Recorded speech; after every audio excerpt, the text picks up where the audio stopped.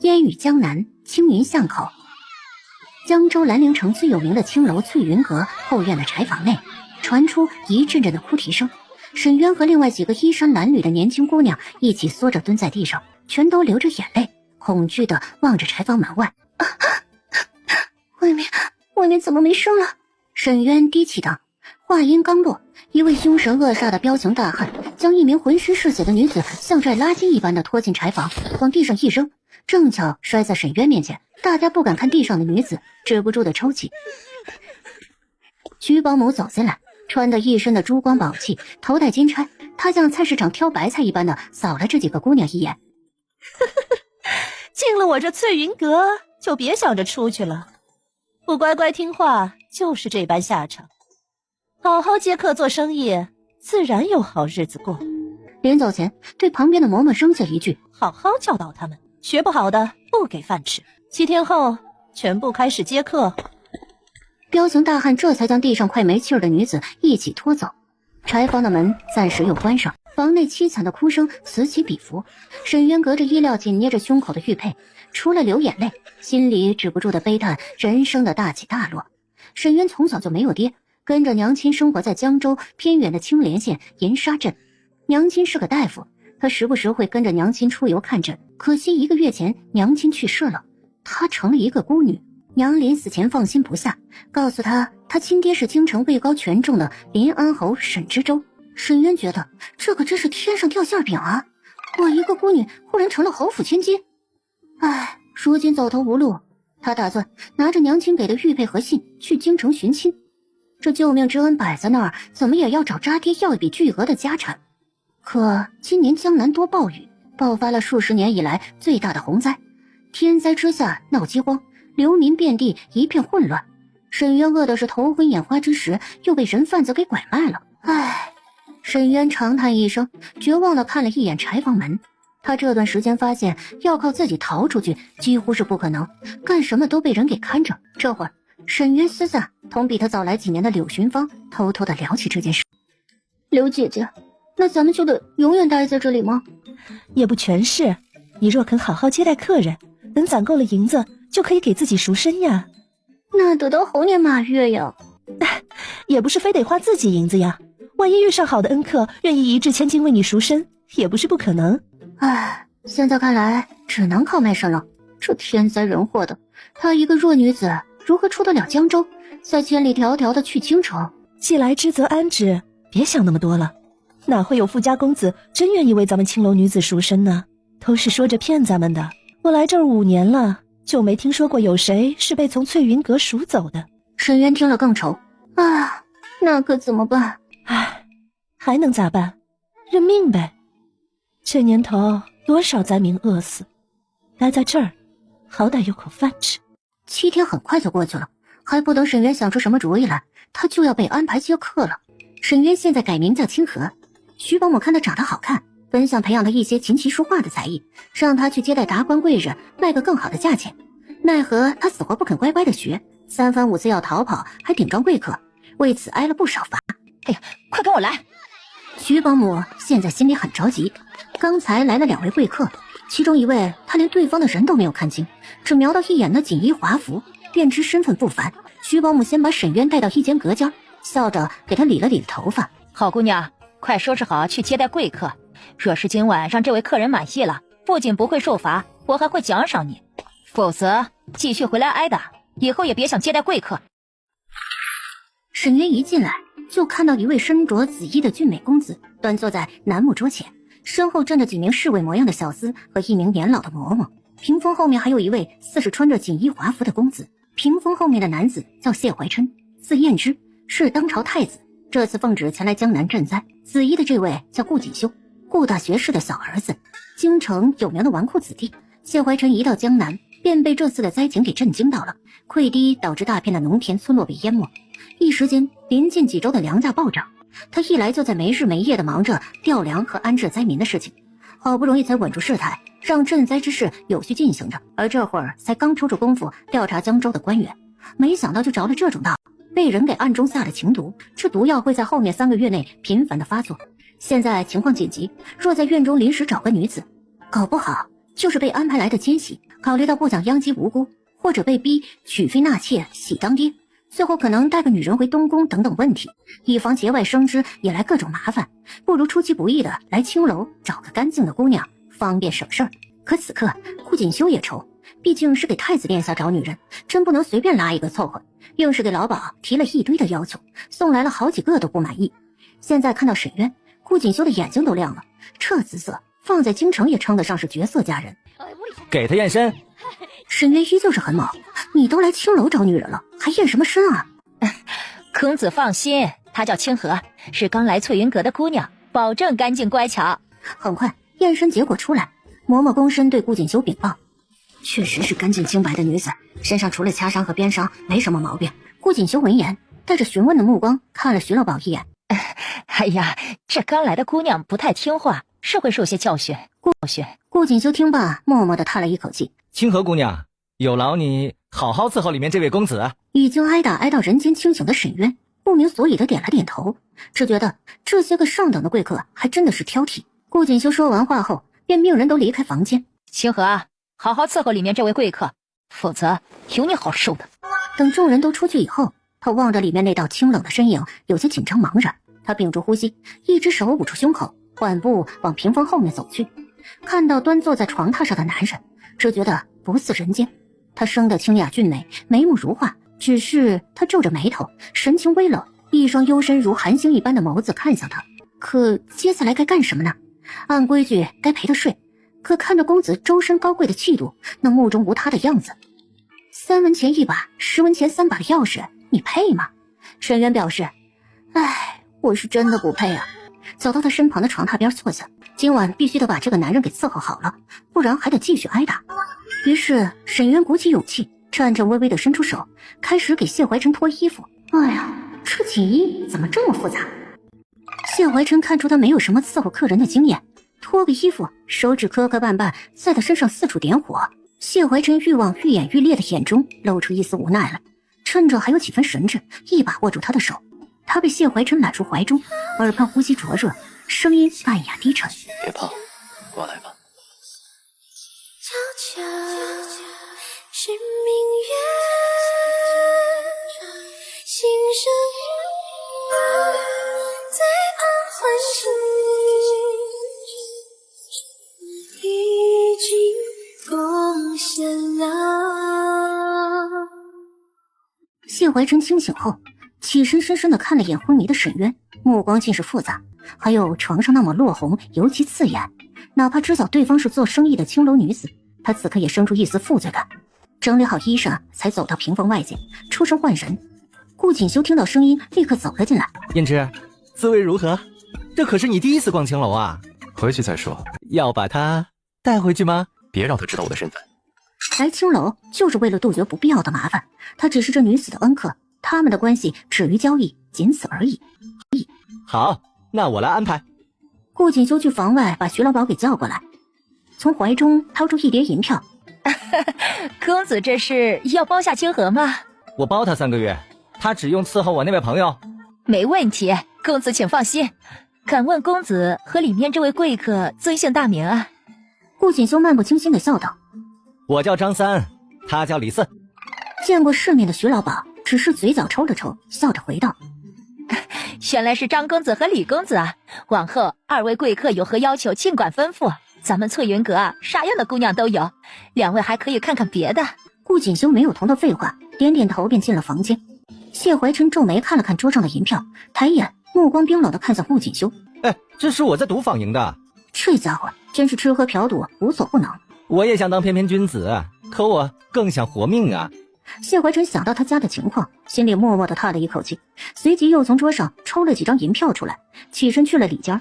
谢怀琛想到接下来3个月都得用它做情毒的解药，心道自己还是尽量的压制药性，少折腾这姑娘吧。他轻轻地替她拢了拢被子，将银票放在她的枕头下面，微微露出一角，然后转身就离开。柳青芳知道他今天第一次接客，还好心的过来扶他回房。第一次是辛苦些，以后就好了。而且也不是所有客人都这么折腾，你的客人可有给你赏钱。沈渊闻言没有多想，呆呆的点了点头。待在翠云阁，你可得尽快学着长点心，记得把赏钱分成2份，1份藏好，1份准备着交给徐保姆。怎能还要交给保姆啊？这都是规矩，没有办法的，记着了。啊，多谢刘姐姐提醒。然后茫然的往房中四处看了看，该藏在哪里呢？柳群芳这才离开。他用快要休眠的脑子思索了片刻后，认为不能完全按照柳群芳说的去做，于是索性把银票分成2份后分开藏了起来。人已经累得不行，趴下就想睡，可还没有躺安稳，只见徐老鸨带着人冲进他的房中，身后站着的管事姑姑手里还拿着鞭子。星河，把银子交出来吧。保姆，你说什么呀？别装了，那位贵客定然给了你银子，交出来，这是翠云阁的规矩。客人给的赏钱都要统一交给我，我会给你记上一成。你有什么额外开销可以从里面出，沈渊觉得这简直是吸人血，自然不肯交，一脸无辜又害怕的说道：可客人没有额外给我银子啊！你再不交出来，我可就不客气了。说罢便斜眼示意身旁的姑姑动手。沈渊吓得连忙哀求：保姆，我真的没有啊！可对方不管，直接甩鞭子打他，打得不重，只在立规矩。最后有一半的银票被搜走，徐老鸨早料定他会私藏，若非我给你机会，你哪能接待这般贵客？这剩下的继承才是你兴得的，也不少了，别不甘心，以后多赚多得。走之前还打完鞭子后给一颗枣，对他哄道：那位贵客包了你3个月，你好好养着身子，这3个月啊，只用伺候好他就行了。沈渊听罢总算是有了一些反应，他从小跟随娘亲学医，意识到那位客人的反常，暗中给他号脉，发现他其实是中了情毒，而解毒需要数月，后面的3个月都只用伺候那位公子，其实算是好事吧。按照毒性，哪怕那个男人极力压制，最多能撑10天。沈渊希望他早一点来，说是完全等到毒性发作，自己又要被他折腾。公子，你要不要去榻上？声音带着一丝若有似无的魅惑，还有几分羞涩。谢怀琛明白他的意思，自己本来就是和他行男女之事的，起身同他一起去到床榻。沈渊再次主动帮他宽衣，但笨手笨脚的样子同上次一模一样。谢怀琛也是无奈了，他这副样子以后怎么伺候客人？可一想到他以后要是去伺候别的男人，脸色瞬间就沉了下来，心里莫名的不是滋味，那感觉有点像自己的女人被别的男人给碰了。他按住他的手往前倾身，顺势将他压在身下。身下的女子的眼睛依旧像小鹿一般无辜，控制不住的带着几分惬意。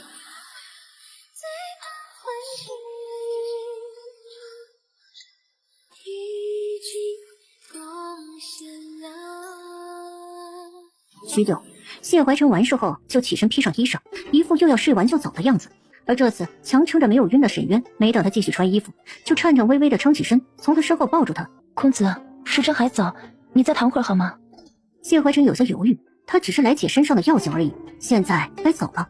沈渊抱着他不放，继续声音委屈地说道：你若是走了，我怕保姆会怪我没有伺候好你，就再躺一会儿好吗？沈渊没有等他开口，又满含期待，娇柔妩媚地笑道：我这里有用药草调制的熏香，有舒幽养神的功效，我想让你试试。若是喜欢，我再给你做一个香囊，好不好？以为他会拒绝时，谢怀琛竟轻轻的颔首同意了。沈渊顿时面色十分欣喜，服侍他再次躺下，艰难的起身去燃起早就准备好的熏香。谢怀琛闻着这股淡淡的幽香，不知不觉中竟然睡了过去。沈渊也挺想睡会儿，可现在不行，他就在榻边守着，看着床榻上的男人开始犯愁。这真是个俊美无愁的男子，身形修长，身材也好，气质高雅，即便安静的躺在那里，也让人觉得不可亵渎。帮你操心，早点回去休息吧。顾锦修闻言嗤笑一声，被谢怀琛冷眼一扫，赶紧乖乖走人。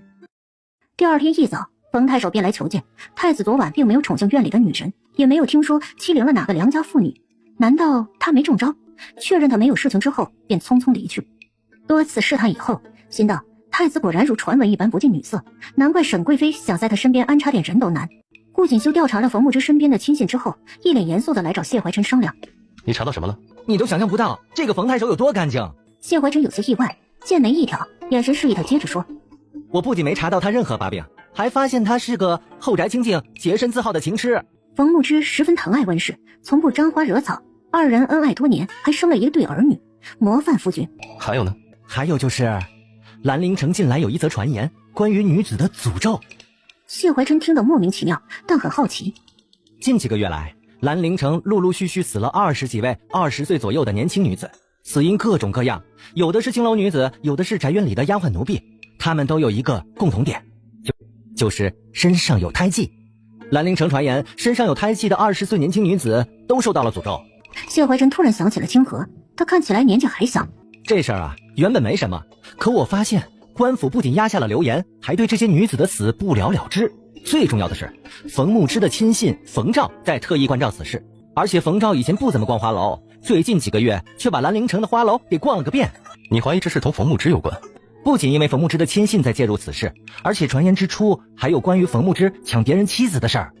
两则流言是一起传出来的，只是冯太守模范夫君正人君子的形象深入人心，并没有太多人在意。死了这么多不相关的人，看样子他们是在找人。20岁左右有胎记的女子，还卖身青楼或者宅院当丫鬟，有什么特别之处？关键他们似乎还没有找到真正要杀的人。谢怀琛手指轻敲着桌面，思考了良久后，冷不丁地问了一句：冯牧之的妻子温氏同前夫的那个女儿若是没死，是不是也就20岁左右？这一问让顾锦修犹如醍醐灌顶，犹如醍醐灌顶。这，你的意思是他的夫人可能真的是抢来的，还杀人全家抢到的？只是做了点联想，不然不知此事如何解释。一般这种身份低微的女子，不至于抓到冯牧之的大把柄，让他如此大费周章。我往这个方向查查，我也去花楼逛逛，探听下冯照到底做了什么。顾锦修总算是眉头舒展开，兴致十足，吊儿郎当的挑眉，嘴角轻勾。你要不同我一起去翠云阁吧？现在不需要。谢怀琛眉间露出一丝无奈来。你难道非等药效发作才肯去？这不是折腾人家姑娘吗？你能不能有点怜香惜玉之心呐？好吧。顾锦修看出他的不情愿，笑着劝慰道：这些青楼的姑娘们不会是奸细，碰了也不用你负责，况且同她们说说话也挺有趣的。这就是你喜欢逛青楼的原因？顾锦修立马两手一摊，满脸无辜的嗤笑一声：我是纨绔啊，我不逛青楼，你让我逛书院吗？谢怀琛突然想说，你还可以带着青楼的姑娘一起逛书院，但还好忍住没有出口，怕他真这么干。沈渊倚在后院亭子的栏杆上，看着小池塘里的几条活蹦乱跳的鱼，默默地开始流泪。是啊，这不是第一次接贵客就被包下的清河吗？不是该开心吗？哭什么呀？一位叫紫菱的姑娘阴阳怪气地说道。她那晚也被徐老鸨叫过去见客人，可顾锦修嫌她身上的脂粉味太重。沈渊赶紧抹了抹眼泪想离开，真是想清静点都得回屋里憋着。紫菱抬手拦住他：哎，你走什么呀清河啊？你倒是给咱们讲讲，你是怎么得了贵客青睐，好叫我也学两招。紫菱这几天遇到无良客人，心里总想着那晚的两位公子，要是他们包下的是他该多好呀。沈渊懒得同他讲，大家都是沦落青楼的，还学两招，你可真是干一行爱一行啊。我一个新来的，我能知道什么？你还是去问问其他姐姐吧。哈，怕我抢你生意啊？哎，太小气了吧。我第一次接客，我能知道什么招？生意你爱抢就去抢。说罢便要走人。哈，你就这么有把握，就仗着你有几分姿色？沈渊心里吐槽，人家深宅大院里要是抢男人还能理解，怎么青楼也要抢人呢？没有理他，想赶紧走掉。紫菱见他一副爱搭不理的样子，心中更加不服气，突然用力将他往池塘方向推。沈渊一个重心不稳，要摔进池塘，情急之下一把拽住紫菱，两人双双落入水中。有军方正巧路过，赶紧将二人给拽上来。水不深，没什么危险。紫菱一上来就开始无理取闹，大声质问沈渊干嘛拽他，自己是不小心才推倒他的。沈渊冷哼一声：哼，我也是不小心拽的，你们都别想多了。客人们来来去去，有的甚至能给你来一出海盟山式至死不渝，可到头来都会走的。紫菱依旧不服气，但也没有再做纠缠。倒是沈渊这话听得令人绝望，那他怎样才能离开这里？哎，有没有又蠢又渣又有钱的男人给我来一个。总算10天不到，沈渊又等来了谢怀琛。他很庆幸这次他没有等到快神志不清才来。谢怀琛就这样安静地端坐在楠木桌旁，桌上的茶水没有动过，目光不知看向何处。沈渊顿时觉得好难，这男人好骗吗？谢怀琛像是注意到了动静，转头看向他，目光如他人一般的清冷。见他微微的垂眸，脸上并未表现出明显的不悦，这才走到桌旁站定。公子，星河来伺候你用茶吧。确认他没有反感后，白皙的手才伸出来，去端起茶杯给他倒水。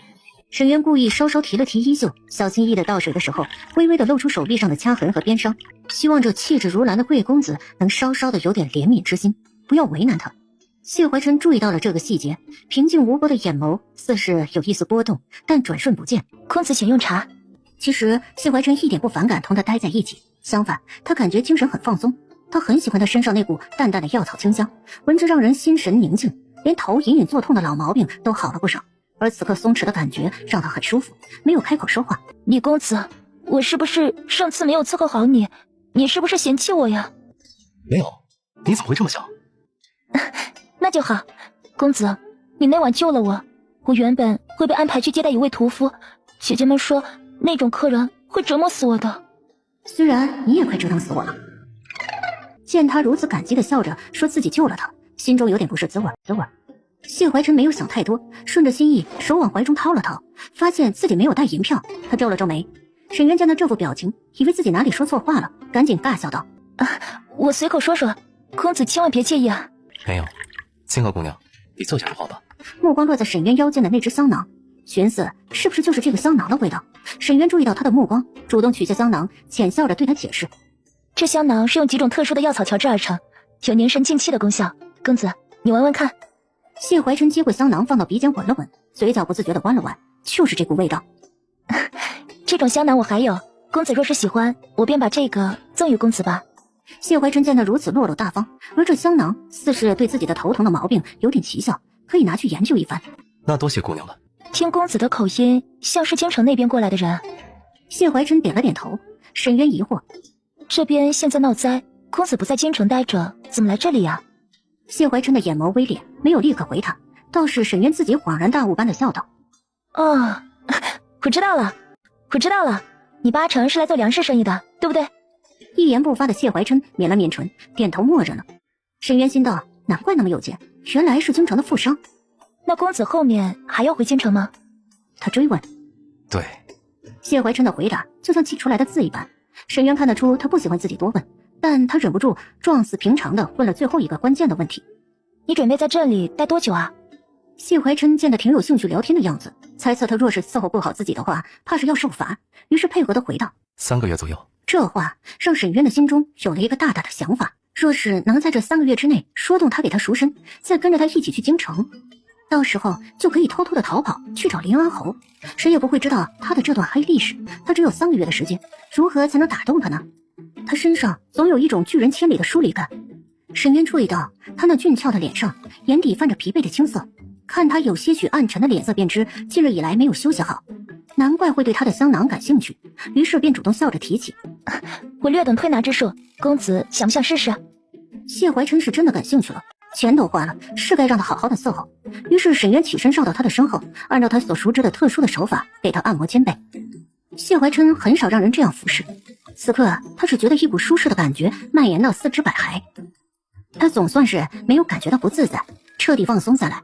突然有点理解为何顾锦修喜欢逛青楼，这是我娘教给我的独门绝技，一般人可不会。沈渊开始瞎扯：有这般本事，你怎么会来这里啊？我从小没有爹，娘亲去世后被卖到翠云阁。谢怀琛突然后悔问出这句，不过他声音立刻又变了调，转而带着几分笑意：这里的姐姐说，公子你是很好的客人，我真幸运能遇到公子，你是个好人。我不是什么好人，相反，我杀过不少人。相反，他杀过不少人。沈渊并没有在意，来逛青楼的男人又能好到哪里呢？公子，你要不要去榻上？声音带着一丝若有似无的魅惑，还有几分羞涩。谢怀琛明白他的意思，自己本来就是和他行男女之事的，起身同他一起去到床榻。沈渊再次主动帮他宽衣，但笨手笨脚的样子同上次一模一样。若是喜欢，我再给你做一个香囊，好不好？以为他会拒绝时，谢怀琛竟轻轻的颔首同意了。沈渊顿时面色十分欣喜，服侍他再次躺下，艰难的起身去燃起早就准备好的熏香。谢怀琛闻着这股淡淡的幽香，不知不觉中竟然睡了过去。沈渊也挺想睡会儿，可现在不行，他就在榻边守着，看着床榻上的男人开始犯愁。这真是个俊美无愁的男子，身形修长，身材也好，气质高雅，即便安静的躺在那里，也让人觉得不可亵渎。公子，你醒了。沈渊倚在榻前，弯起漂亮的眉眼，冲他浅浅的笑着。沈渊过来扶着他起身，替他更衣。顾锦修进来的时候，便见到这幅场景。他预料谢怀琛只是拿这个女子当解药用，可竟然会让他这般近身服侍，令他很是惊讶。你怎么样？我们该回去了。顾锦修笑道。谢怀琛走到顾锦修的身前，伸出手，有些尴尬的说道：给我点银票。顾锦修一愣，转眼瞧见他身后的清河姑娘，顿时明了的一笑，从袖中取出几张银票递给他。这是一大笔钱了，谢怀琛并没有在意数目，转身将银票交给沈渊，眉眼和声音都显出几分温和。今晚有劳清河姑娘了。沈渊开心的双手接过银票，嘴角染上了一丝欣喜。公子，我会做好香囊，等你下次再来。谢怀琛感受他明亮的目光很是耀眼，不由得点了点头，正转身离开，沈渊又拉住他的衣袖，一脸不舍，柔声的说道：“公子，你早点来好不好？”沈渊察觉到他的目光忽然变得锐利，深邃的眼中看不出任何的情绪，最后只听见他声音毫无感情的回道：“我尽量。”然后抽出衣袖，转身离去。谢怀琛能感受到身后那道依依不舍的目光，却没有回头。二人回到府里后，在房中商量今晚探查到的线索。谢怀琛还没有来得及开口问，顾锦修便戏谑的笑道：“感觉怎么样？我看你精神不错。”谢怀琛面无表情的瞪了他一眼，直接问正事：“你查的如何？”顾锦修收敛起调笑之色，微微皱眉：“冯照的确在找人，他来翠云阁，把20岁左右的女子全都叫来了，衣服都脱了，可一个也没睡。”这让二人都开始沉思起来。谢怀琛首先开口：“假如这女子真是温氏之女，为了活命定然不会自曝身份。冯牧之可能因为什么原因才刚发现她还活着。”“对，有这个可能。我继续查查当年温氏夫家可能活下来的人。”办法总会有的。顾锦修想了想，暂时没有主意，开始关心起谢怀琛。“嘿，你今晚气色好了不少，那位清河姑娘把你伺候的不错嘛，以后你该多去逛逛。”“还不错。”手却不自觉地碰了碰袖中的香囊。“哎呀，这么无情啊！我看你走的时候，人家清河姑娘一脸的不舍呢。”谢怀琛闭了闭眼，一个青楼女子，不值得他多费心思。顾锦修知道他的性情，没再调教，时间不早了，直接回房去了。沈渊在二人走后，吸取了上次的教训，赶紧找地方藏好了一半的银票，将剩下的银票乖乖的交给了徐老鸨。“清河啊，做得不错，早这么听话不就好了？你今后需要什么，跟我说一声便是。为了哄那位贵客开心，还得采买一些香囊的原料，有的是药材，有醒神解乏之类的功效。你还懂药材？虎娘以前教过我一点，用来做特殊的香囊。没问题，你找管事先列好单子，明天交给我便是。”心想这都不值几个钱儿，只要别怀着多余的心思就行。沈渊连忙笑着道谢。等徐老鸨转身走后，脸上的笑容瞬间就消失。沈渊趁着这次采买，巧妙地把原料分成了好几份，他想混入别的药材，然后自己配好避子汤。翠云阁的汤药太烈了，喝多了能让人绝育。第二天晚上才好不容易的从管事那里拿到单子，有的药材还是给他划掉了。沈渊没辙，还是立刻去找徐老鸨，知晓他在忙生意，便直接去前院交给他。翠云阁如往常一般热闹，几位书生模样的公子一同走了进来。其中一位叫裴子言，身着青衣，生的是面容俊秀，气质温顺如玉。裴子言今日被几个好友硬是拖着来了翠云阁，说是一定要在这里给他办一场送别会。他考中举人以后，全家决定搬去京城，投靠在京城已经是礼部尚书的大伯。沈渊刚刚把采买的单子交给徐老鸨后，便往翠云阁的后院走去，忽然被一声久违又熟悉的声音给叫住。“阿渊！”沈渊惊得稍稍转头瞧了一眼，顿时心跳如雷，真的是裴子言。沈渊吓得头也不回的赶紧走，千万不能让他认出自己在青楼。裴子言觉得那个女子可能就是沈渊，可沈渊怎么会在青楼？他着急的想要追过去看看，奈何被一群朋友拖住，往楼上的雅间去。“啊，什么阿渊啊？裴兄难不成在这里还有相好的吗？嘿，正巧把他叫来送送你啊。”“对呀，让老鸨唤他来啊。”裴子言没辙，问了问徐老鸨，这里自然没有人叫沈渊，难道自己看错了？沈渊一路扫跑回到后院的房间，赶紧关上门。哎呀，好险啊，差点就被认出来了。顾锦修又查到一点线索，发现当初关于冯太守夺人妻的流言，就是翠云阁附近传出来的。“怎么样，今晚要不要跟我一起去翠云阁？”谢景琛并没有立刻拒绝，而是神色犹豫了片刻后点头答应，这让顾锦修惊讶，瞪大眼睛看向他。“哎，你真去啊？怎么，你不是希望我去吗？”“去，赶紧走。”顾锦修觉得这事儿有趣了，谢怀琛觉得自己单纯只是好奇那个香囊。沈渊再次见到谢怀琛的时候，脸上止不住的欣喜，没想到他真的提早来了。他从袖中取出新做好的香囊，递到他的身前。“公子，这是我特意为你做的香囊，用甘草、蔷薇和金银花作为主要原料调制，有疏油解乏的功效。你闻闻看，喜欢吗？”“喜欢，有劳请喝了。”谢怀琛笑着伸手去接下。“公子，我来给你戴上好不好？”看他一脸期待，谢怀琛无奈的默许了。沈渊很快的系好了香囊，便退回了原来的位置。“公子，你这些天很忙吗？我看你神色有些疲惫。”“是很忙。”“那公子有好好游玩兰陵城吗？”谢怀琛一来江州就忙得不可开交，还真没有好好的游玩过。这会儿只得无奈的摇了摇头。“可惜了呀，我听这里的姐姐们说，兰陵城有很多好玩的，城东那边有很多好吃的餐馆，有一家醉仙楼的糖醋鱼，在整个江州都很有名气。城郊的禅风寺，一年四季都可以赏花，寺里还有一棵1间400多年的古树，据说在树下许愿会很灵的。公子从京城大老远来这里，有空该去看看的。”“这些你都去过吗？”都没去过，全是听说的。我被卖到这里之前，只来过一次兰陵城，我大概以后也难再看到。说罢，眼中闪过一丝命不由己的哀伤，但他很快又笑着说道：“所以建议公子你去看看嘛，下次可以讲给我听。”好。沈渊顿时觉得很开心，主动起身走到他身后，去给他揉揉肩背，那种舒适的感觉又在四肢百骸蔓延，这让谢怀琛觉得来这里确实是不错。那你以前住在哪里？沈渊心里感叹，他终于主动开口关心自己了。他当然不会说实话，毕竟有一颗以后要重新做人和去找渣爹一家算账的心。我以前和我娘住在怀州，我从来没见过这么大的天灾，好多人不是饿死就是被卖。沈渊说的随意，可谢怀琛听了忧心。这次天灾让江淮几州的穷苦百姓流离失所，这次回京一定要向父皇请旨，免了灾民后面几年的赋税。他伺候了谢怀琛一会儿后，便在他的身边坐下，主动靠在他怀里抱住他。公子，我伺候你躺会儿吧。不用每次都做。公子你想什么呢？我是看你神色疲惫，想让你休息会儿而已。这话让谢怀琛尴尬了，可转念一想，他伺候自己是应该的，于是手指勾起他的下巴。我就想要你伺候呢。沈渊可不带怕的，双手勾住他的脖子，主动吻上他的唇。谢怀琛一手揽住他的腰，反客为主，结果便是两人亲着亲着就滚到床上去了。可这是由于在清醒的状态下将他抱上床榻，扯开他的衣裳后，他身上的痕迹还很明显，尤其是腰间青紫的掐痕和身上暗红的鞭伤。缓缓的深呼吸几下，替他拢了拢衣裳。沈渊见他忽然没了兴致，公子怎么了？身子还疼吗？这是在心疼自己吗？还有一点点疼。身上的鞭伤是怎么回事？我犯了错就会受罚。你能犯什么？谢怀琛手轻抚着他的脸，让他看向自己。客人打赏给我们的东西，徐保姆都会收走。我第一次不懂事没有上交，就受了罚。那我给你的银票，他拿了多少？9成。他叹了一口气，把他揽入怀中。谢怀琛蹙眉抿了抿唇，深沉的眼眸中除了心疼，还夹杂着纠结。不过那之后都没有再受罚了，这还得多谢公子，我很快会养好身子的。这话让谢怀琛感受到自己好像很色情，但他还是浅笑着点了点头，是该快点养好。顾锦修回来的时候，本以为谢怀琛会稍稍沉迷美色，可只见谢怀琛坐在桌旁，气定神闲地等着他。清河已经不在这里，他顿时没了兴致。看来谢怀琛还是那个谢怀琛。然而还没等他开口，谢怀琛神色严肃地吩咐他立刻去办一件事情。他以为是什么大事，结果这事儿让他惊得合不拢嘴。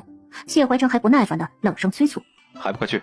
于是顾锦修满脑子惊讶地去找徐老鸨，特意交代：“我那位朋友不喜欢清河身上有乱七八糟的伤。”徐老鸨一听就懂，这是客人对姑娘上心了。张公子请放心，这3个月内我保证清河身子养得好好的，一定让李公子庆幸。顾锦修这才满意的转身准备离开，突然一个粉色的身影往他怀里撞过来。顾锦修想都没想，闪身就躲开，完全没有风流纨绔的作风。紫菱扑了个空，摔倒在地。张公子，你能扶我一下吗？我这脚好像是扭到了。顾锦修这种情况见得多了，一看就明白是怎么回事。于是杀人诛心的顾锦修摇头叹气：“姑娘，像你这么胖的，我怕扶不动啊。”张公子风流倜傥，人缘好，姑娘们都喜欢往你身上倒。顾锦修嗤笑一声：“姑娘，以后走路小心点儿。”然后潇洒的转身离开。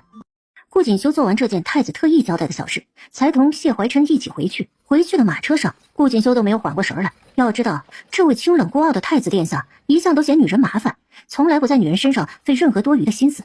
谢怀琛姿势慵懒的靠在身后的车壁上，白了他一眼：“他又不是拍到我身边的耳目，你急什么？”这跟他是不是谁派来的没关系，就是你终于开窍了呀！不是一直不愿意来青楼吗？这下尝到了甜头了。谢怀琛把目光挪向一旁，懒得搭理他。清河姑娘怎么伺候你的？你给我讲讲。顾锦修一副八卦脸：“我只是嫌他身上的伤碍眼而已。”谢怀琛赶紧冷着脸同他说正事：“这次你查得如何？”看不出谁可能是那位小姐。当年的人只有那位小姐的奶娘活下来了，数月前才死。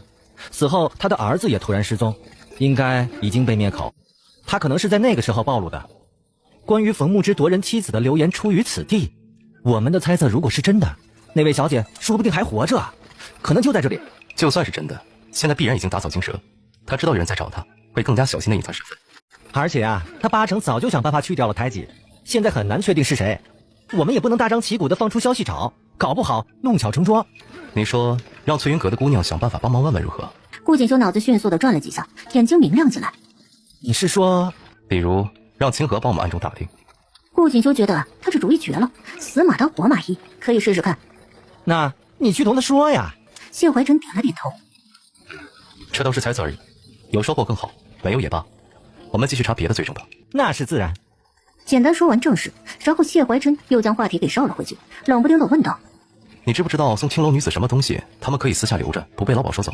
其实值钱的东西几乎都会被收走，不过你要是送点诗词字画，或者姑娘们常戴的首饰，他还是可以留着的。谢怀真轻轻地嗯了一声，一副漫不经心的样子。可顾怀修不得不多想，要知道谢怀琛在京城可从没有主动送过任何小姐礼物的，而现在突然要送一个青楼女子东西，而且还刻意的问得这么细致，难道宠幸过的女人在心中的地位会变得非同一般？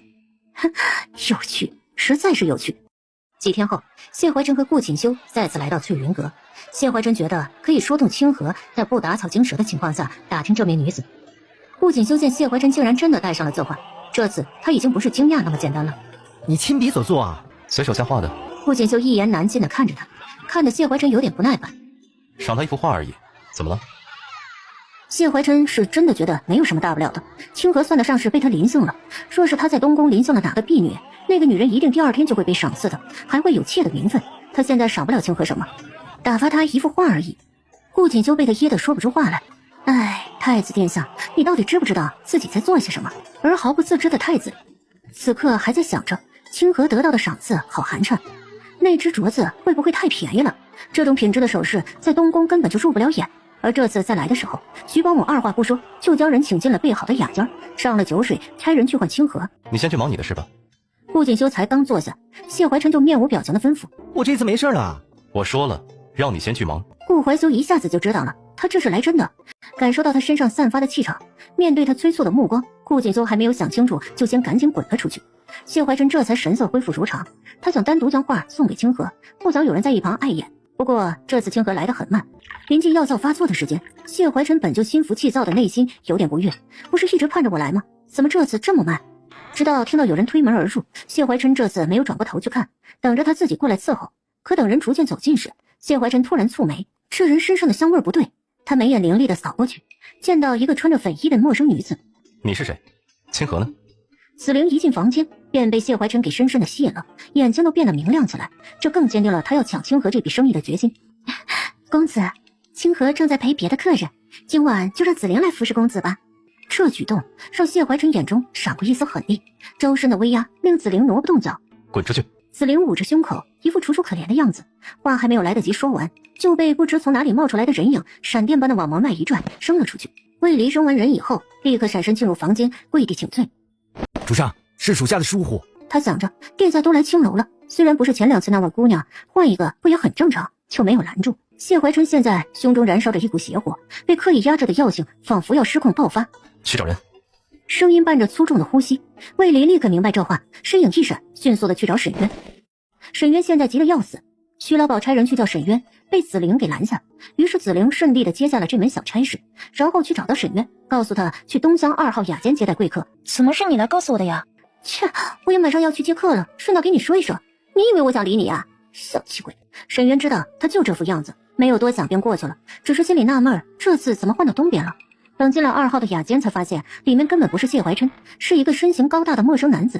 哟，怎么翠月阁还有这样的货色？今晚就你来伺候爷吧。说罢便朝沈渊扑过来。沈渊没想到紫菱居然真的用这种办法抢生意，他赶紧躲开，想跑出去，奈何这男子现在十分兴奋，出手很快的从身后抱住沈渊，趁男人的身体在发热，空气里的熏香带了催情的成分，沈渊闻得出来，这是青楼特有的催情香。美人儿，别挣扎了，你跑不掉的。衣裳已经被扯开，他手指灵巧地抽出肚兜中藏着的一根祖传的银针，精准地往男人的穴位上一扎，男人疼的瞬间就萎了，卸掉了控制他的力气。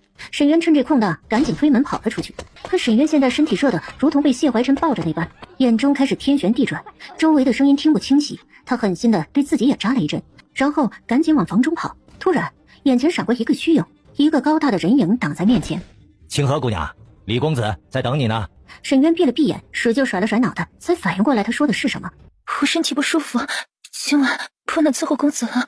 魏离见他脸色泛着不正常的绯红，心道他真像是不舒服。可看殿下刚才的样子，他就是病了，自己也必须将他给带过去。沈渊见他不让路，摇摇晃晃的准备绕走，还没迈出几步，就被魏离抓住双肩，用轻功带着一路飘到了西院子。沈渊啥也没有看清，就被推进了谢怀琛的房间，仿佛刚才这个人的存在是幻觉。看到谢怀琛站起身，眼里好似燃烧着欲望的篝火，眸光却泛着冷意，高大的身影朝他走过来。沈渊现在浑身难受。公子，对不起，我现在很不舒服，今天不能伺候你了。你怎么了？他抬手去探到额头的温度，沈渊想躲开，却被谢怀琛一把揽进怀里。公子，有人对我使坏，我中了翠琴香，今天不能伺候公子了，先让我回去吧。沈渊只觉得谢怀琛的手和身体也很热，隔着衣服也能感觉到。你确定是要回去？他大概明白了是怎么回事了，可现在二人有更重要的事情要做。这低磁的声音在沈渊的耳边响起，沈渊这才意识到谢怀琛现在身上的药性也在发作，可他担心自己神志不清的情况下伺候不好这位爷。我还是回去吧，我这样没法伺候公子，公子可以叫别的姑娘。什么叫没法服侍？你现在难道不需要我帮助你吗？竟然还让我叫别的姑娘，你这是在嫌弃我？本就心浮气躁的谢怀琛胸口莫名的有股火气，看他说的如此认真，那火气就像是被巨石堵住般无处发泄，心中升起了几分无奈。他是真的不懂怎么伺候客人，索性也不压抑毒性。谢怀琛将沈渊抱到床榻上，衣衫尽解，不停歇。你是天上夜空皎洁，我是飘落的白雪燕，只是替你陪深夜。你是天上夜空皎洁，我坠落瞬间是离别，但在整个世界，只是你了解。等二人折腾完，沈渊已经累得是昏睡过去。谢怀琛总算是有点理解，为何有人会沉迷美色，荒淫无度，为何会春宵苦短日高起，从此君王不早朝。想到他以后都会这般的伺候各种男人，就好心疼，还有一丝的舍不得。半晌后，起身穿戴好，拿出那块玉镯的时候，他皱了皱眉，嫌弃的看了眼镯子。罢了，下次再赏他一点更好的吧。一只手握起沈渊的手腕，然后轻轻的将玉镯给他戴上，心想找温氏女儿的事情等下次来再同他讲吧。他做完这一切，谢怀琛又深深的看了他一眼，才转身走出去。正准备换人，几声克制的敲门声响起。进来吧。暗卫没有阻拦，是顾锦修。胭脂，翠云阁刚才发生命案了，官府来人了，冯照也来了，死的好像是冯慕之的亲侄儿冯月。怎么死的？官府的人在，我不好去细查，不过我提前看了一眼，浑身发紫，紫得发青，应该是死于太过兴奋或者精尽人亡。冯月是个不学无术的二世祖，平日里最大的爱好就是喝酒逛青楼，这死法看起来很合理。确实，只是看起来合理，可结合近来发生的事，就不由得让人多想，怎么就这么巧，一个逛了那么多次青楼都没有死的冯慕之侄子，偏偏在这个时候在翠云阁把自己不小心的玩死了。谢怀琛也立刻联想到，会不会是躲藏在翠云阁的人在趁机报仇？如果是这样，冯慕之一定会盯上这里，但也说明温氏之女可能真的就在这里。看来我们得派人看着翠云阁。谢怀琛想起沈渊今晚遇到的事情，心里想顺便可以看护他。顾锦修才刚点头赞同，外面立刻响起了徐老鸨急切的敲门声和叫喊。张公子、李公子，打扰了，翠云阁刚出了命案，官差说要清河去问话呢。现在不行，他身子受不住，你去吩咐人准备热水沐浴。这话是说给顾锦修听的，他现在不方便出面，让顾锦修去解决。他吩咐完就起身走进李家，一点没打算走人的意思。顾锦修有点懵，难不成今晚你不走了，又待在这儿？清河和我朋友现在不方便，我同你一块儿去见官府的人。啊，对了，先叫人送热水来。徐老鸨一听就知道是怎么回事了，连连点头，照吩咐办。顾锦修是京城出了名的纨绔子弟，来这儿逛青楼一点毛病没有。冯照是认识他的，虽然惊讶他刚好在这里，但是也没有起什么疑心。冯照是冯慕之的家臣，也是管家，年纪与冯慕之差不多大，死者是冯太守的侄子，官府对此事格外重视。今晚翠云阁凡是去过东乡的人都被叫到这里。冯管家，清河现在跟我朋友在一起，不方便问话。我这位朋友今晚也没出过房间，与此事无关。说罢一副你懂的样子。顾锦修是天子近臣的儿子，同太子关系不错，他的面子还是要给的。顾公子有所不知，冯少爷死前用的酒和茶水还有香薰里面都加了助兴的药，而且还是药效最强的那种，又未能及时得到输血，而清河进出过他的房间是一定要被审问的。顾锦修也知道这件事情不简单，可太子殿下他舍不得呀。冯管家，实不相瞒，清河姑娘还在昏睡中，你就是叫醒了也问不清楚话呀。不如先审问其他人，反正清河又跑不了。说罢，目光别有深意的和冯月对视，这让冯月猜测他那位朋友身份很可能不简单，只好先审问其他人。大部分人都没有什么嫌疑，当场问完就放人了。折腾了一整晚，天都亮了，结果也没有发现什么冯月被害的证据，只好将本该伺候冯月却又去抢人生意的紫菱给抓了起来。是他导致了冯月神志不清的情况下，又不能及时疏解。我明明就叫了清河过去，他自己跑了。顾锦修一听，脸色瞬间就沉了。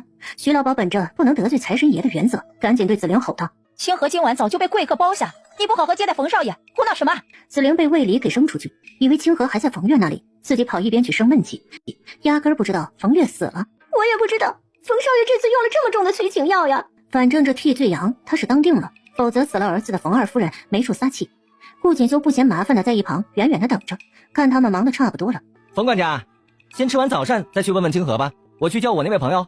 冯照没有推拒，忙了一整晚确实是累了，到了生谢便坐下来吃起来。谢怀晨第一次帮一个女子擦拭身体，还是一个两人见面就睡的青楼女子。帮沈渊擦拭完身体后，给她穿上礼衣，将她抱到床榻上，然后翻身躺在她的身边。沈渊睡梦中循着热源直往她的怀里窜，他做了一个很快乐的梦，梦里娘亲还在，他和娘去一户人家出诊。他来到那户人家的院子里玩耍，看到一位气质温雅穿着青衣长衫的哥哥在枝叶茂盛的杏树下看书。那位哥哥抬起头来，俊美的脸上露出温柔的笑。阿渊，你来了。子言哥哥。在睡梦中的沈渊闭着眼睛，勾着一抹浅笑，轻轻的呢喃：子言哥哥。声音很低，叫得不甚清晰，可近在咫尺的谢怀真听得真真切切。子言是谁？子言是谁？谢怀真突然睡意全无，就这样垂眸看着嘴角含笑的沈渊，仿佛在等他一个解释。沈渊习惯早醒，即便前一个晚上中了催情药，又加上一番折腾，还是被迫准时醒过来。醒了？公子，你没走？现在是要走了。说罢便要起身，沈渊这才注意到二人都是穿着衣服的，难道是他帮自己清洗了？突然发现手上多了一个玉镯，色泽晶莹剔透。从小穷到大的沈渊没什么首饰，唯一值钱的簪子还是裴子言送给他的，都没舍得戴。他觉得这玩意应该不便宜，以后能当不少银子吧。娘亲虽然懂医术，但一直很低调，从不多收钱，所以日子过得真清贫。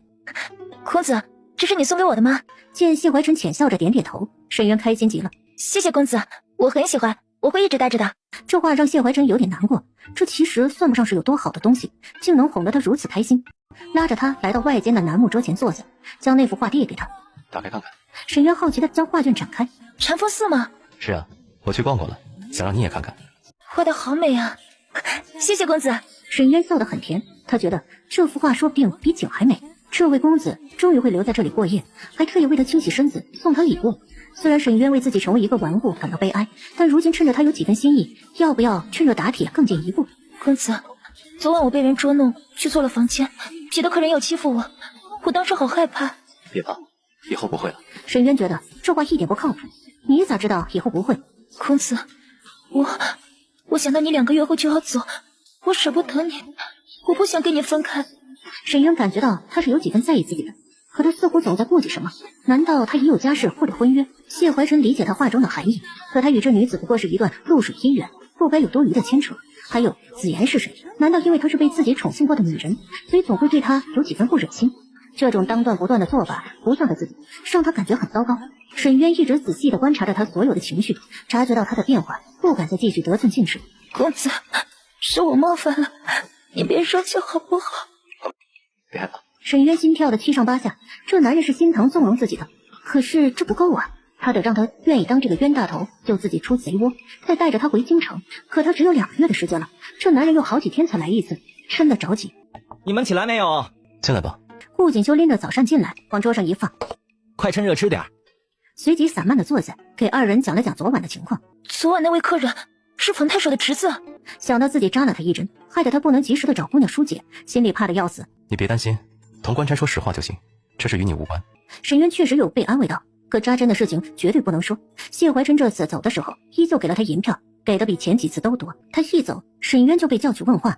冯照确认他没有什么问题后，没有为难他。清河姑娘，你知道你招待的那位公子的身份吗？他只说过他是京城来的商人。冯昭已经猜到可能就是太子，最后的结果是自作自受的紫菱被当背锅侠给带走了。谢怀琛同顾锦修离开了翠云阁后，才刚上马车，顾锦修便指着他一脸八卦：燕之，你居然会在青楼过夜！哎呀！谢怀琛对这位好友无语至极。谢怀琛没理会他，一本正经地吩咐道：得派人盯着翠云阁，冯牧之可能会滥杀无辜。又换来魏离，你留在翠云阁保护清河。魏离对这命令心中惊讶，但还是面不改色的应下。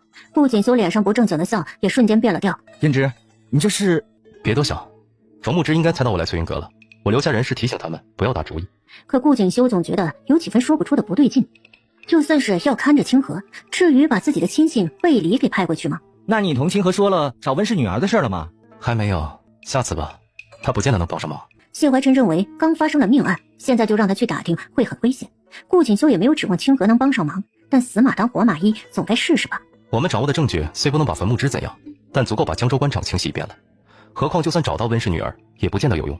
现在最重要的事是赈灾。顾锦修没再多说，温氏已经同冯牧之在一起多年，还有一对儿女。他知道真相，也不见得会出卖冯牧之。冯照回去后，便将翠云阁的事汇报给冯牧之。那个犯了错的紫菱已经送到二夫人那边去了。冯牧之点了点头，算这姑娘倒霉。他现在最担心的事情还是顾锦修也在那里。太子难道已经盯上温氏女儿的事了？那个清河姑娘是怎么回事？听徐老鸨说，顾公子那位朋友包了他3个月，他也不清楚对方的身份，我猜应该就是太子殿下，所以没有为难对方。这么看来，太子大概对温氏女儿的事情尚不知情，他应该是中招了，只是他也不想惹上麻烦，索性去青楼找女人，真是难为太子殿下了。那位清河姑娘，我们要不要……先别动弹，太子摆明了不会要这女人，我们总不好把一个青楼女子献给他。总之，给太子身边塞人的事情可以缓缓，现在最重要的还是温氏的女儿是否就在翠云阁。冯牧之很担心对方想办法联络到自己夫人，一旦让他见到和前夫亲生女儿，后果不堪设想。你想尽办法尽快将翠云阁20岁上下的女子都灭口吧，他只是去找女人化作解药而已，死些青楼女子又不是什么大事，趁他没有注意到此事，先下手为强。冯牧之没有丝毫犹豫，他太担心自己夫人知道真相。冯照只得点点头，准备照办。于是在谢怀琛连续14天没有再来之后，他觉得谢怀琛真的不会再来了。这天晚上，他跑到翠云阁待客如云的1层大厅，青楼女子的衣裳一向单薄透明，沈渊穿的也是如此，一眼看去便是风情万种，所以刚进来的穆赫安立刻就注意到他。穆赫安同顾锦修一样爱逛青楼楚馆，但他在京城还是个有名的才子，他才是这次真来江淮2州处理粮食生意的，而这次会在兰陵城待几天。听说顾锦修老爱来翠云阁，今晚他也来逛逛。我就要那位姑娘陪我。穆公子啊，这位清河姑娘已经被别的客人包下了。只是让她陪我喝酒聊天而已。随即示意身边的小厮给了重重一锭银子。徐老鸨掂量2下银子的重量，为难地看了看清河一眼。清河姑娘，能否同在下共饮一杯？徐老鸨在后面朝他一个劲儿的使眼色，那意思是有生意还是该接。沈渊同穆赫安一起来到一处厢房，躲在暗处的魏离已经急得要死，他压根没想到还能出这种状况。清河姑娘跟别的男人共处一室，这事该不该管？沈渊主动倒上酒，将酒杯递给穆赫安。穆公子，请用。多谢清河姑娘，姑娘陪我一起喝吧。沈渊抿唇牵起一抹笑，陪着穆赫安边喝边聊了起来。穆赫安聊得落落大方，除了没有暴露自己的真实身份，他来这里做粮食生意的事并没有隐瞒。他随手从袖中取出了一只价值不菲的金钗，悠然随性地笑着赠给他。沈渊毫不犹豫地收下打赏，压根不计较他一个大男人怎么随身带这种东西，心里还惊喜了一下。可转眼间又听他说不出10天就要走，瞬间就没了心思。这么短的时间，他可没这个本事让这位看起来就对青楼经验丰富的公子为他赎身。聊天的兴致缺缺，就想着拿点赏钱赶紧走人。穆赫安看出他的不耐烦，清河，我知道你已经被别人包下了，我愿意出2倍的银子，你今晚跟了我如何？抱歉啊，穆公子，我今晚不方便伺候你，还是换别的姑娘来吧。那么清河姑娘，我今晚就要定你了呢。说罢便步步逼近。沈渊觉得这男人看起来像有病，正欲出手将他一把按入怀中。沈渊看出他的意图，吓得连忙夺门而出。原本他一个不会武功的弱女子，怎么也跑不掉，奈何这次魏离出手了，他拾起屋顶的一块碎瓦砾，以一股强势的劲道打过去。穆赫安察觉到这发袭击，迅速收手闪躲，手仍然被擦伤。他警惕地往房顶方向看去，心中一阵惊疑，夺窗而出，跃上房顶查看，沈已经不见踪影，竟然有如此高手在附近，难道是看着这位清河姑娘的？是那位包下他的客人吗？沈渊一路跑回自己的屋里，关上门后倒到床榻上坐着。唉，娘要是知道自己如今落得这般境地，是会心疼，还是会一巴掌拍死我？外面突然敲门声响起，说是李公子到了，担心又被人算计，他再三确认，确实是他来了。虽然时辰比前几次晚了不少，他应该不知道今晚发生的事吧？去之前果断地带上了柳寻芳给他的催情香。魏离现在单膝跪在地上，他们还做了什么？魏离暗暗抬头看了一眼谢怀琛，他神色淡漠的，似是对任何回答都毫不在意。不，殿下很在意。没别的了，穆少爷想让清河姑娘陪他，姑娘没答应啊。你这次出手太迟，属下知错。魏离乖乖回道，他不懂出手太迟到底是武功不够快，还是出手太晚，他也不敢问。殿下并没有要说的意思。谢怀琛这些天没有来看清河，是去了一趟灾情严重的安水城，本该多待些时日再回来，可身上的毒劲就要发作，他不想在安水城再找一个女人，一点也不想。可快马兼程的赶回来后，收到魏离的消息，让他胸中憋了一团火，立刻就来了翠云阁。退下吧，没有下次。魏离赶紧一头雾水的闪退。沈渊来到房间的时候，一眼就看出谢怀琛的心情不好，他端坐在那里，沈渊心里发虚，总觉得他似乎什么都知道，吓得他不得不拿出待客的职业精神，顶住这股低气压。公子，你终于来了。仿佛满心满眼都是他，实则心里很慌。他先去香炉边把柳寻芳送他的熏香点上，然后才款款地走到谢怀琛的身边，见他刚才盯着桌上的那瓶酒看，于是很识趣地走过去，倒上一杯，双手递给他。谢怀琛闻到他身上的酒香，皱了皱眉，索性厉声问出口：你今晚也是这般同那位穆公子喝酒的吗？他明明才刚来，怎么知道的？徐老鸨不可能告诉他，难道他有让人看着这里？他这么晚来，难道是因为这事儿？公子，我以为你嫌弃我，再也不会来了，说我配不上公子，双子不该那般冒犯你，所以你转眼就去勾搭别的男人。沈渊心虚地握住他的手，脸上带着几分抱怨，声音却在哭泣。那你为何十几天不来见我？我每天都在等你，你很快就要离开我，而我却对你放不下，你让我以后怎么活？我今晚想试试我能不能接受别的客人，可我发现我根本做不到。谢怀琛只觉得这状况愈发的不受控制，自己是他的第一个男人，对他定然是特别的，他会念念不忘很正常，可他真的很难对他负责。且不说带一个青楼女子回东宫成何体统，他也无法适应他的事情。清河，我们之间不可能。那你就不该问我为何去勾搭别的男人，我迟早都去伺候别的男人，这你先不要我了。清河，你放开。先知，我不放。沈渊偶然听过顾景修这般叫他，记住了这个名字。你可知燕之二字，世上没几人能叫。他一气之下想多用点力气将沈渊给拎开，可来不及等他动作，身体里那股熟悉的燥热感袭来，来得异常猛烈。明明不该发作的这么快的，沈渊知道他身体的反应，靠近他的怀里，嘴角还带着幸灾乐祸的笑。我就要叫你燕之，我要你哪怕走后也记得和我在一起的感觉。谢怀琛顿时眼眸微敛，他迅速地瞟了一眼四周，看见床角岸上的几缕青烟袅袅的香炉。清河，你竟然……却被沈渊突如其来的吻打断。谢怀琛带着怒意的眼中逐渐被欲望充斥，转而狠狠地吻他，像是在宣泄此刻的怒气。沈渊觉得这男人根本就不像一般的商人，他身上总有一股让人不可违抗的气场。正如此刻自己擅自用催情香就惹恼了他，可想要离开翠云阁这个鬼地方，他必须得豁出去。谢怀琛感觉体内每根血管都在沸腾叫嚣，只想将他揉进骨血里。悄悄地瞅着我不熟悉不了何情，远处传来一声铅笔，唯有镜子的结局中意。边鸾倒凤了许久，二人才稍稍的停息。谢怀琛只觉得这辈子到现在就没有这么沉迷声色过，他一向克制律己，食髓知味，被他勾得欲罢不能。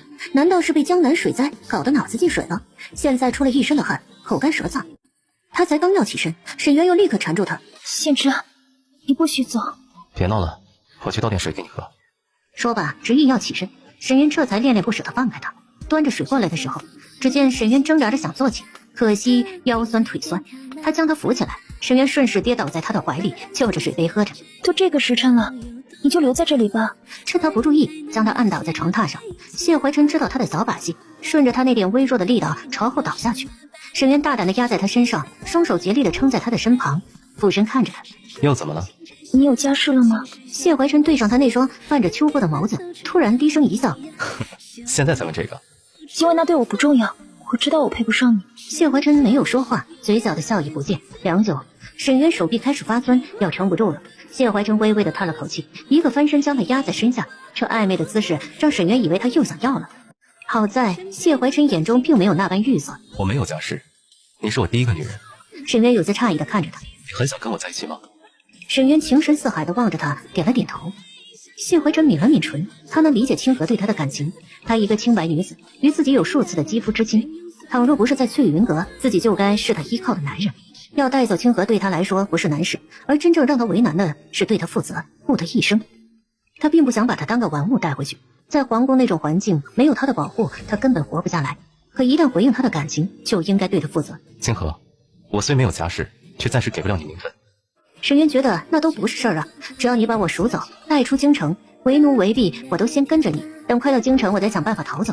于是他赶紧目光痴迷的笑着说道：“没关系，只要能和你在一起，我不在乎名分，哪怕以后你的家人要你娶别的女人，我也不会让你为难的。”那只是暂时的。这解释很无力。以他的出身，父皇和皇后都不会同意自己娶她，自己还不够强，强行娶她只会害了她。他需要时间。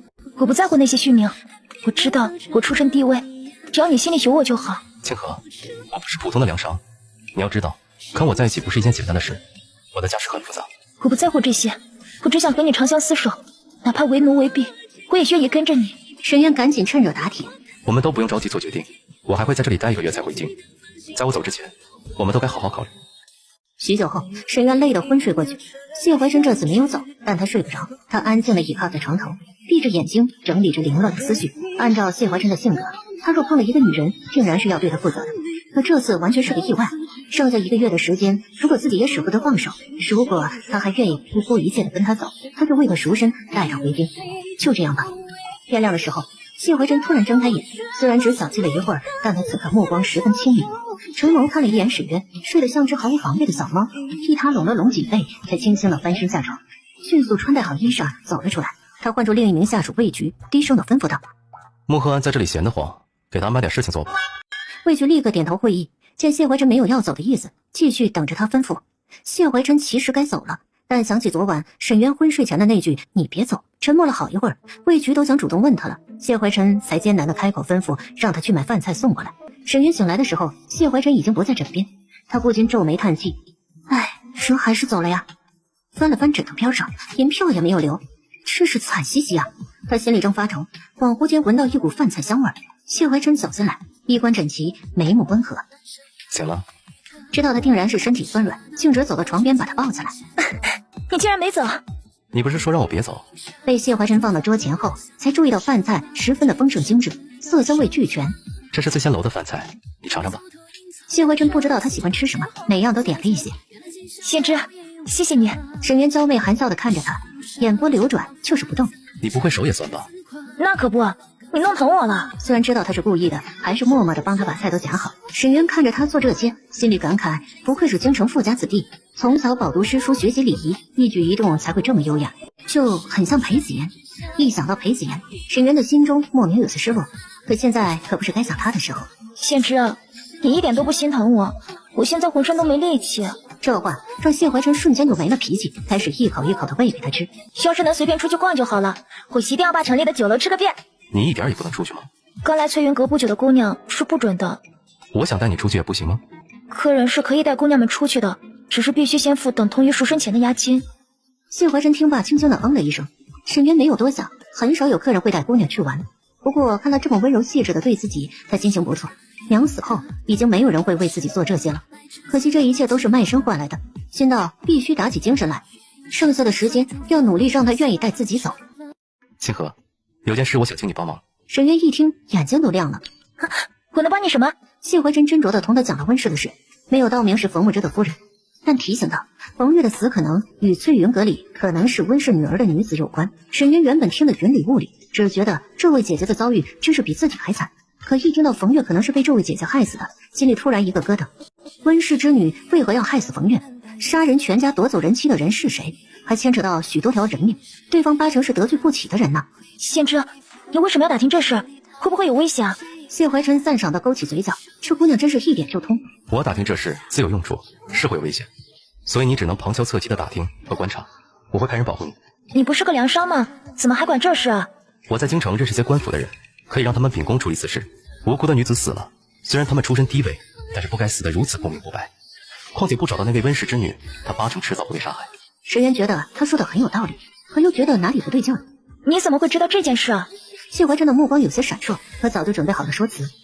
我那位朋友家里有人在官府，一向喜欢查案，这事他觉得蹊跷，就仔细查探了一番。石原原本就对他们的身份不在意，反正不可能比林安侯的地位还高吧，没有怀疑谢怀真所说。那你认识京城的大官吗？谢怀真勾了勾嘴角，认识一些。那王侯将相那种大官呢？你认识吗？谢怀真心想不能说太过，于是笑道：我只是个商人，那种大官还是没空理我的。我就知道你不认识。谢怀真看到这副有眼不识泰山的样子，无奈的摇了摇头，心想要是告诉他王侯将相见了自己野腿行礼，他会不会被吓到？说回正事，清河，我只是随口一说而已，你若是感到为难，不用理会此事。谢怀真的心中还有别的办法可以砍掉三皇子的党羽，只是需要更多的时间而已。可沈渊心想哪能不理会，现在你让我干啥我干啥，这包你满意呀，赶紧柔情似水的望着他。宪之啊，你这是什么话？能为你做事我很开心，你放心，我会仔细观察翠云阁的姐妹们。谢怀真料到他会同意，可此时心里忍不住的担忧。你别为难自己，也别告诉其他人，万事以自己安全为重，打听不到什么也没关系。沈渊笑着点点头，开始撩拨他胸前的衣襟，狡黠的笑着说道：宪之啊，你下次能不能早点来看我？我每天都好想你。谢怀真被他这作乱的手撩拨到心痒，这就是食髓知味的效果，一把按住他的手，垂眸看着他那双漂亮又惑人的眼睛。不是吃饭都没力气吗？沈渊被这话给噎住，还不都怪你啊！谢怀真真是拿他没有办法，昨晚自己原本身上的情毒就没有解完，他还用上了催情香，还跟个狐狸精一般的缠着自己不放。清河，以后不准用那种香料。为什么呀？你明明很喜欢的。这对身体不好。你别担心，这香对身体没什么影响。我是说，你身子会受不了。沈渊纠结了一瞬，然后幽怨的小眼神看着他。那你克制点啊，我就想用一点，不行吗？不行。而这小妖精已经够缠人了，再加上点药，自己还怎么克制？清河，我让你做的事一定要小心，也不用太放在心上。你放心，我可厉害了，一定把这位姐姐给你找出来。我现在得走了，我有要事要忙，不能一直陪着你。那你别让我等太久，也别再躲着我。我没有躲你，我这些天是真的有事。可转念一想，过去半个月确实在有意的回避他。清河，你真的要考虑清楚，跟着我不比待在翠云阁容易，你会面临诸多险恶。沈渊知道高门大户后院的那些肮脏和隐私，一个青楼出身的婢妾定然不好过，但他没有多想。我说过我不在乎，只要你心里有我就好。沈渊不希望他总理智的纠结这事，换了个话题，笑着提议：贤之啊，你下次来教我画画好不好？我好喜欢你的画。好。谢怀真走后，沈渊又开始无事可做，而这次他不敢再去找别的客人。谢怀真说过会派人保护他，说不定就同上次那般，自己干什么他都知道，还不如好好的想想该怎么把这位温氏之女给找出来。准备好热水，脱掉衣裳，沈渊便在房中的屏风后的隔间沐浴。柳群芳去做生意前赶着过来把药膏给他，敲了敲门没有人应，索性直接推门而入，准备将药膏放到房里便走，目光不经意间的瞟到桌角处堆着的好几个香囊。柳群芳好奇的拿起来一闻，顿时神色一顿，这可不是一般的香囊，是有药用功效的，而且材料的搭配还挺特别，不像是普通人瞎配的。所以清河很懂药材，他轻轻的往屏风那边走去。刘姐姐，你怎么在这里啊？我来给你送膏药的。敲门没人应，想着放在你屋里就走。刚才想跟你开个玩笑，刚走过来你就大叫，我也快吓死了。这玩笑可别乱开，吓死个人。我还以为是什么登徒浪子呢。咱们这儿本就是登徒浪子的寻欢作乐之地，就是进来一个，你能咋样？那也得先给银子。沈渊最后给柳寻芳道了声谢，他没做多留，很快就离开了。晚上是翠云阁最忙的时候，而现在后院里没有几个人闲着。沈渊趁着没有人注意，从自己的房间里摸了过来，一看房门锁着，心道果然没这么简单，于是取下身上的香囊，从门缝里面塞了进去，然后转身去前院里找管事姑姑。沈渊来前院找到他的时候，他正忙着招呼给客人上酒。管事姑姑一看沈渊来了，只晓得最近安分，脸色比以前也好了不少。看吧，你要是好好的学点琴棋书画，我准给你安排这样的客人。姑姑，以前是我不懂事，知道就好，你好好做生意，我以后不会同你一般计较。我是想好好做生意啊，算算日子，包下我的那位公子今晚快该来了，我给他准备好的香囊，却不知怎的找不见。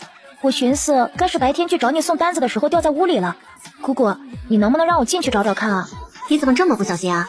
我现在可没工夫陪你去找。这个怎么办？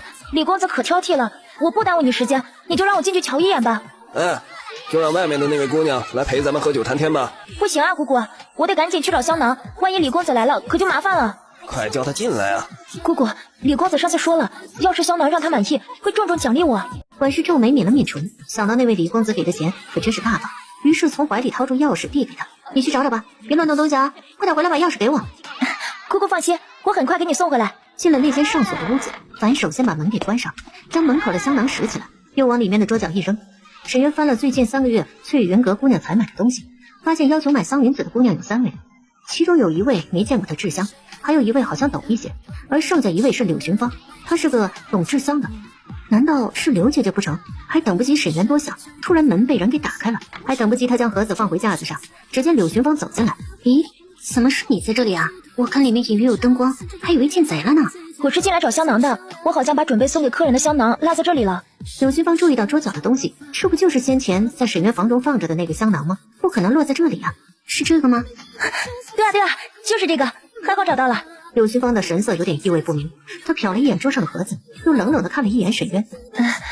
刘姐姐，你怎么不在前院啊？柳寻芳方才在前院，可她注意到管事姑姑把钥匙给了沈渊，她思来想去，便跟着往这边来了。我觉得身体不舒服，想回房去休息。你怎么了？兴许是小日子要来了，整个人都不太好。诶，这采买的单子居然没放在架子上啊？是吗？兴许是管事忘了吧。咱们走吧。沈渊觉得这事不能轻举妄动，得先同谢怀琛讲。清河，我不习惯睡得这么早，你待会儿来我房里陪我坐会儿吧。我新制了一种香，你来试试。沈渊觉得说不定可以借此机会问出点线索来，没有多想便答应了。好啊，那我把钥匙还给姑姑就来。柳寻芳就在桌边坐着等他，见他来了便起身相迎，拉着他坐下。刘姐姐，这东西对女子很有益处，我以前总带着。清河，你挺懂医理的吗？以前学过一点皮毛而已，倒是刘姐姐你对用药材制香很有讲究啊。给你试试我新调制的香。沈渊端起茶杯喝了几口，趁机问道：刘姐姐，你不是说你从小父母双亡，被卖去大户人家做丫鬟，你是怎么遇到那位教你的大夫啊？机缘巧合罢了，我也只是略知皮毛。哦，我觉得你懂得挺多的，那位大夫一定很厉害。沈渊现在不知道该如何问起，要是直接同他讲那位小姐的故事，如果就是他们要找的人，会不会以为他不怀好意？毕竟有人到处要杀他。沈渊还没想出下一步该怎么说，突然闻到一阵异香，这里面有迷香。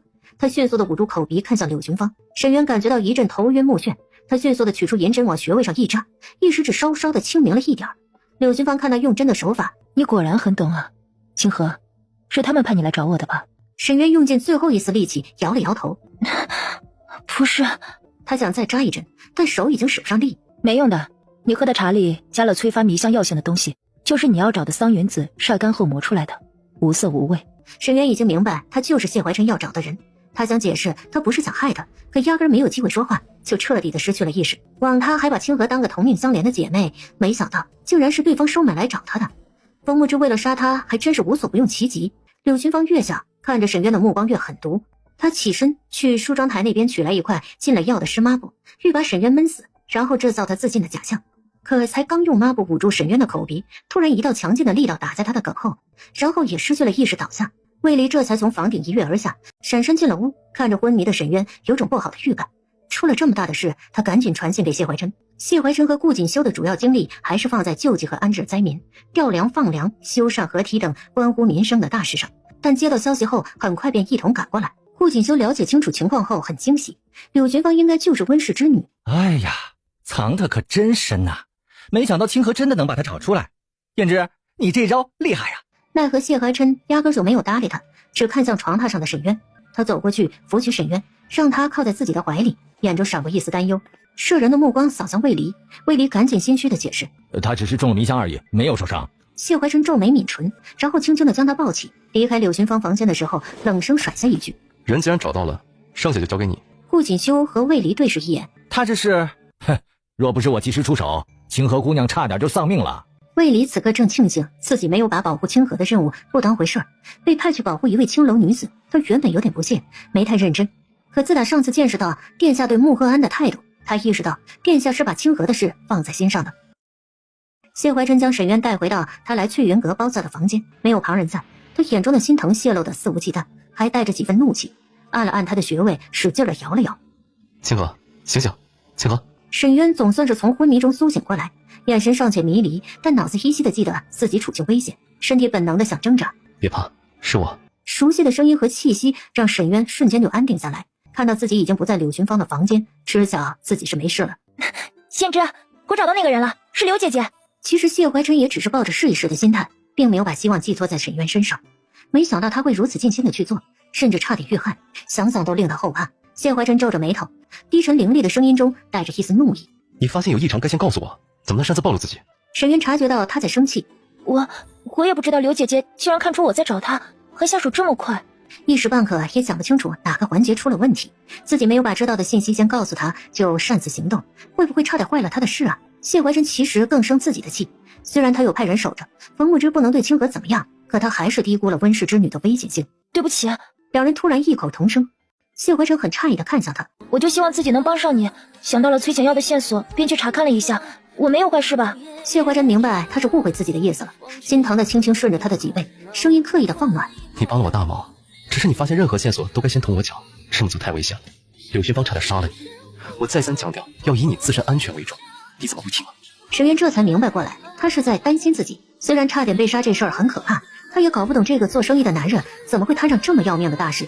但这会儿他赶紧在他面前表忠心。仙芝，我愿意为你做任何事，而且你说过你会保护我，我不害怕。沈渊继续开心的笑道：我这次真的有帮上你吗？我自知身份配不上你，总担心你会嫌弃我没用。清河，以后不许再这么说。谢怀琛清楚他的身份的确是配不上自己，可听到沈渊这么坦然的说出来，令他感到难受。他若爱一个女人，就不会介意她的身份，他只恨自己不够强。沈渊又从他的眼中看出那抹复杂之色，他似乎总在顾虑一些很深重的东西。他直觉不能让他继续想，赶紧同他说：好啊，燕芝，我都听你的。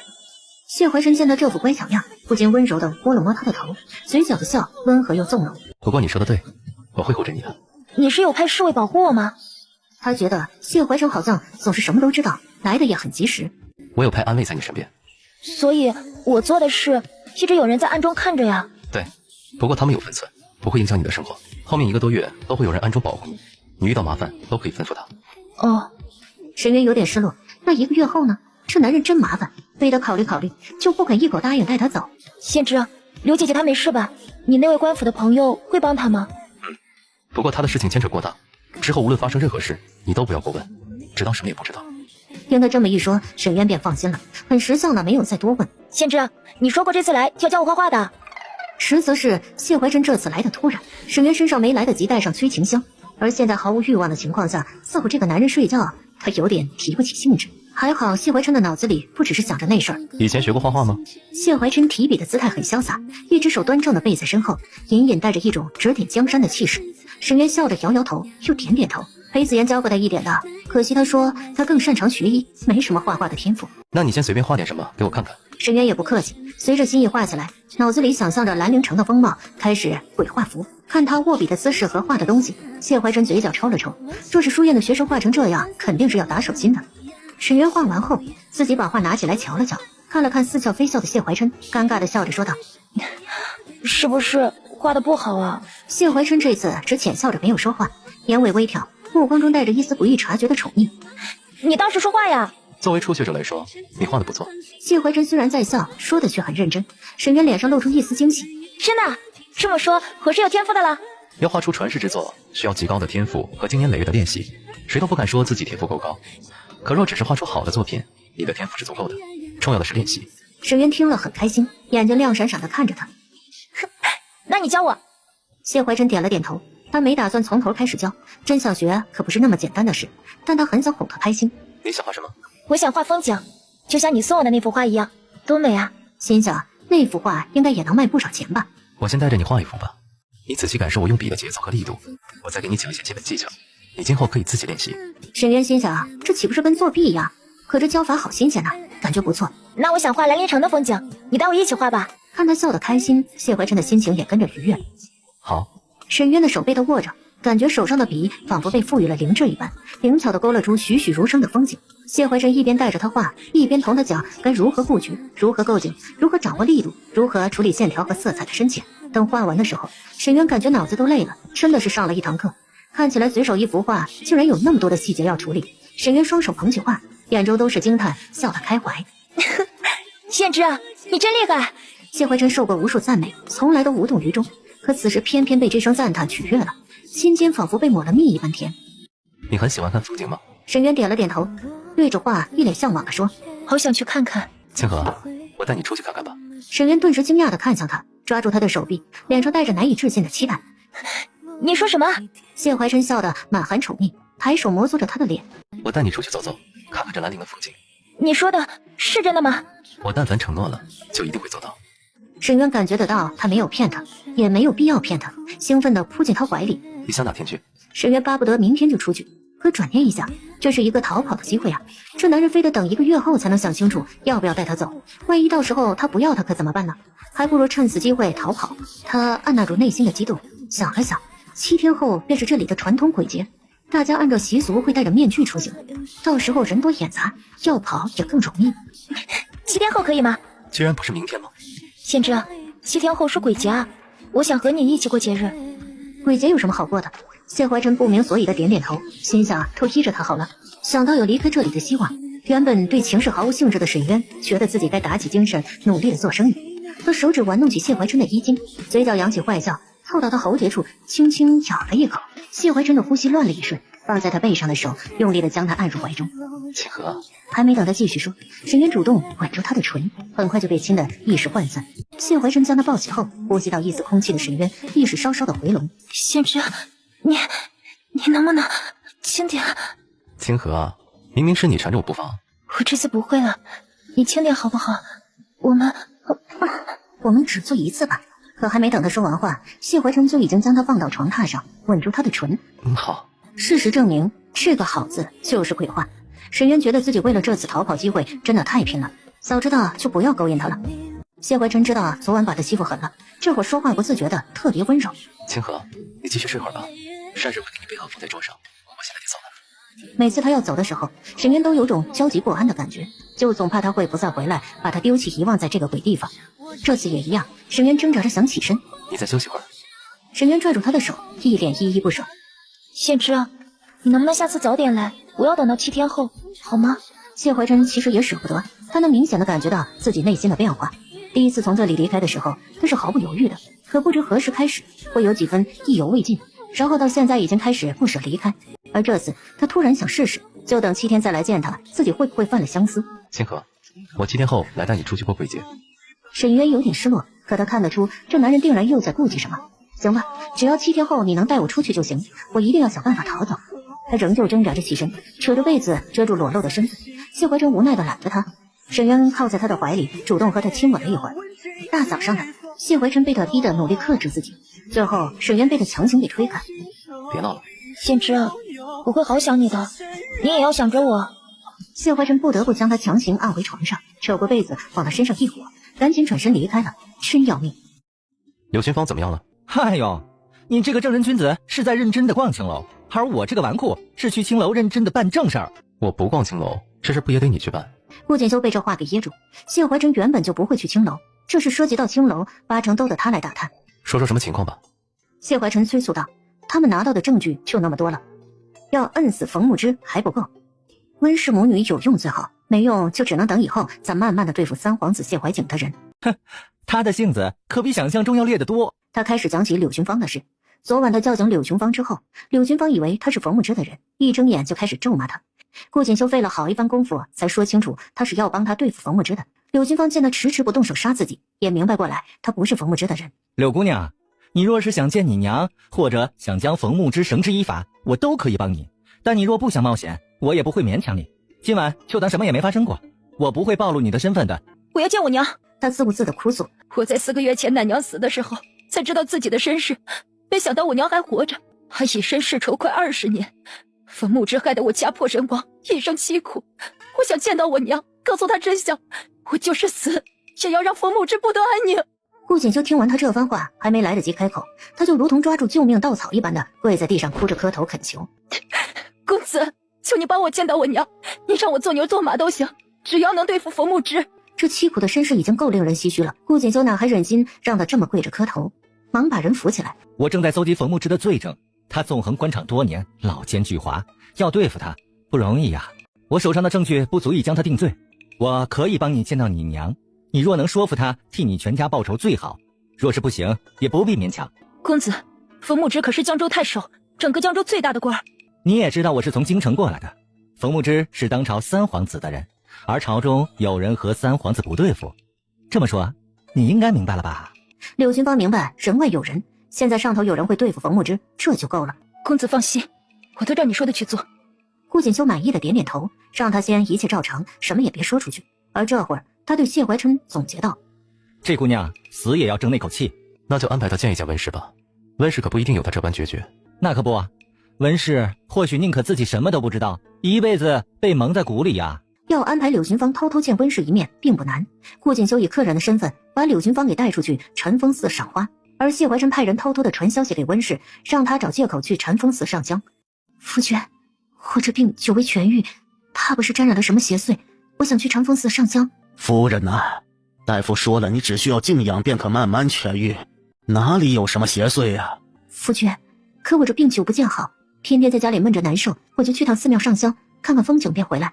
这样吧，我过2天抽空陪你一起去。夫君，你还在忙赈灾的事，我一个人去就好。哎，已经忙得差不多了，我陪你一起去吧。不一起去看着人，他总觉得不放心。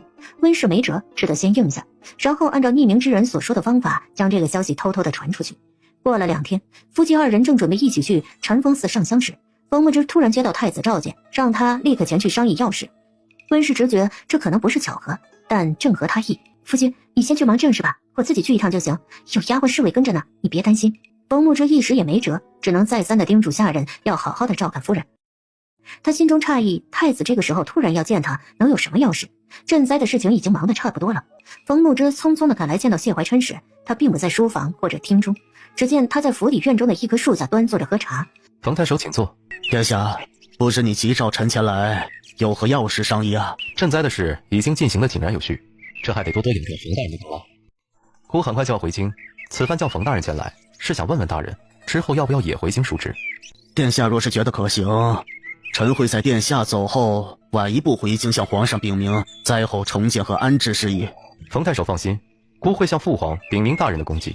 不敢当，一切全仰仗殿下的英明指导。谢怀琛打算先让冯牧之去京城，能在京城拿下冯牧之最好，就算这次不能把冯牧之怎么样，也可以先在江州安插自己的人手。冯牧之此刻心里着急想走，可谢怀琛非拉着他说了一堆的有的没的，主动关心了解了一遍江州百姓民生，他只得配合的闲聊了半天。冯太守心里不停的吐槽，太子殿下你有这功夫，不如去青楼找你的相好，我回去守着我的夫人。殊不知谢怀琛的心里也在想，要不是为了让你夫人和柳寻芳顺利见面，孤才懒得在这里跟你废话。他心里也在想沈渊，还说等7天后就去找他，现在才2、3天就开始不时的想念他。结果2人都心不在焉的聊着江州百姓的福祉，老百姓真是谢谢你们俩。温氏到了禅风寺后，冯牧之的人可谓是寸步不离的跟着他。温氏心里着急，可想到那人的交代，面上什么也没有表现出来，只耐心的上香拜佛抽签，直到寺里的大师为他解签时皱了皱眉。夫人，你问之事与健康有关，可贫僧观此签有被阴邪之物所扰之象啊。夫人何不移步经堂，听慧明大师讲经辟邪？温氏一愣，面对大师别有深意的目光，他立刻反应过来，连连的点头同意。都知道慧明大师讲经的时候不许闲杂人等打扰，冯牧之的人也只能在经堂外面等着。温氏进入经堂后，自然没有见到慧明大师，里面空无一人。突然一位身着红色烟纱长裙的年轻女子从佛像后面缓缓走了出来。柳群芳第一次见到温氏，自己家破人亡20载，可眼前的娘亲却过得养尊处优，岁月在她脸上几乎没有留下什么痕迹。你……温氏抬手颤抖着指着柳群芳，时间紧迫，柳群芳没有卖关子。冯夫人，我是你已故前夫的女儿，冯牧之杀了我全家，如今还要杀我。温氏听罢只感觉脑子轰隆一声，一瞬间连呼吸都忘记了，脸色霎时惨白如纸。姑娘，我能先看看你的胸口吗？胎记已经被我生生挖掉，你可知兰陵城20岁有胎记的无辜女子都已经被冯牧之灭口了。温氏觉得自己快要站不住，整个人摇摇欲坠。夫人可别怨，我从小被卖去做奴婢，挨打挨饿，受主母蹉跎，15岁又被卖去青楼，已经当了5年的继子。我得知自己身世时可没怨啊。怎么会这样？温氏哽咽着，正欲大喊，夫人，你现在闹出动静，我立刻会被冯牧之的人杀掉。温氏立刻闭嘴了，他不禁颤颤巍巍地抬起手抚摸着柳群芳的脸，你还好吗？这话他问不出口。我死不要紧，可我见不得仇人好，我要报仇，你得帮我。这番狠话吓得温氏立刻缩回了手。你是他的枕边人，你最有办法拿到他的把柄，将他的罪行公之于众。那位助我举你相见之人会帮我们。温氏一时间不知所措，双手捂着脸，闷声痛哭着。你过去的一切再美好，都是虚假的。温氏到后来已经听不清任何的声音，也说不出话来。等他收拾好情绪出来时，只感到完了，一切都完了。你觉得他会报仇吗？顾锦修从暗处走出来。不一定，但我会让他和冯牧之都永不得安宁。顾锦修有些期待，他要怎么做？我会派人保护你。不用费心，我不喜欢被人跟着，公子能多保我出来行动就好。这个简单。谢怀琛这几天依旧在忙着赈灾这件头等大事，也正是让自己如此忙碌，他才能不再想着沈渊。可一旦闲下来，他就有些期待见到他开心的样子。于是到了鬼节的前一天晚上，谢怀琛处理好公事后，便早早的来见沈渊。沈渊去见谢怀琛的路上，忧心忡忡的在想，今晚他们能不能别做那个事了？他身上的情毒会时时刻刻影响他，若非刻意压制，会让人每日都想沉迷享乐。已经走到房门前，沈渊还在寻思今晚该怎么糊弄过去，哪怕要做，他能不能温柔的克制一点？谢怀琛站在房内，身着锦缎玄衣，腰封衬得他身姿挺拔，一只手附在身后，墨发如云，腰间佩玉华光流转。沈渊有一瞬间的恍神，总觉得这样端方如玉的贵公子是不可能和一个青楼女子有牵扯的。他真的会带我走吗？沈渊眼中闪过一丝失落，虽然转瞬即逝，谢怀琛还是捕捉到了。他难道不该很开心吗？来不及让谢怀琛多想，沈渊便灿然一笑，眼中春光点点。先知，你说过明天才会来见我的，不是你让我早点来吗？哦，早来了几个时辰。然后脑袋扭向一边不理他。谢怀琛抬手掰过他的脸，让他看向自己。清河，我真的有事要忙。说罢，眼中泛起几分无奈。堂堂太子赈灾期间，岂能沉迷美色？他本就不该来此地的。不清醒的时候还好，可每次神志清醒的时候，想着青楼相好，谢怀琛总是有种失控的感觉。他今晚突然很想见他，所以就来了。那你是不是很累？谢怀琛摇了摇头。刚来江州的时候确实累，这些天其实还好。沈渊倒是希望他太累了，直接躺下最好。不过还好，谢怀琛并没有到情毒压制不住的时候。他拉着他坐下，给他倒上酒。信之啊，你今晚继续教我画画好不好？趁着他饮酒的时候，沈渊坐在他的身旁，单手撑着下巴，眼巴巴地望着他。这么想学？沈渊认真地点点头。除了画画，你还想学什么别的吗？其实我什么都想了解一点，虽然很多东西都不太会，但是有机会的话，我很想多见识和学习的。谢怀琛觉得他这般想法很好。清河若想和他在一起，很多东西都需要了解。无论自己今后是否在他身边，只有他自己变得更强，才是对他最好的。好，我都可以教你。你难道什么都会吗？谢怀琛只淡淡一笑，随口一句：大多略知一二。可那股气场却显得极为自信，眉眼之间竟有种婢女之威，看得沈渊有些呆愣。用笔有三病，一曰板，二曰刻，三曰结。所谓板，是指没有腕力，用笔不灵活，画出的笔线平扁。所谓刻，是说笔画过于显露，甚至往上归翘，不自然，没有生气。谢怀琛亲自提笔为他示范，垂眸看着画纸，神色凛然专注，灯光下的侧脸仿若有光泽流转。沈渊有些痴迷地看着他，仔细听着，不自觉间丝毫不敢怠慢，像极了一位孜孜不倦的学生。而事实上，谢怀琛在京城的时候，偶尔会去最有名的天府书院教授世家子弟。与之不同的是，此刻只有一位学生。沈渊忽然有点感慨，他好像一位温柔的老师啊。献之啊，你的画技好厉害，京城的公子都是这样吗？你在京城除了做生意，还干些什么别的吗？他现在不想让沈渊知道他的身份，防人之心不可无，况且普通百姓知道他的身份也容易被吓到。没什么别的，只是平日里有空会摆弄这些附庸风雅之物而已。沈渊立刻就感受到了他情绪的变化，意识到自己多嘴了，这让沈渊再次怀疑他真的有肯带自己去京城吗？看来明天的逃跑机会至关重要。不过现在的他只得立刻转移话题。献之啊，你怕不是这翠云阁第一位来上课的客人吧？谢怀琛见他笑得花枝乱颤，一把将他揽入怀中，垂眸看着怀中的女子艳丽的容颜，嘴角的淡笑带着几分说不出的风流。那我是不是该做点来翠云阁该做的正事儿？谢怀琛做事一向认真，哪怕在青楼这种地方教姑娘作画，他也在认真的教。如今说到正事，他自然要认真做。还没等沈渊反应过来，他便俯首吻他。沈渊忽然后悔多嘴那么一句，这下搬起石头砸自己的脚了。清河，明天等你玩够了再继续吧。沈渊心道，原来他知道我的意思，稍稍挪近他。献之，谢谢你。哪知被他这么一磨蹭的谢怀琛突然出手按住他的肩，别乱动。沈渊惊得立刻退离他，但嘴角的笑压抑不住，他很快就睡了过去。可得不到满足的谢怀琛平复了许久才入睡，一夜无梦。第二天一早醒来，沈渊难得的见到谢怀琛还没醒。沈渊没有立刻起身，躺着欣赏他那张俊脸。若非不得多问，他真是好奇他在京城的家世背景。他说不定早就定亲了，现在和自己苟合，搞不好是在外偷情呢。沈渊自顾自地想着，然后看到谢怀琛微微地睁开眼。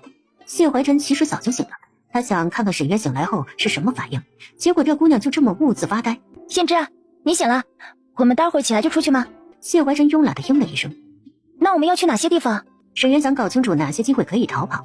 上午的时候就在城里，下午咱们去趟禅风寺吧，晚些时候回来。实则是今天温氏又会去禅风寺见柳寻风。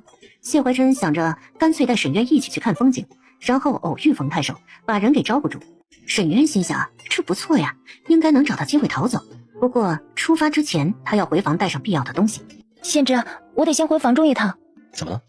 我有些东西想带上。你今天什么也不用带，看上什么我都可以给你买。想到那个寒碜的玉镯，谢怀琛想趁此机会多给他买些他喜欢的。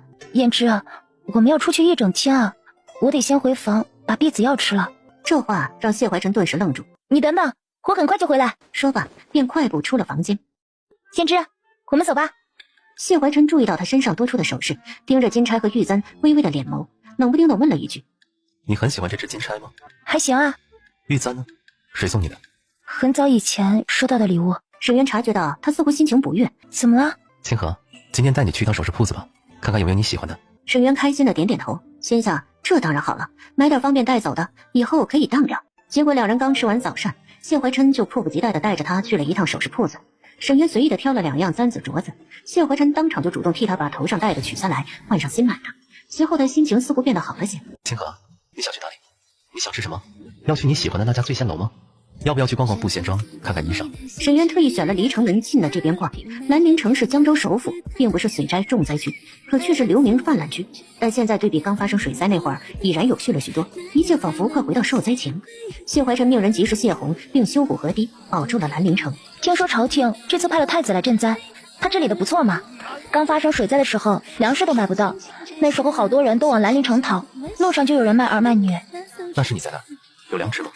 当然没有啊。我住的县城都被淹了，我跟着大家逃命，来收人的人牙子把我一起带走了。其实当时不被带走，他也快要饿死了。谢怀琛不由得握紧了沈渊的手。他刚到江州的时候，灾情就有这么严重，粮食紧缺，叠加地方官员贪腐不作为。县知，要是我那时候遇到你，你会不会给我吃的呀？谢怀琛突然停下脚步，神色认真的面对沈渊。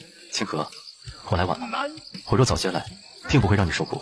沈渊觉得有点莫名其妙，只当他在说大话。像你们这种奸商才不会这么好心，粮价都给咱老百姓炒上天了。谢怀琛有口难言，苦着脸难以解释。清河，哇，我要买这个！沈渊突然叫住了一个推着小木板车卖鬼面具的小商贩，话题被打断。谢怀琛陪着他挑选面具，他故意挑了一个便宜的大众牛头鬼面具，扔到人海里谁也认不出来。好玩，我要一直戴着。谢怀琛也戴上面具，一把握住他的手。这里人多，别走丢了。沈渊心里拔凉拔凉的想，你到底是怕人丢了呢，还是银子丢了？丢一下你会死吗？唉，面具下的脸生无可恋。终于二人走到一处拐角，二人所在之处是一个茶楼，里面有说书人正在讲民间神话故事。沈渊故意停下来要听故事。剑之，我想在这里继续听，你能去给我买点红糖酥吗？从没干过这种事的谢怀琛本想派属下去买，可见到沈渊一双凤眼亮晶晶的看着他。那我过去买，你就在这里等我。我就在这里听故事。谢怀琛这才放开他，转身去对面的街角。趁着一辆马车正巧经过路口，沈渊赶紧快速的往出城的方向走去。沈渊记得附近有地方可以租马车，正准备往那边跑去，突然一个高大的身影闪现在他的面前。姑娘，你要去哪里呀？沈渊对这个人有印象，这不是他被紫菱算计的那晚带他去谢怀琛那里的人吗？谢怀琛提到过有派侍卫暗中保护的，难道是这个人？有人一直看着他。沈渊顿时不知所措，脊背冒冷汗。沈渊强迫自己镇定下来。我记得你一直跟着我的吗？属下未离，公子让我暗中保护姑娘。太好了，我差点把你忘了。我本想趁你家公子去买东西的时间，赶紧回来先前走过的地方买糖人，可怎么快走完一条街也没找到？你还记不记得在哪里啊？沈渊紧张的咬了咬舌头，生怕自己表现的不自然或者太刻意。唐人，你早就走过了，你没看到啊？是吗？可能我没注意，我对这里不熟悉。那你快带我过去吧。我先带你回去见公子，以后遇到麻烦可以随时唤我。多谢魏离大哥。结果逃跑才刚开始就被带回去。谢怀真已经买完点心回来，却没看到人。明知这种地方他应该不会遇到什么危险，况且有魏离跟着，就算出什么事也会很快解决。可乍然不见人，他心里忍不住的泛起不安。果然没过片刻，沈渊就被魏离给带了回来。看到人完好无损，谢怀春总算是松了一口气。你去哪里了？沈渊已经整理好表情，取下面具，委屈的解释：我听到说书人讲到故事里面的女子画了一个跟自己一模一样的糖人，送给那位书生吃，书生吃了后就会死心塌地的爱上他。我就想着赶紧去买一个试试，可是我迷路了。旁边的魏离忍不住憋笑，原来那么着急的跑去买糖人是因为这个。不过谢怀真眼角余光冷冷的扫过来，魏离立刻闪身原地消失。那讲的是故事里狐妖的法术，你怎么连这都信？沈渊其实心里慌得很，故作任性的抓住谢怀真的手，娇声道：万一是灵验的呢？限制，我不管，我要去买糖人。那你也不该自己乱跑啊！你先吃了补囊松，陪你过去吧。说罢，便从手中拎着的袋子里取出油纸包裹好的一小份递给他。沈渊开心的接过来，先吃2口压压惊，心中盘算着接下来该怎么办。原本想着租好马车再出城，可现在时刻被一个会凭空出现的高手盯着，到底要怎么跑？眼看一上午就快要过去，沈渊决定看看下午去传风寺后有没有机会逃走，否则就只能指望他临走的时候大发慈悲带走自己。燕之，你让你的侍卫魏离大哥来保护我，那你怎么办啊？谢怀春现在觉得投喂这只小狐狸很有趣，见他突然停下问话，便鬼使神差的把一只刚剥好的虾喂到他的嘴里。我身边还有别的安慰。沈渊一听更愁，那这还怎么逃？一个不小心嘴里的虾掉了下来，浪费粮食可耻。沈渊习惯性的把桌上的虾捡起来继续吃，可已经放到嘴里后才意识到，这普通穷苦百姓的正常举动，在京城有钱贵公子的面前，这多丢人啊！顿时含在嘴里吃也不是，不吃也不是，怯生生的瞄了眼谢怀琛。还好谢怀琛依旧那般风光霁月的笑着，丝毫没有嫌弃他的意思。谢怀琛知道灾民饿得啃树皮，垃圾堆里抢吃的，这姑娘说不定曾经饿得很惨。慢点吃，还有很多的。沈渊顿时放轻松了，不管下午有没有机会跑，现在这顿先吃好。吃完后，二人才一起坐着马车去了禅风寺。一路上，沈渊都挑着帘子往外面看，他想记住路。谢怀琛带着沈渊进到寺里，陪着他上完香，在寺中赏花。沈渊看似赏得十分认真，实则在默默地记住路，观察地形。而最后，他们来到半山腰那棵1400岁的大榕树下，沈渊满脸都是欣喜，跟画里看到的一模一样。他不由分说的便对着榕树许愿，希望树仙能保佑他顺利的逃出京城，以后能做个有钱的富婆，嫁个好夫君。谢怀琛看到许愿能嘀嘀咕咕好半天，心想这姑娘到底有多少愿望？这树妖靠谱吗？要不要自己帮她实现几个？沈渊许完愿后发现谢怀琛就在一旁看着。你不许愿吗？我同书仙说了，你的愿望就是我的愿望，让他听2遍，长长记性。沈渊觉得树仙有被冒犯的。谢怀琛的眼角余光瞟了一眼不远处正在给他打手势的属下，这是让他去见冯牧之的意思。清河，我有点事需要离开一会儿，你自己在禅风寺随意逛逛吧，我让魏离跟着你。沈渊一听只感觉幸福来得太突然，这树仙可太灵了，难道真长记性了？你先去忙吧，我随便在寺里四处看看。谢怀琛临走前嘱咐他不要乱跑，一定要注意安全，有事就吩咐魏离。谢怀琛走后，他只需要想办法支开魏离，应该就可以逃跑了吧。要找一个合适的地方和借口。沈渊脑中仔细的回忆和思考了一遍禅风寺的地形和布局，发现最有利于他逃走的地方在半山腰的那片竹林。沈渊直接唤出了魏离。魏离大哥，我想去那边的竹林，还有其他人吗？要不叫他们出来一起过去看看。魏离表示没有其他人了，暗卫定然都得去保护殿下。他作为武功最高的暗卫之一，照看他一个无关紧要的女子这么一小会儿，绰绰有余。他到现在都觉得自己大材小用了。沈渊确认了就他一个侍卫跟着，心想再好不过了，这是天助我也。到了竹林便往深处走，竹林尽头是一处小坡，附近有很陡的台阶可以下去。沈渊偷偷地取下手上的镯子，缓缓地靠近尽头的斜坡。姑娘小心，离陡坡远点儿。魏离赶紧出声唤他，沈渊趁机装作不小心滑了一下，魏离怕他摔倒，立刻清空闪过来，出手扶住他，镯子顺着斜坡滚了下去。沈渊抓紧魏离的手臂，那是燕之送我的镯子，我得下去找到他。被太子殿下的女人抓着，魏离的身体一阵僵硬。姑娘，你先放开，我下去给你找吧，你就别在这乱跑了。谢谢魏离大哥，你慢慢找，一定要小心些。魏离被他放开后，赶紧沿着一旁的石阶下去了。沈渊看着他稍稍跑远，先是往竹林后面走了几步，见没什么动静后，便一路狂奔出了竹林。接着往那边厢房跑去。已经跑到临近下山的小路，在一个拐角处，突然迎面撞上一个人的胸膛。对不起，对不起，姑娘，你没事吧？抬眼一看，双方惊得目瞪口呆。阿渊，眼前的女子看起来比以前更加的美艳动人，这不是裴子言吗？沈渊只感觉晴天霹雳，他怎么会在这里？还没去京城吗？他现在的处境可不妙，一旦和裴子言相认，三两句话解释不清楚现在的情况，当务之急是赶紧逃走。抱歉，你认错人了。裴子言赶紧抓住他的手腕，一脸激动的喊道：阿渊，我是子言，我总算找到你了，这禅风寺的树仙真的显灵了。沈渊被他握得手疼，真他妈树仙显灵，他这一次显灵显得太多了吧？听他这么一说，难道他还找过自己？可现在由不得沈渊多想，万一被谢怀生发现，他就完蛋了。他极力的想挣脱开裴子言，可对方压根就不放手。你快放开我，我不要待在这里。阿渊，你要去哪里啊？我不能再让你消失了，我有许多话想对你说。我的厢房就在附近，我们去叙叙旧吧。沈渊紧张的扫视一圈周围，见裴子言一副死不放手的样子，他没办法，只得先点头答应。好歹待在厢房，暂时不会被找到。一进到厢房，二人不约而同的问道：你还好吧？你怎么会在这里？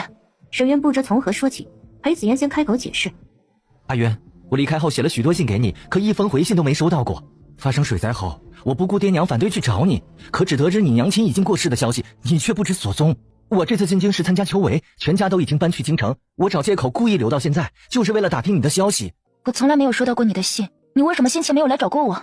裴子言眼中先是溢满惊讶，可随即便反应过来，定然是自己爹娘搞的鬼。我答应了爹娘，在考取功名之前不能见你，否则他们不会同意我们的婚事。沈渊只觉得无比嘲讽，若他们知道我是个青楼女子，怕是你中了状元都不会同意。裴子言看出沈渊眼中的失落，十分揪心，一把将沈渊搂入怀中。阿渊，我这次秋闱一定会高中的，你跟我一起去京城吧，我以后都会好好照顾你。去京城才是要紧事。沈渊眸光微闪，先极力的推开他，镇定心神。我也是要去京城投奔亲戚的。你在京城还有亲人？沈渊肯定的点点头。对了，你这段日子都去哪里了？沈渊慌得手指发抖，脑子急速的运转，找了个说辞。娘走后，我借住在一位娘亲的朋友那里，是以前娘认识的人，他们暂时收留了我。裴子言早就注意到他的一身穿着，头上的首饰，脸上还略施粉黛，不像是挨饿受苦的模样。他说的这位朋友应该待他不错。裴子言舍不得再和他分开，果断再次提议：阿渊，你这次和我一起去京城吧。沈渊觉得能同他一起去京城是好事，比自己一个人赶路安全多了，而且就算有人追捕，应该也不会找到他这里吧。你什么时候走啊？我准备2天后就启程，再晚快没有多少时间准备秋闱了。那你能不能现在就走？立刻马上。现在？这太紧急了吧，不太方便。沈渊觉得现在不行，那他只能自己赶紧跑路，不能再耽搁了。还没来得及开口，外面传来小厮的声音：少爷，冯管家有事找你。别让人知道我在你这里。别怕，你先在这里待着，我不会让人进来。说罢便去外面的厅中见冯管家。沈渊靠在门口偷听。冯管家这3个字让他心神不宁，不会是他知道的那个冯管家吧？结果一听声音，还真是。少爷，不知这次你能否方便与我同行？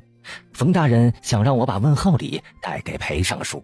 裴子言觉得这没什么问题，多个人多点照应，便一口答应了。想到沈渊想早点走，他同冯照约好明天就出发。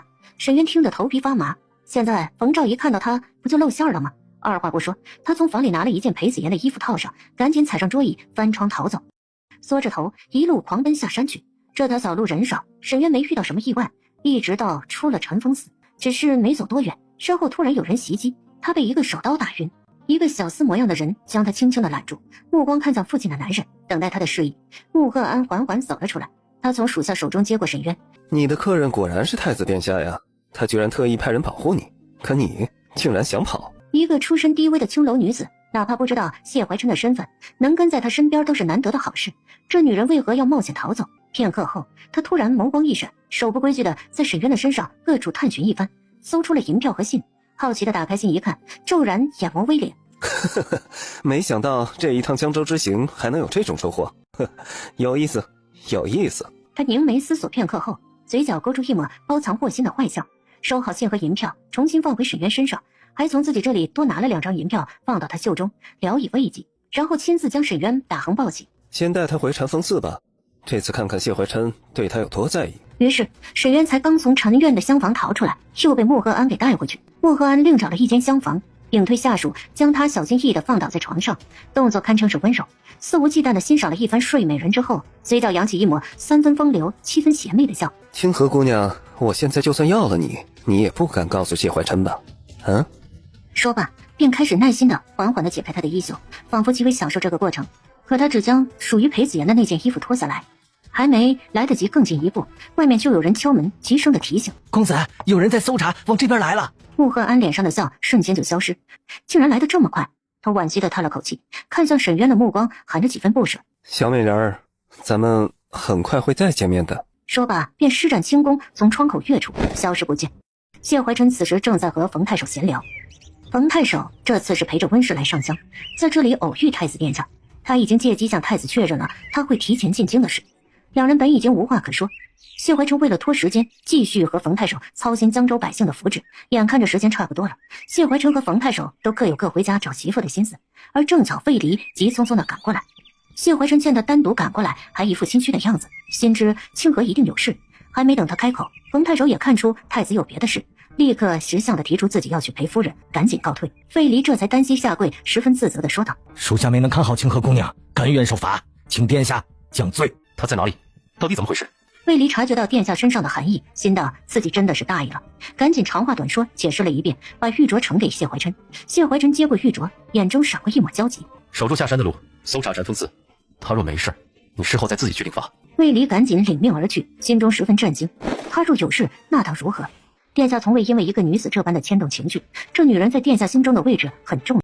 沈渊失踪的地方附近便是禅院厢房，所以很快便搜了过来。找到沈渊的时候，他还躺在床榻上安安静静的睡着，看样子不像受伤。可他体会无端的睡在这里，衣衫凌乱，地上还有一件男人的衣服，难不成被人图谋不轨？谢怀琛警惕地看了一眼房间的窗户，目光锐利，果断下令：“快追过去看看。”随即又禀对其他人，将沈渊扶起来揽在怀中，忧心地解开他的衣裳查看，白皙肌肤上的痕迹都是自己昨天留下的。谢怀琛悬着的心总算是稍稍的落定，肌肤骤然暴露在空气中，沈渊无意识地瑟缩了一下。谢怀琛赶紧又给他把衣裳穿好。这么大动静下来，沈渊总算是悠悠转醒，刚睁开眼，映入眼帘的便是谢怀琛那张俊脸。沈渊吓得本能的想推开谢怀琛，大叫一声，被硬生生的闪住了。他想起来自己明明已经逃走了，但好像又被人偷袭，后梗处还有些酸痛。现在这是被抓回来了？谢怀琛见他一副呆呆的样子，摸着他的脑袋，温声的安慰：“清河，你没事吧？你怎么会在这里啊？”这情况让沈渊措手不及，所以谢怀琛还不知道他逃跑的事。我这是中间鬼了吗？可不管怎样，逃跑失败，但只要谢怀琛还不知道他的事，就还有最后的希望。先知，你的事忙完了呀？你怎么会睡在这里？没同魏离待在一起，到处都找不到人。沈渊这下确定他并不知道发生了什么事。我本来想偷偷躲起来，跟魏离大哥开个玩笑，可一时犯困，就在这边厢房里睡着了。谢怀琛眉头皱了起来，目光锐利，看得出他在说谎。这里没有住人，地上的衣服哪里来的？沈渊瞧了瞧地上的衣服，脑子卡顿，一时不知道该如何解释，只迷茫地摇摇头。胭脂啊，我以后不会乱跑了。见他还没反应，沈渊着急地靠在他怀里。胭脂啊，你别生气好不好？谢怀琛看出他有什么事情不愿意说，可见他这副不安的样子，一时竟不忍心逼问。我没有生气，不过清河，你若是遇上什么麻烦，或者受了威胁，一定要告诉我，我会护着你的。谢怀琛现在不得不多想，他或许已经被有心之人注意到，遭人利用。沈渊觉得这话怪怪的，不过只要他没有怀疑自己骗他就好。他总算是放下心，开心地说道：“胭脂啊，我没事的，谢谢你啊。”谢怀琛见他依旧不肯坦白，也没逼他，只默默地握住他的手，拿出那块丢失的玉镯给他戴上。以后这种东西丢了就丢了，你自身的安全最重要，记住了吗？沈渊垂着脑袋，心虚的应下。现在时辰不早了，你既然累了，带你回去吧。哦。沈渊真是10000个不情愿，折腾了大半天，结果还是得回那该死的翠云阁。二人一起往下山的路上走去，很快属下就来汇报，没有追到可疑的人。穆赫安的功夫不错，派出去追的人虽然让他跑得狼狈，但自然追查不到踪迹。谢怀琛看着身旁仿佛一切如常的沈渊，觉得兴许是自己想的太多了。若真是有人想利用他，那这次的做法未免太明显，不像京城那几位的作风。可他总觉得今天这事儿怪怪的，这姑娘或许有什么别的小心思。直到两人快要走出禅风寺，突然身后传来熟悉而急切的声音：“阿渊，你这是要去哪里？”沈渊顿时心跳如雷，这辈子从来没有像现在这般的不想见到裴子言，他不禁加快脚步想赶紧走，奈何裴子言这次依旧是不依不饶，急速的上前拉住沈渊的手臂：“阿渊，你怎么突然就不见了？我到处在找你。”我……情急之时，他突然感到手臂上的力道松了。放开他！阿渊，这就是你说的那位朋友？裴子言一看对方这身气度，就觉得身份不凡。沈渊感觉浑身的血液都要倒流了，紧张地瞟了一眼谢怀琛，只微微的点头默认。谢怀琛同样用疑惑的目光看了过来。阿渊，沈渊觉得这鬼节是真的见鬼，二人都一副等着他做个介绍的样子，他恨不得两个人立刻失忆。情急之下，拉着裴子言要往一边走，嘴角强扯出一抹笑，对谢怀琛艰难地解释道：“李公子，他是我以前认识的老朋友，我想单独和他说几句。”谢怀琛微眯着眸子，没有说话，一双深沉的眸子盯着二人，面色不悦，但并没有阻拦。他看得出沈渊很着急，很为难。裴子言不清楚状况，但还是依着沈渊的意思被他拉到一旁。沈渊怕什么暗卫高手之类的还在附近，他凑到裴子言的耳边，小声地说道：“这位公子其实是京城过来的贵人，他的身份不方便告知，你千万别过去招惹他。不过他对我很好，你放心。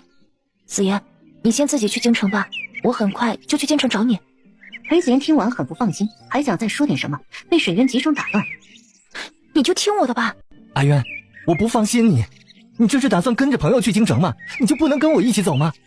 裴子言的眼中尽是担忧。我若与你一起去京城，你爹娘不会同意的吧？这次由不得他们了。那也得等你考取功名，自立门户之后吧。裴子言无话可说，可就是不肯走。沈渊远远地瞧了一眼谢怀琛，对方冰冷的目光淡淡地落在这边，眉宇间似有一片雷云。他在生气。裴子言再不赶紧走，两头都要糊弄不住了。少爷，您怎么在这里啊？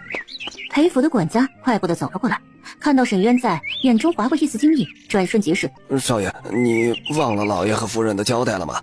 科举之事甚大，少爷还是先把心思放在大事上吧。沈渊觉得这以前讨人厌的管家，现在就如一场及时雨，他赶紧着急地劝着：“我以后会去见你。”管家有些诧异，沈渊竟然会这么说，不过这是好事。少爷，你现在立刻回去收拾准备，我们明天就要出发了。对啊，子言，你先去京城好好准备考试吧。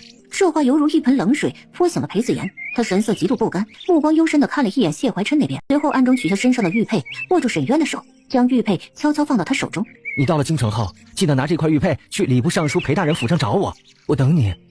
沈渊点点头，立刻收好玉佩。离开的时候，裴子言快一步三回头，管家恨不得出手拽住他走。沈渊送走这尊大佛后，感觉整个人都快虚脱了，回头一看，谢怀琛那边还有一尊更大的佛。先知。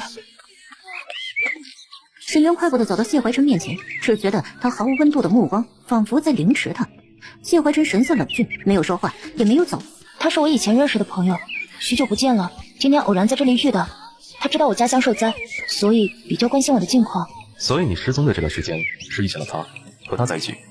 是也不是，沈渊不知该如何作答，他的态度让一切有了解释。想到沈渊明明精神还不错，见裴子言之后就累到睡着，他们两个到底做了什么？二人刚刚分别时，裴子言还握住他的手，一副依依不舍的样子。你叫什么名字？裴子言。听到这个名字，谢怀琛的眸光微动，原来他就是你在睡梦中都在念着的子言，难怪你会这么紧张。怎么了，燕之？谢怀琛此刻眸色愈加深沉的可怕，目光沿着他的头发、脸颊、嘴唇、脖颈一寸寸往下，似乎穿透他的衣裳。裴子言是不是全都困过了？沈渊觉得这气氛令他窒息，他斗胆抓住谢怀琛的手。燕之，我们现在回去吗？谢怀琛微微垂眸，眼中透着一抹受伤和失望，抽回被他抓着的手。这女人说着想跟他在一起，却还跟别的男人纠缠不清吗？我不管你以后跟别的男人怎样，这剩下不到1个月的时间里，你只能服侍我。沈渊立刻乖乖点头，可随即便反应过来，他这话是1个月后便会和自己一拍两散的意思吗？沈渊顿时急了。燕之，那1个月之后呢？谢怀琛径自往马车走去，冷声甩下一句：“燕之2字不是你叫。”沈渊心想，一切回到原点，亏零啊，不，应该是负的。谢怀琛走得很快，沈渊跟着走了几步，没能跟上。燕之，对方毫无反应。沈渊索性停下脚步，看着他一直上了马车也没有回头，然后在他的期待下，马车缓缓地动了。所以试试把他扔在这里不要了吗？可他现在可以跑了吗？梦想总是要有的。于是沈渊一副失魂落魄的样子，转过身朝着另一个方向走去。然而没走几步，闪电侠魏离突然现身，一把将他拎起。人还没有反应过来，就像个皮球一般的被扔到马车上。传球的技术特别好，正巧落到谢怀琛的怀里，还顺道在他耳边低声的传道：“好好哄哄公子。”沈渊心里那个悲催呀！哎呀，跑了一整天，不仅没有逃掉，还得重新哄男人。他靠在谢怀琛的怀里，双手抱住他。放开！那哪能放啊？燕之，我只是碰巧和他见了一面而已，你到底怎么了？沈渊双手勾住他的脖颈，凑近他的耳边：“仙芝，仙芝。”这声音故意带着一丝暧昧的娇喘。谢怀琛终于是忍不住了，看似粗暴的出手钳住他的下颚，却又控制好力度，怕弄疼他。你也是这么叫你的紫妍哥哥吗？他是不是碰过你了？你睡得那么安稳，他让你很尽兴。沈渊一听，神傻了。沈渊这榆木脑袋总算是明白他说的是什么，这误会有点大呀。可想想是挺像那么回事的，沈渊自己都搞不清楚怎么会睡在那间房。他赶紧抓住谢怀琛的手：“你怎么可以这么想？我跟他清清白白，什么也没有啊！”谢怀琛神色依旧是泛着冷意，晦暗的眼神中情绪复杂。仙芝，你真的冤枉我了，我是你的人，我怎么可能同别的男人发生关系？我不是这么随便的女人。他想了想，又急声道：“我现在就可以脱了衣服让你检查。”说罢，便真的急切又笨拙的开始解衣裳。谢怀琛急忙按住他的手，眼底心疼掩饰不住。清河，别这样。可他随即想到，若当初他遇到的客人不是自己，那会不会和别的男人也……他不由得皱眉吐槽一句：“你当初和我有肌肤之亲，不就挺随便的？”刚说完这话，谢怀琛便觉得不妥。果然，沈渊委屈的眼泪都快掉下来了。他又不好说自己压根不情愿，破罐子破摔的憋出一句：“是，我是个青楼女子，你觉得我不知检点是吗？我就算是要做生意，也得给银子的好吧？”谢怀琛自知一时冲动，言语有失。清河，我不是这个意思。哼！沈渊扭过头，甩手不想理他。两人的一番拉扯中，穆赫安放在他怀中的银票掉了出来，一笔巨额格外显眼。空气忽然变得安静，沈渊又傻眼了，他好像没有把银票放这里吧？谢怀琛脸色瞬间变沉，他跟着自己出来，一分钱也不用花，带这么大额的银票干什么？显是裴子妍给他的，做完生意给银子。松开他的手，后背往车壁上一靠，合上双眸，深吸一口气，没有再看他。沈渊把银票拾起来，一脸的难以置信，赶紧暗暗摸了摸身上的信和其他的银票，竟然都还在。他再次觉得今天真的是见鬼了。仙芝，你听我解释啊！谢怀琛叹了一口气，不想听，解释了半天这诡异的银票怎么来的，不断的强调裴子妍只是好心关心帮助他，他们之间真的没什么，而且二人都快2年没有见面了。谢怀琛其实已经相信他了，可一想到他睡梦中含着笑叫的那声子妍哥哥，就感到如鲠在喉。胭脂，你是不是觉得我一个青楼女子，水性杨花，打心眼里瞧不起我？我早就懂那相识，若是不清不白，何必等到现在？我是不是清白之身，你还不清楚吗？谢怀琛眸光微动，抿了抿唇，温声解释：“我没有看不起你。”可接着还是眉峰轻蹙，声音带着几分醋意：“你们之间真的什么也没有？”沈渊连连点头：“我们就像兄妹一般，我娘曾经为她的祖母治病，所以她以前对我多有照顾。她走后，我们便断了联系。”谢怀琛无奈地揉了揉眉心，自己这是怎么了？咋像是个打了翻醋坛子的妇人？你不用解释了，这跟我没什么关系。接下来回程的路上，谢怀琛一言不发，沈渊安安静静地坐在一旁，知道他现在心情不好，以为他会直接送自己回翠云阁便离开，可没想到谢怀琛突然开口了：“清河，晚上想吃点什么？”原来他还愿意晚上带着自己逛逛，想逃走的念头又冒了出来。沈渊开心地笑道：“鬼节晚上有个灯会，我们去街上边逛边吃点小吃吧。”谢怀琛自然都依着他，可因为这一整天的教训，现在逛个街，沈渊都被看得紧紧的。谢怀琛还因为人多怕他又丢了，一直光明正大的牵着他的手，二人戴着面具，没有太多的顾忌。结果就是逛了半天，直到关城门的时辰，沈渊也没有找到机会再次逃走。谢怀琛帮他把一整天买的东西和画都拎了回去，早点休息吧。说罢便转身欲走。沈渊见他竟然不肯留下，以为他还在生气，赶紧从后面抱住他：“仙芝，你别走啊，今晚就留在这里吧。”“好吧，我陪着你。”谢怀琛帮他把一整天买的东西和画都拎了回去，早点休息吧。说罢便转身欲走。沈渊见他竟然不肯留下，以为他还在生气，赶紧从后面抱住他：“仙芝，你别走啊，今晚就留在这里吧。”“好吧，我陪着你。”谢怀琛帮他把一整天买的东西和画都拎了回去，早点休息吧。说罢便转身欲走。沈渊见他竟然不肯留下，以为他还在生气，赶紧从后面抱住他：“仙芝，你别走啊，今晚就留在这里吧。”“好吧，我陪着你。”人是留下来了，可沈渊现在实在是没有侍寝的兴致，于是好学的他又缠着谢怀琛教他画画。玩了一天不累吗？还有精神学。沈渊立刻打了鸡血一样，精神抖擞的点了点头。其实技巧我都同你讲的差不多了，剩下的需要练习。你若遇到问题可以再问我。今晚你想不想学点新东西？比如下棋。这个我会，我娘教过我的。好，那咱们试试看。结果试试就试试，沈渊当场一拍桌子，差点掀翻棋盘，撅着嘴一脸的不服。仙芝，你教我。好啊，不过要想学好下棋，得先学算术，这个可没那么有趣。你想学吗？想学想学，我其实懂一些的，我知道这个很有用，管铺子的掌柜都得会。谢怀真含笑的目光中带着几分探究之意。你以后想经营商铺吗？当然想啊。沈渊心道，我有一颗抢家产做富婆的心，可转念一想，他出身富商之家，这是在试探自己有没有不轨之心吗？他赶紧又解释，我只是想多学点东西而已，没有别的意思。谢怀真丝毫没有介意，反而笑得温柔，眼中还含着一丝宠溺。我教你吧。于是谢老师开始认真的讲课，沈学生认真的听讲。只是沈渊觉得谢怀真认真讲解的样子，有种说不出的清贵俊雅之气，反正都在假装喜欢他。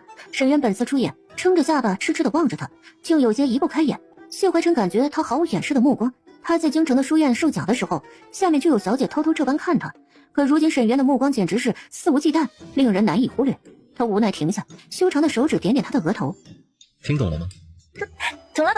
稍后开心的蹭到谢怀琛的怀里，一脸钦佩的赞叹道：胭脂真的好厉害呀，你怎么不去试试考科举呢？我觉得你一定能高中，说不定能得个一官半职，光耀门楣。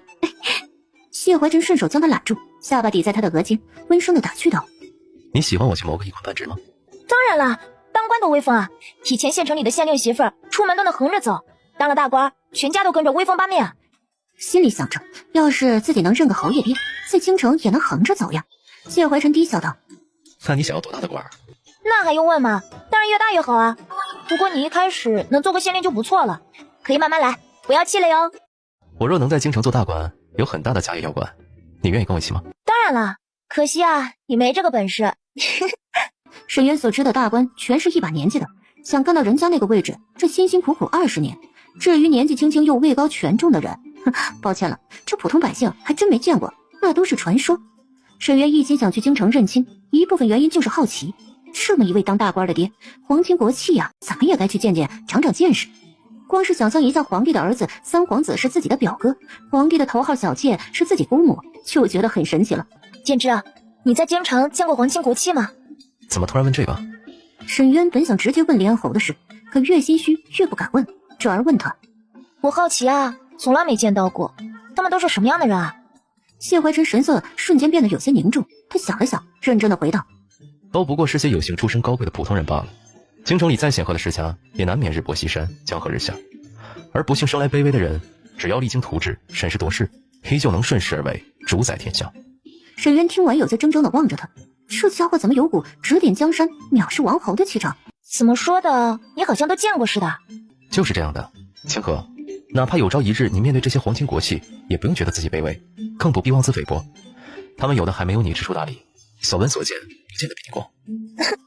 这么说，我不用把他们放在眼里了。沈渊只当这是玩笑话，乐呵呵的靠在他的怀中。是啊，不用把他们放在眼里。沈渊一开始觉得莫名其妙，目光迷离。你是胭脂啊？答错了，再想想，我是谁？你是李公子？不对。啊，你是客人？更不对。沈渊委屈的哭，好多次后，他终于答对了。你是我男人。谢怀琛的声音像魔鬼的咒语一般的在耳边响起。我是你男人，记住了。以后梦里不许叫你别人的名字。沈渊哽咽着回道：胭脂，我累了。而最后累得连动动手指的力气都快没了。你先前还冤枉我和别的男人在一起，明明就只有你这么欺负我。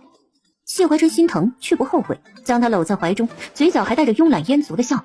是我不好，下次一定克制一些。这鬼话能信吗？无论如何，这次算是糊弄过去了。只是他最后会不会带我走呢？他现在害怕问出这个问题。刘姐姐说过，来青楼的男人在床上说的话都不可信。谢怀琛第二天一早便离开了。太子殿下在离开江州之前，依旧有很多事情要忙。回去之后，顾锦修便来同他汇报温氏的事情。温氏说他会想办法拿到冯牧之的罪证，他希望我们能够保护好柳寻芳，并将他前夫一家和数十名无辜死亡的女子的冤情公之于众。到了京城后，他会亲自状告冯牧之，柳寻芳也表示会同他一起。都说的是简明扼要，他也是个性子烈的。是啊，他还说他和冯牧之那对儿女不无辜，他们理当承受这番因果。我们最好自己拿到关键证据。温氏最后不一定足够狠心，他要从冯牧之眼皮下拿到证据也不容易。何况七告夫有违礼法，刑部主事又是林安侯，这事没有那么简单。那是自然，这是场硬仗。你这次回京得小心行事，赈灾这么大的功劳，有人眼红得紧。恐怕回京的路上就会不得安宁，得早做安排。顾锦修明白，要不让人假扮你，多分条路回京吧。他说罢便离开去忙正事了。谢怀琛想到回京，自然就想起了沈渊，不自觉的眉眼间流转着一股子温柔。现在真的好想将他带走。虽然他一开始会不适应东宫的生活，他暂时也难以给他最尊贵的身份，但他可以慢慢的教他，护着他。他这么聪明好学，一定会做得很好。怕吓跑他，先多教他一些东西，等到了京城再让他知道自己的身份吧。其实出于谨慎，谢怀琛也不打算入京之前让沈渊知道自己的身份。想着想着，眼中划过一丝无奈，才刚刚分别，竟然就开始想他。可很不幸的，他脑中忽然闪过裴子言和沈渊相拥告别的画面。片刻后，他实在是没忍住，出声唤人。魏菊蹦了出来：“殿下有何吩咐啊？”去查查裴子言这个人。魏菊一下就明白了，立刻领命而去。结果不查不知道，一查吓一跳。2天后，谢怀琛端坐在府邸的书房中，手指轻敲着桌上写着关于裴子言信息的信纸。裴子言曾经与一个出身低微的乡野女子私定终身，因为父母阻挠，不得不分开。谢怀琛咬牙切齿地念出这句，声音凛冽如冰。魏菊赶紧回道：“裴家已经搬去京城，这是从以前裴府的下人口中打听到的。”谢怀琛没有再说什么，眸底闪动着暗芒，昭示着心中的怒火。清河，这就是你所说的情同兄妹，难怪你那天会如此紧张。所以你到底哪句是真的，哪句是假的？怒气横生的谢怀琛当天就来了翠云阁。沈渊还很开心，他这么快就又来了。结果一走进房间，谢怀琛并没有像期待的那般笑着起身等他。他坐在桌旁，目光瞟向别处，从略显暗沉的侧脸便能看出其心情不好。沈渊原本雀跃的脚步顿了顿，缓缓地挪到他身旁坐下。先知，谢怀琛这才转过头，目光漠然地扫了他一眼。沈渊又感到了那股熟悉的威压，心中顿时紧张起来。他想了想，自己好像没做错什么呀。先知，你怎么了？清河，你有没有什么事情瞒着我？这话让沈渊顿时心跳漏了一拍。他知道什么了？沈渊寻思，他上次走的时候还好好的，自己这2天乖巧得很，不是在练习画画，就是在学习算术和看书。要逃跑的事情，他应该不知道才对呀。除了逃跑的事，好像也没啥别的要紧的事了。没有啊，怎么了？谢怀琛眼中露出失望之色，心道他装的可太像了。先知，你怎么了？有什么事你告诉我呀。你和裴子言真的只是兄妹之情吗？沈渊愣了愣，怎么这事儿还没完了呢？裴家都搬走了，裴子言的父母都当这事是丑闻，刻意掩盖，他实在是没道理知道什么呀。是啊，怎么又问这个？清河，那你说我们之间是什么关系啊？沈渊眼中划过一丝迷茫和失落，他们的关系不就是客人和妓女吗？可他不能这么说，但若是说情人，又是没有感情的无媒苟合。他脑筋急转弯地说出了那句床上说的话：“你说我男人？”你对裴子言也是这么说我俩的关系吗？先知啊，你到底怎么了？我查到了，你和裴子言早就私定终身。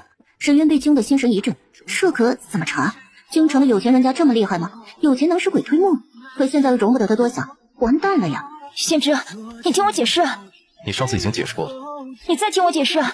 沈渊急得冒冷汗，只好半真半假的交代，尝试粉饰太平。那是以前年幼不懂事，随口说说，谁也没有当真。我怕你误会，才会敢多言。清河，裴子言的父母许他考取功名后，便不再阻拦你们的婚事。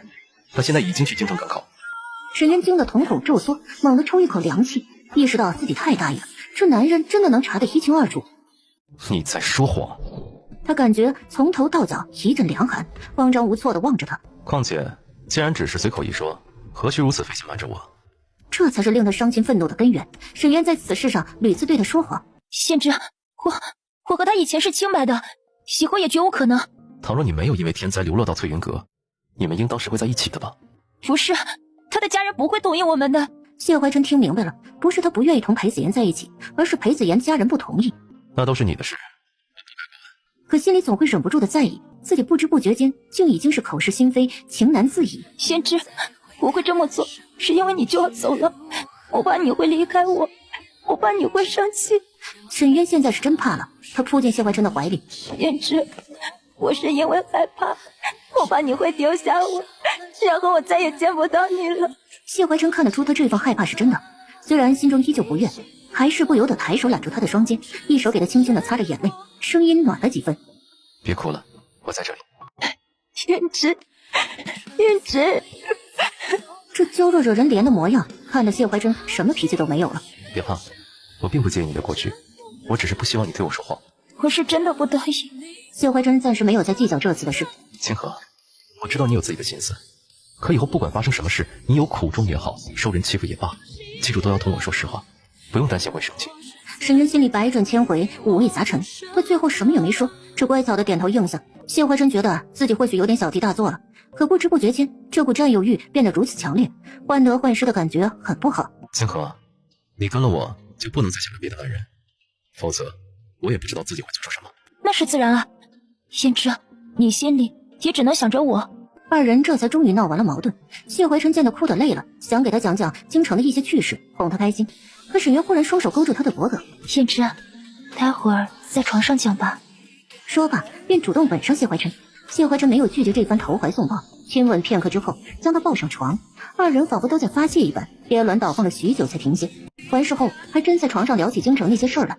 谢怀琛原本有些担心沈渊会对这些不感兴趣，可他不仅听得津津有味，他对不明白的地方还积极的发问。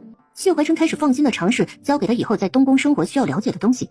谢怀琛特意挑了一些重要的人和事做了介绍，其中提到了林安侯和沈贵妃等人。沈渊默默地把这些信息记在心里。那这次来赈灾的那位太子呢？你还没说起过他。谢怀琛抿了抿唇，有点不知从何说起。他左肩一个翻身轻附在沈渊身上，沈渊立刻紧张地瞪大双眼。你难道还要？谢怀琛勾起一抹拈坏的笑，扶手堵住他的嘴。沈渊就此忘了他刚才想问什么。离谢怀琛回京的日子越来越近，他身上的情毒已经解得差不多，可是去翠云阁的次数却愈加的频繁。直到临近回京的日子，顾锦修明显的察觉到不对劲儿。这天在谢怀琛的宅邸，顾锦修和他一起坐在房中，两人边喝着上好的江南君山的银针茶，边商量着准备回京的正事。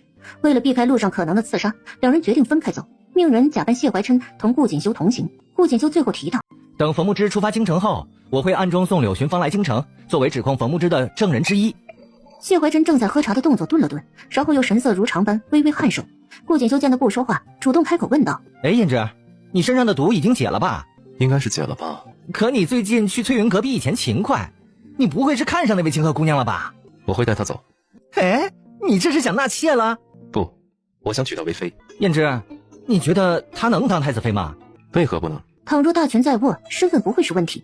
且不说她的出身，她从小到大连京城长啥样都不知道，太子妃三个字她认得吗？她认得字。哎，行吧，就算让她当太子妃，她也得会当啊。无妨，我可以教她，她聪明好学，学什么都很快。这把顾锦修给整无语了。胭脂，你的处境不算好吧？就算你不想娶穆家的姑娘做太子妃，那也应该寻一个强大的岳家。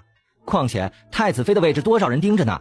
你要是真想娶她，首先皇后能放过她吗？京城里的小姐们会放过她吗？谢怀琛知道顾锦修是真心的为他着想，才会说出这番话。他亲生母妃出身不高，没什么母族势力。穆皇后又一心想让他娶穆家的女子为妃，皇宫是个大染缸，清河一个从小生长在乡野的姑娘很难应付得来。而其实这些都是他担心的，别说太子妃，就是让他当侧妃都难。虽然他内心已经做好决定，可这些摆在眼前的麻烦让他维持着最后的一丝理智，始终没有同清河有任何的承诺，因为他也不知道自己能否做到足够好。更何况清河若是知道他的真实身份，见识到皇宫那个波云诡谲的险境，他还会这么心甘情愿地跟着自己吗？谢怀琛有些心累地闭了闭眼。我暂时还不会娶她。声音有种说不出的无力感。顾锦修撇了撇嘴，啊，这是打算让他先无名无分地跟着你？要不你还是纳妾吧。他说他不在意名分。可你不是想让他当太子妃吗？那么多人容不下他。顾锦修继续补刀。再说了，堂堂太子在赈灾期间迷恋上一位青楼女子，这成何体统啊？你不会有什么大事儿，他会因为狐媚惑主被怪罪吧？谢怀琛无奈地揉了揉眉心，哪里还需要被怪罪呢？连他自己都觉得被这小妖精勾了魂魄。他有时候怀疑自己情毒到底有没有解，或者自己是不是又被下了什么别的毒。哎呦，你还是清醒点吧，喜欢他纳妾就行了。我心爱的女人岂能看别人脸色过活？她必须是太子妃。你见过青楼的女子当皇后吗？你是想用这种方式名垂青史啊？行了，别说了，我会再想想。顾锦修临走前很不放心的提醒，好好想想吧。就这样，临到谢怀琛要走的最后3天，沈渊心中的不安达到巅峰。这天晚上，谢怀琛来的时候，沈渊并没有像往常一样扑进他怀里，缠着他先学点东西，而是站在那里等着他。容色绝尘的美人，一头青丝如瀑，身上只披着半透明的轻纱，姣好的身材展露无遗，凹凸有致，鹰肌玉骨，若隐若现。光着玉足和脚踝，弱柳扶风般的缓缓走近他，仿若一落凡尘的仙子。凝脂白玉般的手臂搂着他的脖颈。清河，你这是……先知，你把我画下来，好不好？作画需要心神专注，就这么看着眼前美神画，不是故意折磨他吗？好。沈渊放开他，缓缓地走到软榻上靠着，仙姿媚态，仿若沉睡千年后被唤醒的睡美人。他单手撑着下颚，笑得如梦似幻，少有兴致地看着对面的谢怀琛铺开宣纸，提笔作画。谢怀琛手中的笔尖勾勒出他身体的每一处，脑中只觉得这就是一个活脱脱的祸国妖妃。清河，画完了。沈渊起身走到谢怀琛身前，也垂眸看向画，画得真好。两人就这样莫名沉默了片刻。先知，你把这画带走吧，好生收着。清河，你怎么了？沈渊幽怨地瞪着他，心里是真的委屈极了。他这些天都这么努力地伺候这个男人了，可他却还没有提到要带他走。他会不会睡完自己3个月就消失了？真是个混蛋，流氓，渣渣！你这个混蛋！别哭，发生什么事了？我讨厌你！清河，我做错什么了？你说，你想要什么？你都告诉我。谢怀琛觉得这会儿他就是想要星星，他也得去给他摘。先知，你到底会不会带我走？谢怀琛眼中闪过一丝惊讶，自己已经在为娶她的事情伤脑筋，他竟然还在担心这个。也对，自己还没有明确说过，不知何时开始，已经舍不得对他放手。谢怀琛嘴角忽然勾起一抹坏笑。清河，你说讨厌我，我很不开心。先知，你知道的，我喜欢你。谢怀琛眼尾一挑，狡黠的目光充满占有欲，喉间溢出一声低嗓，吻上他的唇，口中呢喃。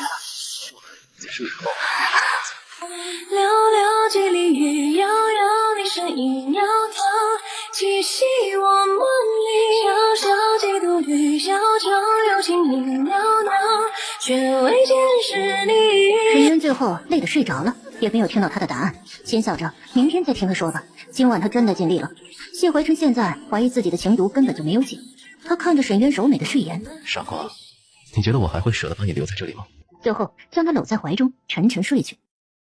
沈渊第二天醒来的时候，身体酸软的像散了架。他忽然发现自己不在翠云阁，他所处的空间不大，自己躺在一张软榻上，不远处有张精致的矮桌，上面摆放的吃食散发着诱人的香味，外面隐隐传来水声。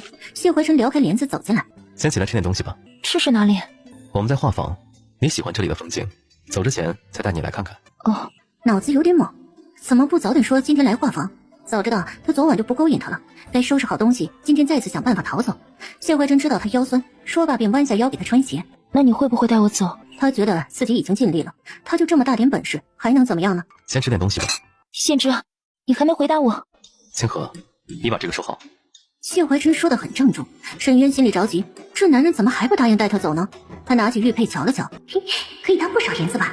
这玉佩怕是他这辈子见过的最精致的玉佩了，比林安侯给他的那块看起来还要贵重几分。这是一枚环形玉佩，看着像一条盘起来头摇尾的蛇。是送给我的吗？谢怀琛笑着点了点头，这是象征太子身份的玉龙佩。沈渊乖巧的收下，心想忙活了一晚上没给银票，给个动物玉佩也行吧。先知，你昨晚说做完了就告诉我的。谢怀琛眉间透出一丝无奈，这小傻瓜真是让他忍不住想逗他。你晕过去了，还没做完，今晚继续吧。沈渊惊得抽了一口凉气，这天杀的狗男人，他想罢工。我要回去。不想再看看镜湖的风景吗？你上次那么喜欢，以后很难看到了。沈渊心思一转，现在已经出了翠云阁，那就是有机会逃走。先把饭吃了，养养力气，然后再寻机会。燕之，我待会儿得回一趟翠云阁再出来。为什么？需要什么我给你买。沈渊想了想，还是用老借口。我要回去吃婢子药。谢怀琛为他剥菜的动作顿了顿。你想要孩子吗？沈渊觉得脑子又转不动了，这话什么意思？清河，我们现在的情况不适合要孩子，但你若想要，就别吃婢子药了，我会照顾好你们。顿了顿，又补充道：不过这事不用着急，可以到京城再做决定。先知，你是说你会带我一起走，对吗？谢怀琛笑得无奈又宠溺，就是不说话。沈渊心里着急，你快说话呀！沈渊急得眼角发红。谢怀琛这会儿偏就起了坏心思，明天就会启程带他走了。这傻姑娘竟然现在还在问这种问题。你猜猜？沈渊气得想揍人，凶巴巴的咬着嘴唇瞪他一眼，然后又像泄了气的皮球一般委屈的说道：我猜你不会。没对，你再猜。患得患失的沈渊心里七上八下的，扯住他的衣襟，满含期待。你会是不是啊？谢怀琛继续一脸坏笑。你这个混蛋！好了好了，那你还要吃婢子药吗？还是得吃，既然你说了现在不适合，我不想让你为难。这话轻飘飘的，却刺得谢怀琛心疼。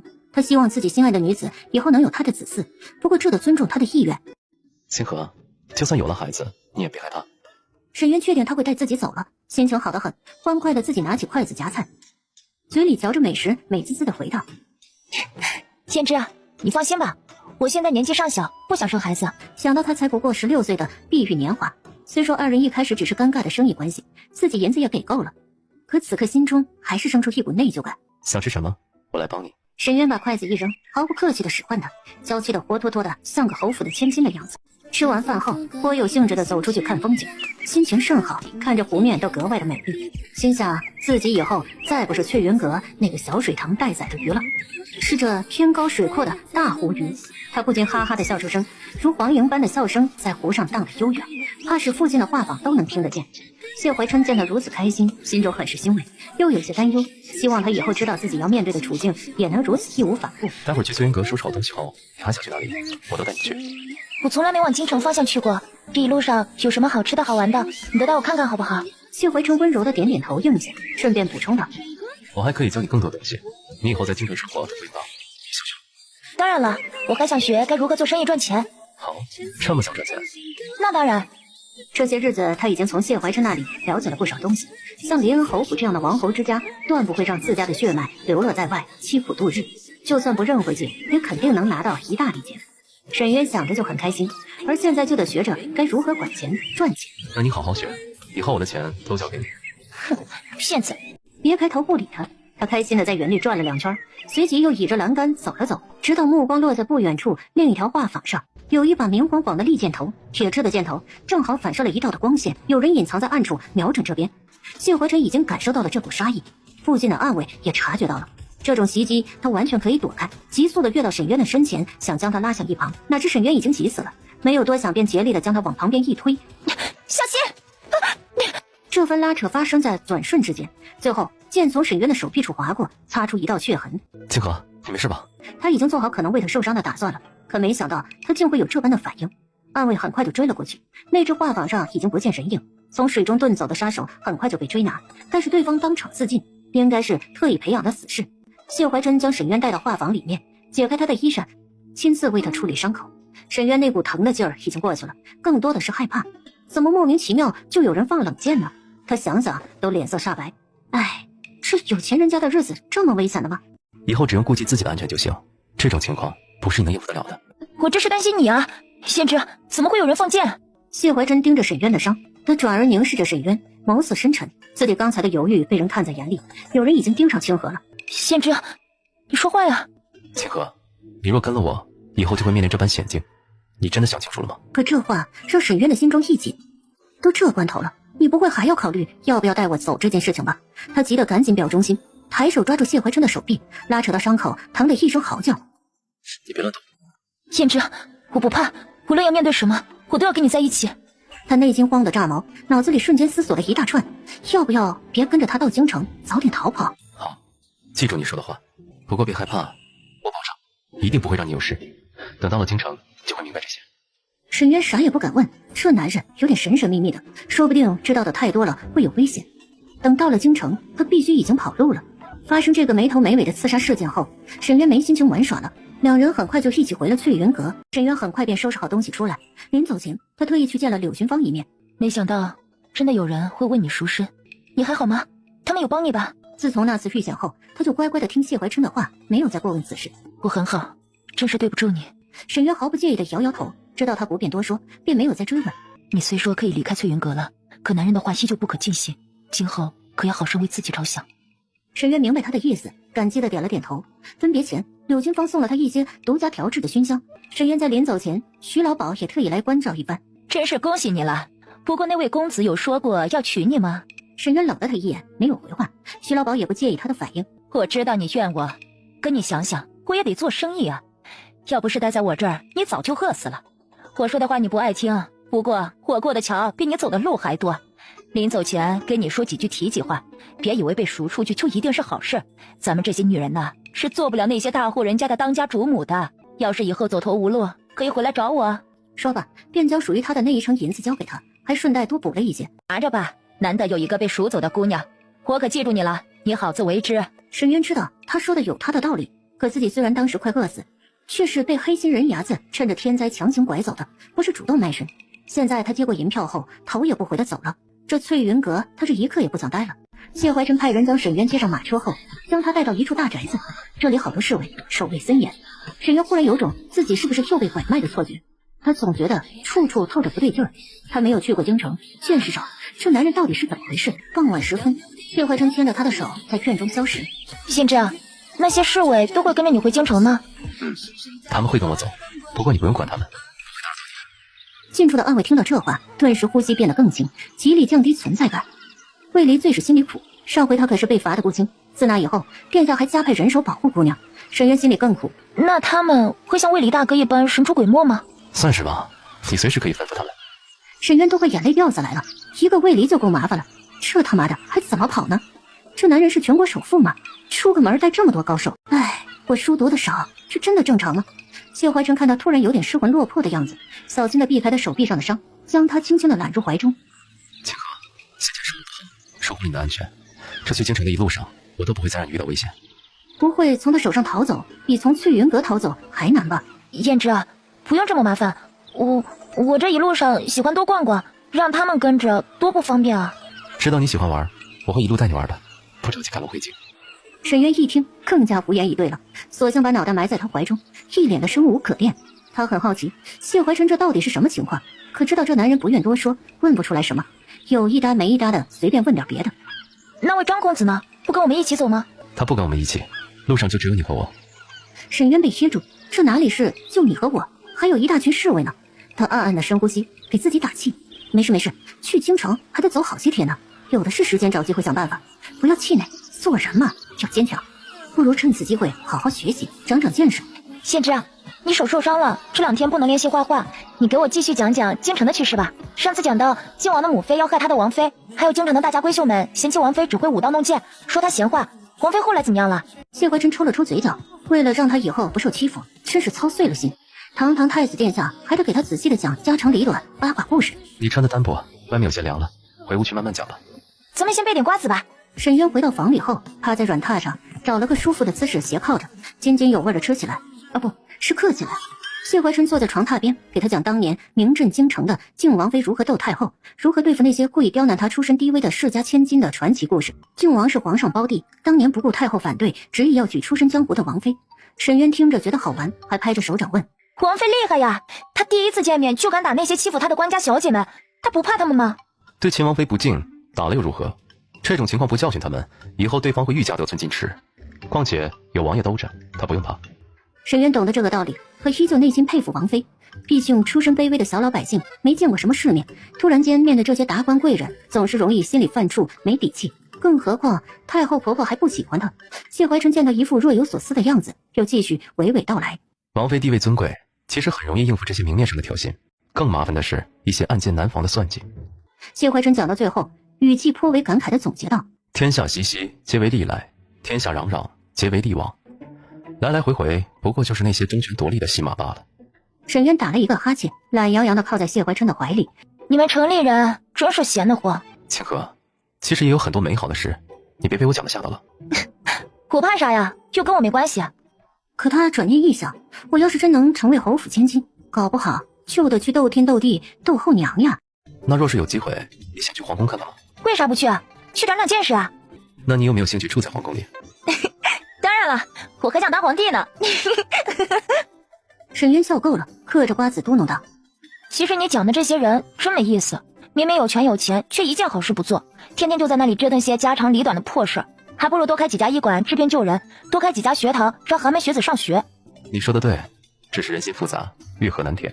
沈渊好似没有听到他这话，想象要是自己当了皇帝要干啥，然后突然灵光一闪。对了，我若当了皇帝，我一定下旨让江州太守勘察修建新的水利工程，还要储存足够的粮食，再将故意囤粮发灾难财的粮商家里的粮食全给抄没，然后给灾民免赋税徭役。好，皇上真聪明，臣一定照办。那当然，朕何止聪明，朕简直聪明绝顶。谢怀琛想到父皇真的有掉头发的毛病，实在没忍住笑出声来。你笑什么？我还会封你做贵妃，你就是朕最宠爱的妃子啊。好，你还想要3宫6院？皇帝不就是要3宫6院72妃吗？不一定，谢怀晨立刻皱着眉头，坚决否定，抬手捏起他的下巴，凑到他的嘴边。我不准。沈渊有点恍神，一时之间忘了反应。谢怀晨趁机吻上他的唇，吻得充满掠夺的意味，仿佛真是一位吃醋的宠妃，在发泄心中的醋意和不满。沈渊被他吻得意识涣散，靠在他的怀里，像是溺水的鱼，好一会儿才被放开，得以娇喘片刻。我们都别想什么散。想到父皇的那群嫔妃，他都头疼。谢怀晨说话又要亲他，沈渊赶紧强撑着力气将他推开。我今天不翻你的牌子，你去冷宫睡一晚吧。还演上瘾了？可昨晚已经快累死了，今天再来，身体实在是吃不消。先知啊，我手上的伤还没好，腰还酸着呢。两人大眼瞪小眼，片刻后，谢怀晨无奈地叹了口气，他竟真当自己会如此不联系他，心中不禁升起一丝莫名的失落。沐浴后就好好休息吧，明天就要启程赶路了。沈渊那双清澈无辜的眼睛立刻变得亮晶晶的。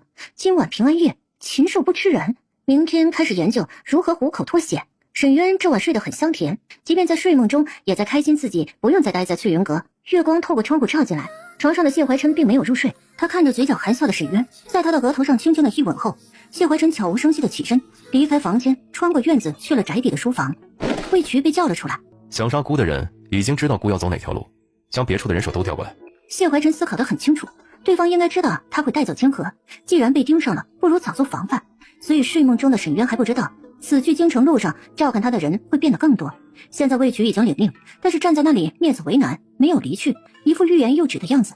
谢怀晨见状有点猜到他是怎么回事了。说吧。皇后娘娘传信，让殿下在这个月底前回京。为啥一定要月底回？因为下个月就是穆家某位表小姐的生辰，皇后的心思这是毫不掩饰。谢怀晨这次没打算急着回京，他想带沈渊在路上四处游玩，再多花点时间教他一些东西。于是他提笔写了一封信，信上说明他这次赈灾深谙百姓的疾苦，希望在回京的路上多花些时间考察各地民情。将这封信送给父皇，再回母后消息，姑有公事要办，月底前来不及回京。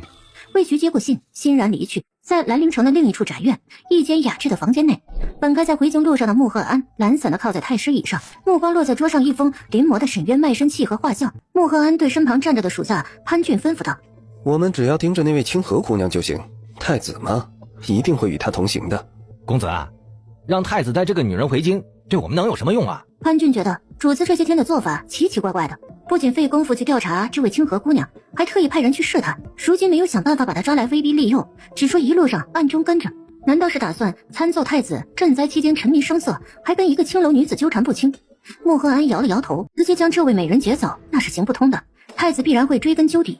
但去京城的路上，他一定会想办法逃走。要在这么多的侍卫的看护下跑掉，可不容易。等到他发现逃跑无门时，自然就需要本公子的帮助。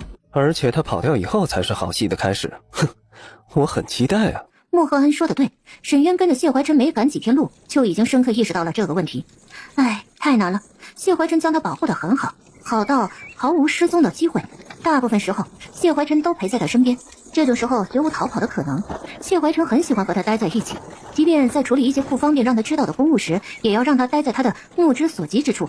沈渊光是想办法和谢怀晨分开，就已经绞尽脑汁了。最后他发现，要调开谢怀晨最好的办法，竟然是恃宠生骄的使唤他，任性的要他去给自己买点心、买画本、买花，就差没上天入地摘星捞月了。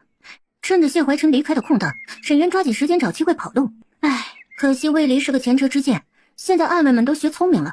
第一次，沈渊一往别的道拐，立刻就会有闪电侠出现，一脸惊慌关心地问道：姑娘，你去哪里？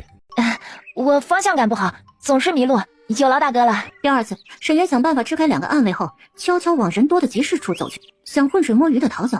突然不知从哪里冒出来的人轻拍他的肩，魔鬼般的声音响起：姑娘，你又走错路了。吓得沈渊当场石化。我只是想给燕之买个橘子，就在那边，很快就回来。魔鬼回道：姑娘一个人太危险，还是先回公子身边吧，属下去买就行。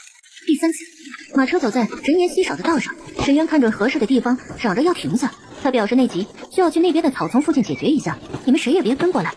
谢怀晨没辙，先派人去查探一番，确认没有危险后，才让他去，叮嘱他快点，有任何情况都赶紧出声。沈渊趁此机会往草丛深处走，尝试跑掉，可往前没跑多远，竟然还有暗卫等在那里。一见沈渊往这边过来，十分警惕地问道：姑娘，怎么了？遇到什么危险了吗？沈渊一口老血要吐出来，怎么还有人在反方向的远处守着呢？他内心已经哭死，表面还得笑道：我看那边的野花好漂亮，我想去摘一些给胭脂看看。姑娘先回去吧，那边不安全，属下去摘便可。哦，我谢谢你啊。第不知几次，就这般的屡次尝试逃走，屡战屡败。沈渊虽然每次找到借口糊弄过去，可心虚的疑神疑鬼，心里不禁担心胭脂会不会察觉到什么。他每次不经意间的面对谢怀琛深沉如月的目光时，都有种自己被看透的感觉，莫名紧张。为了不让谢怀琛怀疑，也让自己安心点，沈渊愈加的对谢怀琛表现的一往情深。尤其是每次试着逃跑却被暗卫给逮住后，沈渊都心虚的去故意缠着谢怀琛。在一天夜里，沈渊靠在谢怀琛的怀里，听他讲京城八卦故事。讲到某些欺骗、背叛、算计的狗血桥段时，沈渊撞死无意间随口问道：胭脂，要是你遇到有人欺骗利用你，还背叛你的信任和感情，你会怎么做啊？谢怀琛有些意外，他突然问自己这种问题，他心道必须得提醒这姑娘，人是应当与人为善的，但不能轻易对伤害自己的人心软，否则可能农夫被蛇咬。清河，背叛我的人都已经死了，欺骗利用我的人，我都会以牙还牙，甚至永绝后患。沈渊心里咯噔一下，你以后遇到这种情况，若是自己不方便处理，一定要告诉我，我会替你解决掉麻烦。说我就是那个麻烦，你打算如何解决呢？要是对他坦白自己就是个骗子，骗吃骗喝骗银子，还欺骗感情，他会轻易饶过自己吗？他又不能说他爹是林安侯，让人知道自己是个青楼女子，这以后还怎么认亲呢？出身青楼这种把柄落到别人手上，自己哪怕以后成了侯府千金，也容易被人拿捏。沈渊不敢向谢怀琛坦白，更怕去京城见到他的家人朋友。京城里人越少知道他越好，他越来越觉得自己是不是招惹上什么大麻烦了。今天是在这个离京城最近的大城镇的最后一天，明天就要继续赶路。如今二人在街上逛着，沈渊却一副无精打采、毫无心情玩耍的样子。你这是怎么了？沈渊现在想尽量的拖延去京城的时间，想办法逃走后自己偷偷的去京城认亲。他皱着眉头不说话，做出一副头晕胸闷的样子，装病。谢怀琛顿时有些着急，身体不舒服吗？我这几天开始有点水土不服，我从来没来过北方，身体不适应。我现在带你回去，让胡大夫看看。我没事的，现在找个地方休息会儿就行。谢怀琛正准备强行带他走，迎面走来一个穿着打扮像江湖术士的中年男子。卖药卖药，耗子药、杀虫药、泻药、蒙汗药，居家旅行防狼必备之良药。现在这位江湖大叔主动过来招呼沈渊。姑娘，看你这样子不舒服呀，不想去看大夫的话，要不要来点我的药啊？一小瓶蒙汗药能放倒几头牛。知道这人是在说笑，谢怀琛摆了摆手让他走开。这家医馆离得近，我先带你进去看看大夫。这就对了嘛，病了还是去看大夫靠谱。说者无意，听者有心。沈渊心里已经在琢磨最极端的办法，用药将谢怀琛和他身边的侍卫全放倒，再趁机逃走。医馆这会儿没有什么人，看管的小学徒正趴在桌上打盹儿。谢怀琛把沈渊抱进来坐下后，对方才注意到，是这位姑娘身体不舒服吗？大夫呢？师傅外出给贵人看诊了，要后天才回来。我叫阿旭，虽然学艺不精，但也略知一二。公子不介意的话，可以让我给这位姑娘看诊。我还是带你回去吧，让我随行的大夫给你看看。胭脂，真不用这么麻烦，又不是什么大毛病，我自己都可以写个药方。现在最重要的是找个地方休息会儿。阿旭心道，方才那么说是自谦而已。是啊，公子，这位姑娘是你的夫人吧？你看她的脸色这么差，就让她在这儿休息会儿呗。咱们这儿可是县城里最好的医馆了，病人可以在软榻上靠着歇息，等我给他备好药，药房还能顺便给他煎上一副喝了。胭脂，阿旭说的有道理，我的身体我清楚，真的没事，就是需要多休养几天。谢怀琛见此情形也没有辙，很不放心让这个阿旭先给他看一看。阿旭有模有样的隔着轻纱把脉，眉间轻拧，一副凝神思考的样子，那自然啥也诊不出来，可不妨碍沈渊把症状给仔细的说一遍。好家伙，标准的重度水土不服、肠胃不适之症啊！公子，去那边抓药吧，多付几文钱，当场就给你煎好药。谢怀琛正想叫魏离出来去抓药，他在这里陪着沈渊，还没来得及开口，阿旭便一脸嫌弃的样子摆摆手，还不快去啊！你夫人病着呢，你这个做夫君的咋这么别扭啊？沈渊跟着添了一把火，甜甜的笑道：“夫君，快去给我抓药吧，我在这里歇着等你。”这声夫君一叫，那期待夫君给自己抓药的小眼神看过来，谢怀琛感觉再不快点去给媳妇抓药，眼见二人怕是要当场吐槽这夫君不行。清河，你在这里好好休息，我很快就回来。随即又命令属下回去将胡御医带过来。谢怀琛刚一走，沈渊便从阿旭那里要来纸笔，自己写好了几个方子，低声吩咐他将药材按照要求备好，他明天会来取。最后慎重的交代，药方千万别让其他人知道，尤其是我那位夫君。有生意当然得做，他收好了方子应下。刚办完这事，突然见先前那位卖狗皮膏药的江湖大叔也走了进来。小大夫，快给我来点止痒去疹子的方子，我疹子发痒的老毛病又犯了。好嘞。这种常备药方他记得清楚，提笔就写了起来，边写边说：药方口服，另外再取1瓶药膏外敷。知道了，多谢。江湖大叔随口答应，然后他一眼瞧见沈渊，豪放不羁地对他笑道：哟，小娘子，你夫君这是给你抓药去了？沈渊觉得这大叔挺有趣，浅笑着对他点点头。小娘子，要不要买点药啊？什么耗子药、杀虫药、泻药、蒙汗药，大叔我这儿那是应有尽有。沈渊听罢眸光一闪，对大叔摆摆手：我能用这个给你换点蒙汗药吗？同时眼神示意他不要声张。大叔是个老江湖，懂，立马从一袋子货物中取出1瓶药塞给沈渊，取走首饰，银货2器。沈渊藏好药，没再说话，合谋靠在软榻上假寐。大叔也不多事，取完药方就走了。沈渊闭着眼，苦想着该如何解决目前的困境。在主动坦白这条路行不通的情况下，他想到了同谢怀琛提分手。他再三思索后，觉得这办法得试一试，好聚好散嘛。于是决定在用药放倒人之前，尝试用分手解决问题。可这个分手还真的有些心累，叠加这几天的心神不宁，累得他不知不觉在软榻上睡过去了。谢怀琛回来的时候，沈渊正睡着，仿佛什么也没有发生过。他走过去，坐在他的身旁陪着他，看他脸色已经好转些，才稍稍的放下心。他本以为沈渊是因为快到京城，担心即将面临的未知生活，才会有点反常，竟然忽视了他会不适应这方水土。等药熬好后，谢怀琛才轻轻地将他搂在怀里，摇了摇。清河，快醒醒喝药。沈渊悠悠转醒之时，迷茫中映入眼帘的便是谢怀琛溢满关切的俊脸，然后便闻到那股苦药味，一个鲤鱼打挺，人瞬间就清醒。看着谢怀琛把药碗端过来，他恨不得当场晕过去。本着长痛不如短痛的想法，他夺过碗，捏着鼻子闭上眼睛，一饮而尽。哎呀，好苦啊，苦到要反胃吐出来。这阿旭的医术真的不靠谱，可还没等睁开眼睛，嘴里就被塞进一颗甜枣。早给你准备好了，很甜吧？沈渊吃着觉得真的好甜，而眼前谢怀琛的笑容也好甜。一想到要同他提分手，心中就像被压了块巨石一般的喘不过气，堵得慌，口口声声的说不要名分也要与他长相厮守，而且他对自己也挺好的，可现在却要当面找借口把人踹了，好心虚啊！哎，还莫名的难受。有没有感觉好点？我好点了，只是我这情况不方便继续赶路。燕之，我是不是耽误了你好多时间？要不你先回京城，我在这里多待几天。我怎么可能把你留下自己走了？我就在这里陪你，你好好养身体。不用这么麻烦的，我身体可能要适应好久。不用担心，我们在这里再待几天看看，我带的大夫一定能治好你。这病我自己也会治的，我让阿旭为我准备了一些药材，我这几天大概也没力气出去玩，想做点香囊。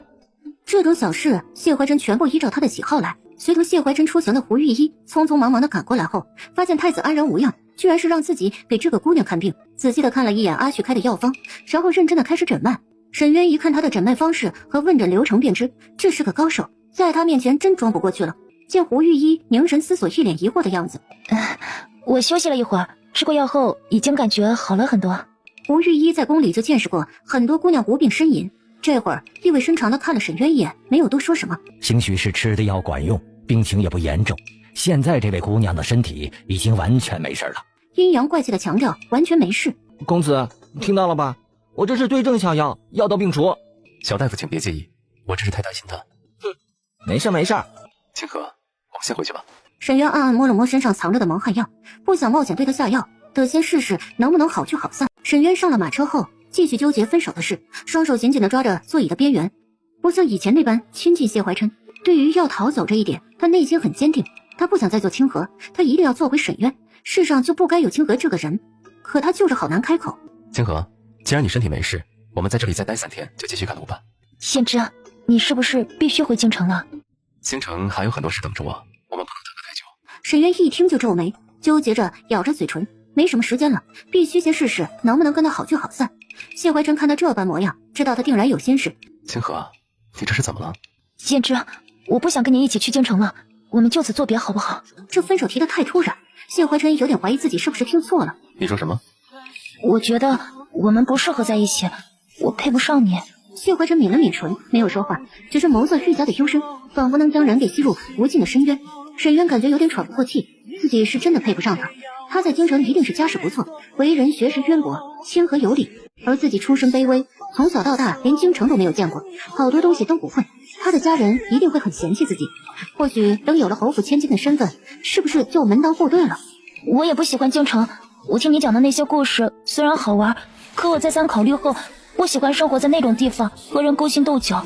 现在离京城越近，我就越觉得不安，所以我们就此分开吧。而谢怀琛幽深的眼底迅速地泛起了一丝惊慌失措，他一直担心的事情还是发生了，只是没想到来得这么早，还没有到京城。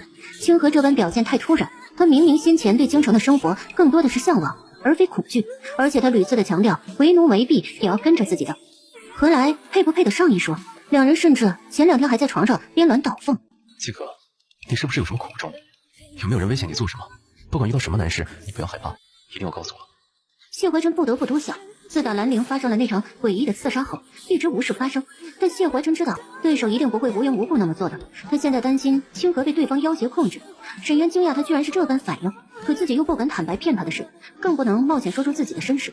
胭脂，没有人要挟我，我只是自己觉得我们不适合在一起，我想和你分开。清河，京城的生活不全是我同你讲的那些，我提前教给你这些人心险恶、勾心斗角的事，是让你以后能有所防范。你别担心，我以后都会护着你，不会让你有事的。说罢，便将沈渊紧紧搂入怀中。胭脂，你的家人会接受我吗？谢怀琛目光紧锁着沈渊，心中不知该如何是好。他本打算等去了京城再告诉他自己的身份，然后带着他慢慢的适应东宫的生活。以沈渊的聪慧好学，定能同他一起同舟共济。可他如今就已经这般退缩，若是知道以后要面对的不只是高门大户的争斗，而是皇室内部的算计，他只会更加想逃避。清河，我家世复杂，你不用在意他们的看法，我也不会让他们欺负你。你若实在不想面对他们，可以先不住在家里，等我处理好一切后再接你回来。那回京之后，你就能娶我吗？谢怀琛眉头拧得更深，他是真心想娶她，可不是现在，时机不对会害了他。如今他难以对沈渊做承诺。清河，现在还不是时候，但以后我会尽我一切所能娶你为妻。他抬手摩挲着沈渊的脸颊。清河，你说过不要名分，也要和我在一起的，难道你对我说的话都是假的吗？胭脂，我喜欢你，当然就希望你只能是我的。没有名分，我会不安心。更何况，我和你有云泥之别，不适合在一起。我知道你的家人不会同意，我也不想让你为难。我们好聚好散吧。没有名分只是暂时的。不只是名分，我其实也不喜欢你讲的京城那些事。总之，我不想和你去京城了，我明天就自己离开。不行，现在让沈渊走，他一点也不愿，舍不得。清河，京城有好多好吃好玩的，你不是一直想去见识一番吗？你且先随我回去看看，若实在不能接受，再考虑离开好吗？胭脂，我不想去了，我不喜欢京城，我要去别的地方。清河，我是不是什么地方做的不好，让你受了委屈？你告诉我。我已经说得很清楚了，你不能娶我，我也不喜欢你所说的京城的生活，我要走。你真这么想的？你考虑清楚了？我考虑得很清楚。胭脂，对不起，我这些天其实一直在考虑这件事。我觉得我们就像话本里的狐妖和书生一样，分开才是最好的。你也知道自己是狐妖啊。胭脂，欲言又止，想安慰他，又不知从何说起。谢怀琛见他一副已经打定主意的样子，微微的垂下眼眸，背靠在车壁，闭上眼睛，什么也没有再说。谢怀琛一时间思绪百转千回，他本就该对沈渊负责，可自己无法承诺现在就娶她。沈渊若是不同意，他是不愿勉强他的，也不该勉强他。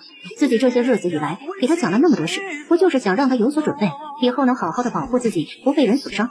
他没有资格要求沈渊同他一起去面对前路的艰难险阻，现在可以先暗中保护着他，以后等自己强大了，能给他所有想要的，那时他若还愿意接受自己，就再说吧。马车突然剧烈的晃了晃，沈渊一个不小心歪倒。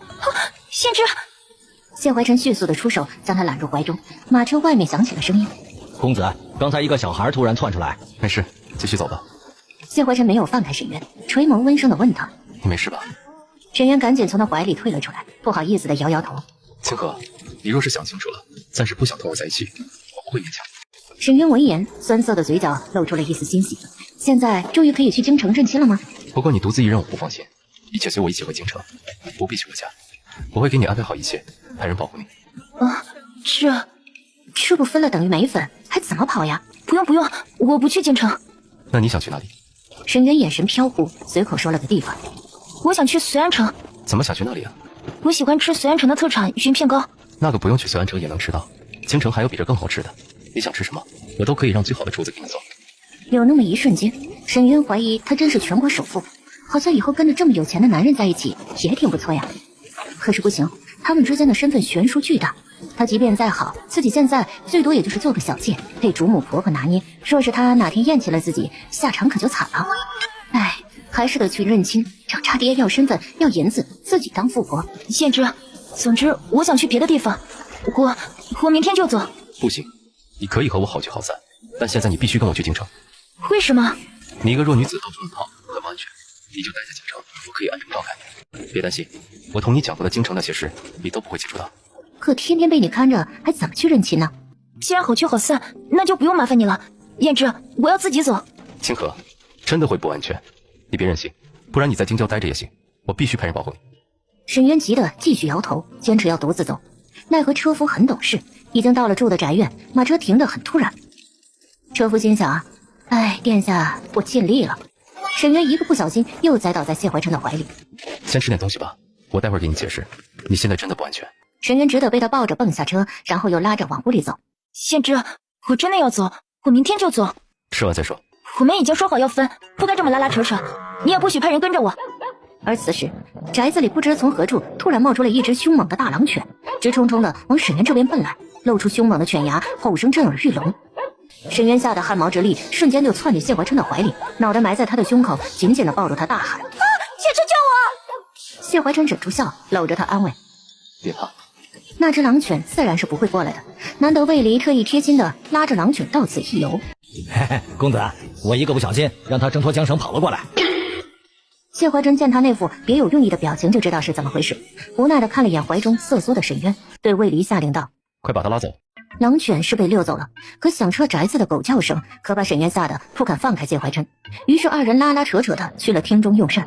好了，别怕，那只狼犬已经被伤好了。沈渊靠在他怀里缩了缩，努力镇定心神后，才将他推开，继续傲娇的强调：“我会照顾好自己的，你别派人看着我。”清河，你这是打算跟我恩断义绝，老死不相往来吗？沈渊心想，这样也不是不行。清河是要消失的人，可不是老死不相往来吗？可这会儿哪敢说是呢？谢怀琛若一气之下要同他算账，他可没有好果子吃。他只得赶紧握住他的手，解释道：“当然不是啊，我只是想和你好聚好散而已。”那我派人保护你为什么不行？沈渊一脸为难，手指攥紧了饭白。谢怀琛目光如炬地看着他，他现在不得不怀疑：清河，你是不是有什么事瞒着我？我能有什么事？我只是觉得我配不上你而已。你的世界我适应不了，而且我能有什么危险啊？不用麻烦你。谢怀琛厉声打断他：“你配不配得上我，是我说了算，以后不许再这样说话。”沈渊怔了怔，现在的自己真的配不上他，何况他再怎么说配，不是照样不肯给名分吗？谢怀琛无奈地揉了揉眉心，他怀疑这姑娘除了想要名分，不喜欢京城，还有什么别的心事。清河，你还记得兰陵城那次的刺杀吧？我的仇家应该已经盯上你了，你离开我会很危险。沈渊惊讶地转过头，瞪大眼：“仇家？”对，别看这一路上平安无事，兴许一直有人盯着咱们，所以你必须跟我去京城，我不想让你有危险。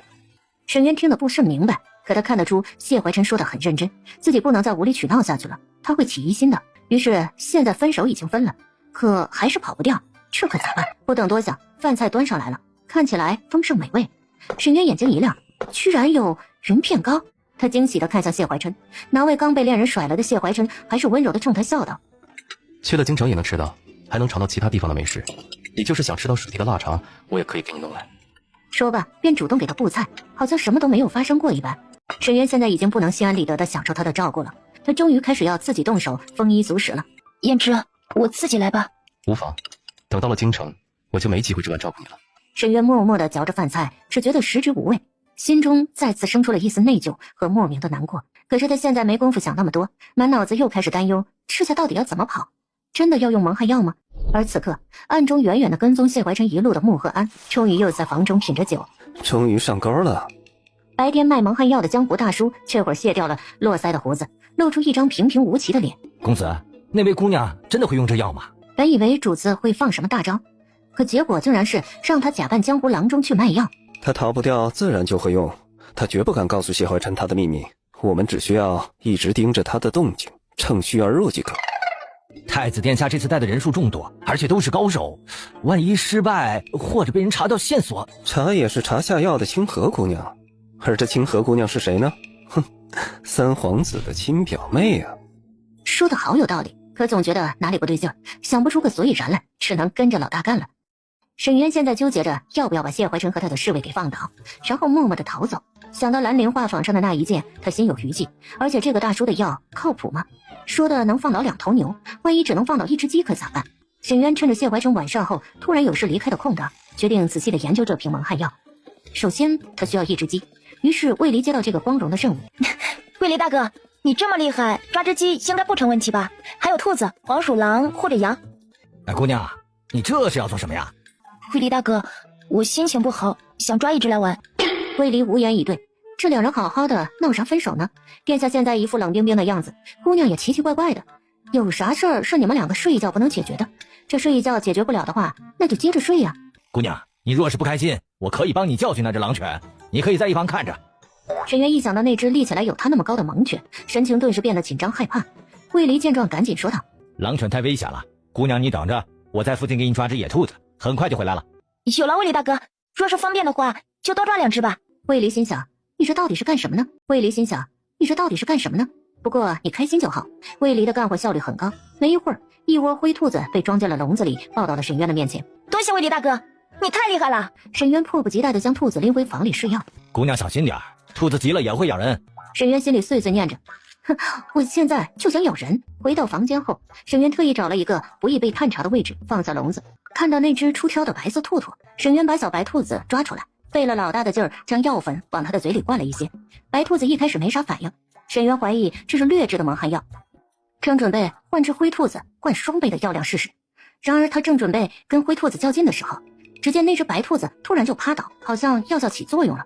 他正欣慰这药确实有效，然而白兔子忽然口吐白沫，一阵急速的抽搐后没了动静。他惊了，这药居然有毒！沈渊迷糊了，怎么会买到这种药？这必然不能给燕之吃啊！难道真的有人要害燕之吗？而现在大叔的药不能用，只能靠他自己配的药了。明天就去找阿去取药材。如今一想到燕之可能有危险，他怎么都不会放心对他用药了。哪怕自己的药只会让人昏迷一阵子，可万一这个时候有人要伤害他怎么办呢？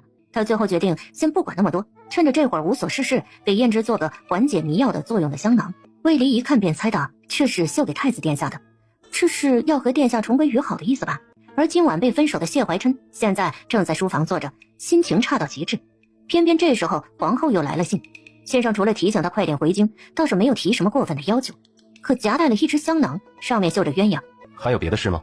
顾二公子给殿下留了口信，说会在冯牧之启程来京的时候，将柳寻芳一同秘密带回京城，请殿下放心，也请殿下尽快回京。已经在外逗留太久了，确实该回去了。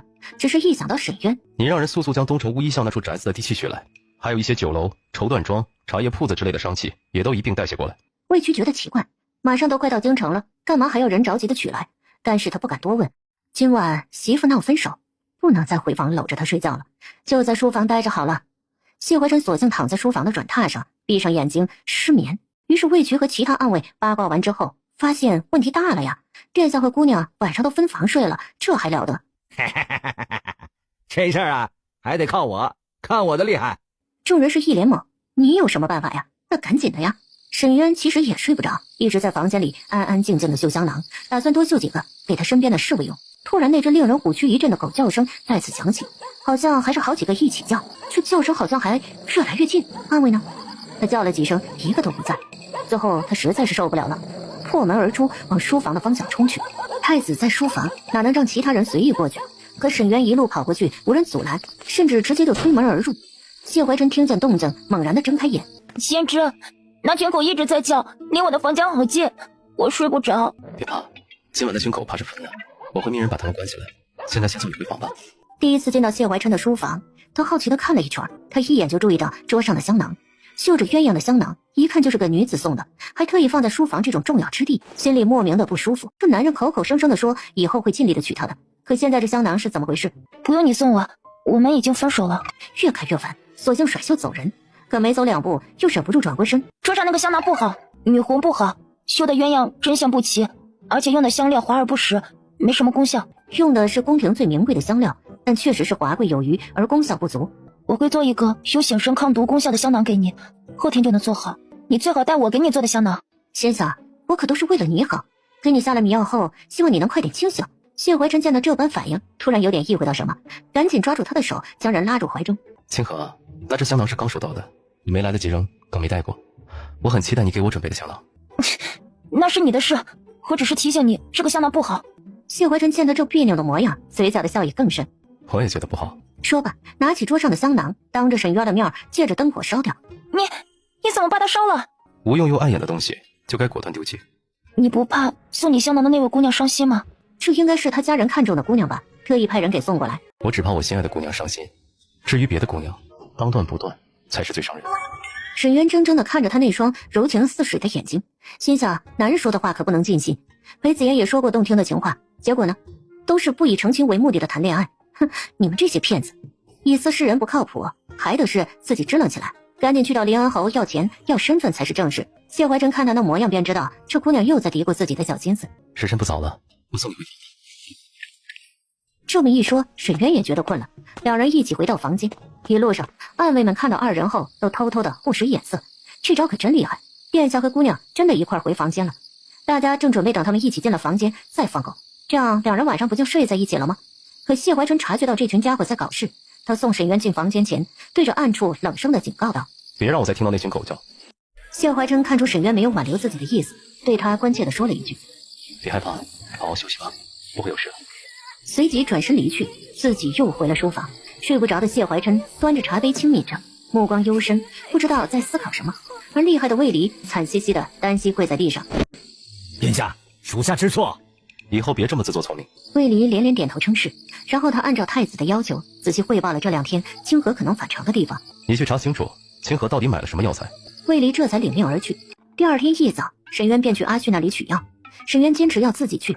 谢怀琛虽然是失落，却都依着他，只是依旧是派人暗中保护他。沈渊刚一到，阿旭便起身相迎：“哎，夫人，看你精神不错呀，水土不服之症可好了？”“已经好了，多谢阿旭妙手回春，我来取我的药。”说罢便掏出银子。阿旭赶紧把准备好的药拿过来，笑得特别大方：“夫人，拿着吧，做个感谢你对我医术的信任，给你打个对折。”沈渊惊喜，竟然还有这么大的折扣，不枉自己喝了那苦掉牙的药了。这位夫人昨天特意交代，不能让人知道她买的是什么药。可先是有人花银子来打听这个，他不想卖消息的，奈何对方给的太多了。然后又有人花银子来问，问完还往这药里再加了点东西，威胁他不准说出去。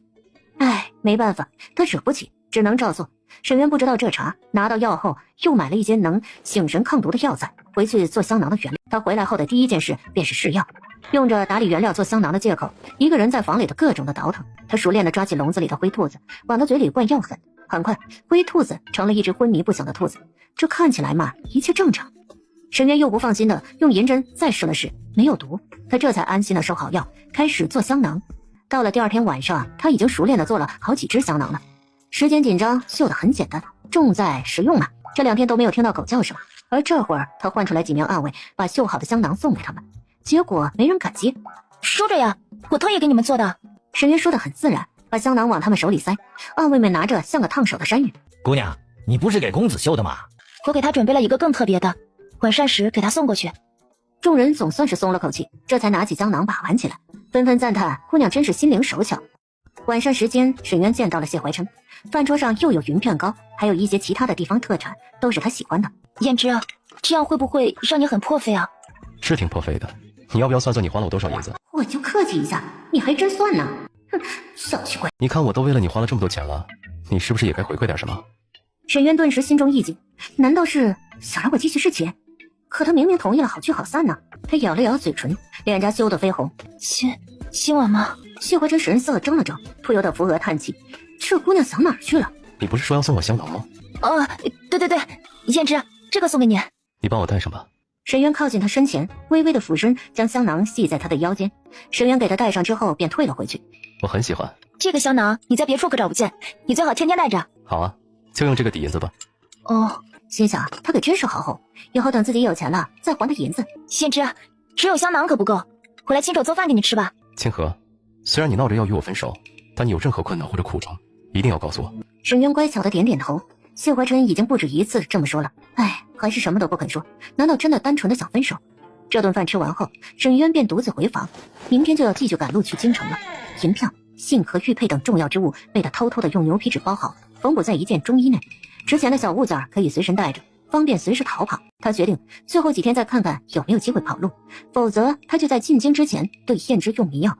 而谢怀琛用上后依旧回了书房，这次魏离和胡御医都在。殿下，你真的同意姑娘去厨房做饭啊？那些药不是最多只能配制出轻度迷药？话虽如此，可殿下千金之躯，不该置身于任何险境。那就有劳胡御医了。谢怀琛打断他的话，就算他有问题，我们也不清楚对方底细，现在用不着打草惊蛇，静观其变即可。这还是不妥。他不是什么重要角色，通过他引出他身后的势力更关键。姑相信以你的本事，不会让人有机可乘。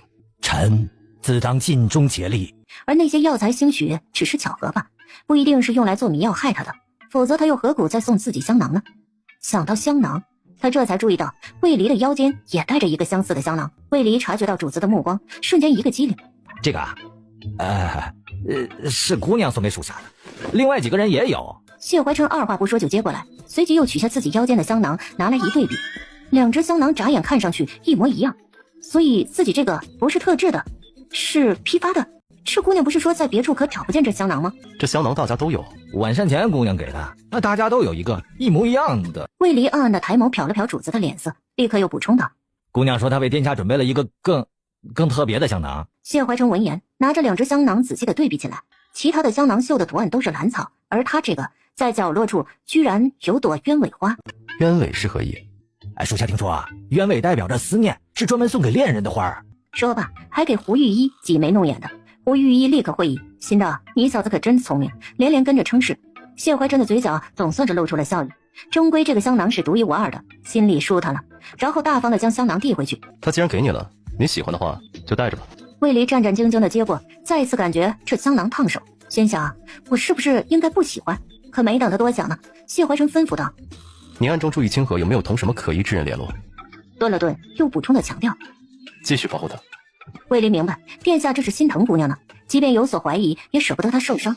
而这会儿，穆赫安也在跟自己的下属商量大事。公子，药已经给他了，却迟迟不见动静，他真的会对太子下药吗？只要没办法逃走，他就一定会这么做，否则他也不用偷偷买药。我们在阿旭给他的药里加了料，哪怕他发现你卖的药有问题，也一样会中计。万一他太蠢，被太子发现了端倪怎么办？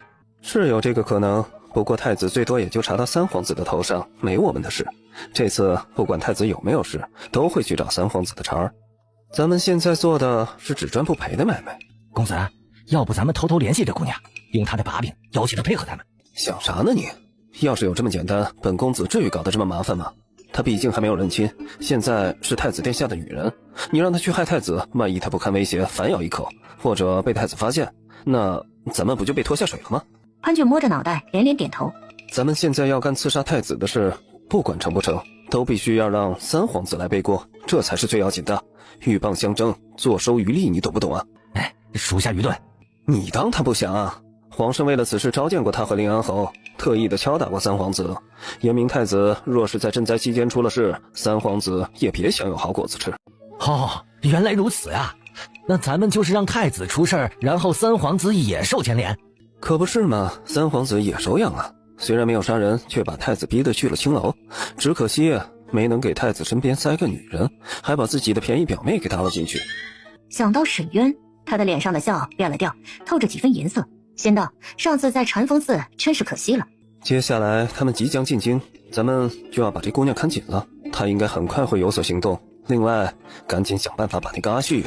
穆赫安没有说接下来的话，而是比了一个抹脖子的动作。公子放心，不会留下任何线索。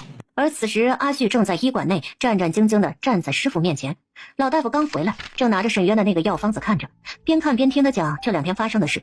桌上摆着阿旭卖消息得来的2份银子，老大夫急得直皱眉。啊，你说那人让你给那位夫人的药里加了什么？弟子没认错的话，应该是10金散。哎呀，这怕不是惹上什么大事了啊！师傅，有那么严重吗？这10金散可是稀有药材，一般人哪里搞得到啊？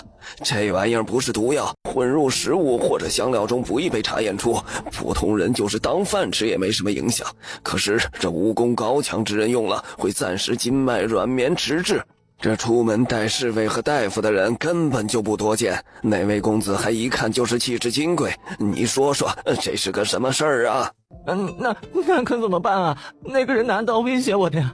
哎呀，这样吧，你拿着我的信去京城的济世堂投奔你的师叔，注意别让人认出来你的脸，先躲一阵子看看。说罢便开始写信。师傅，那你怎么办呢？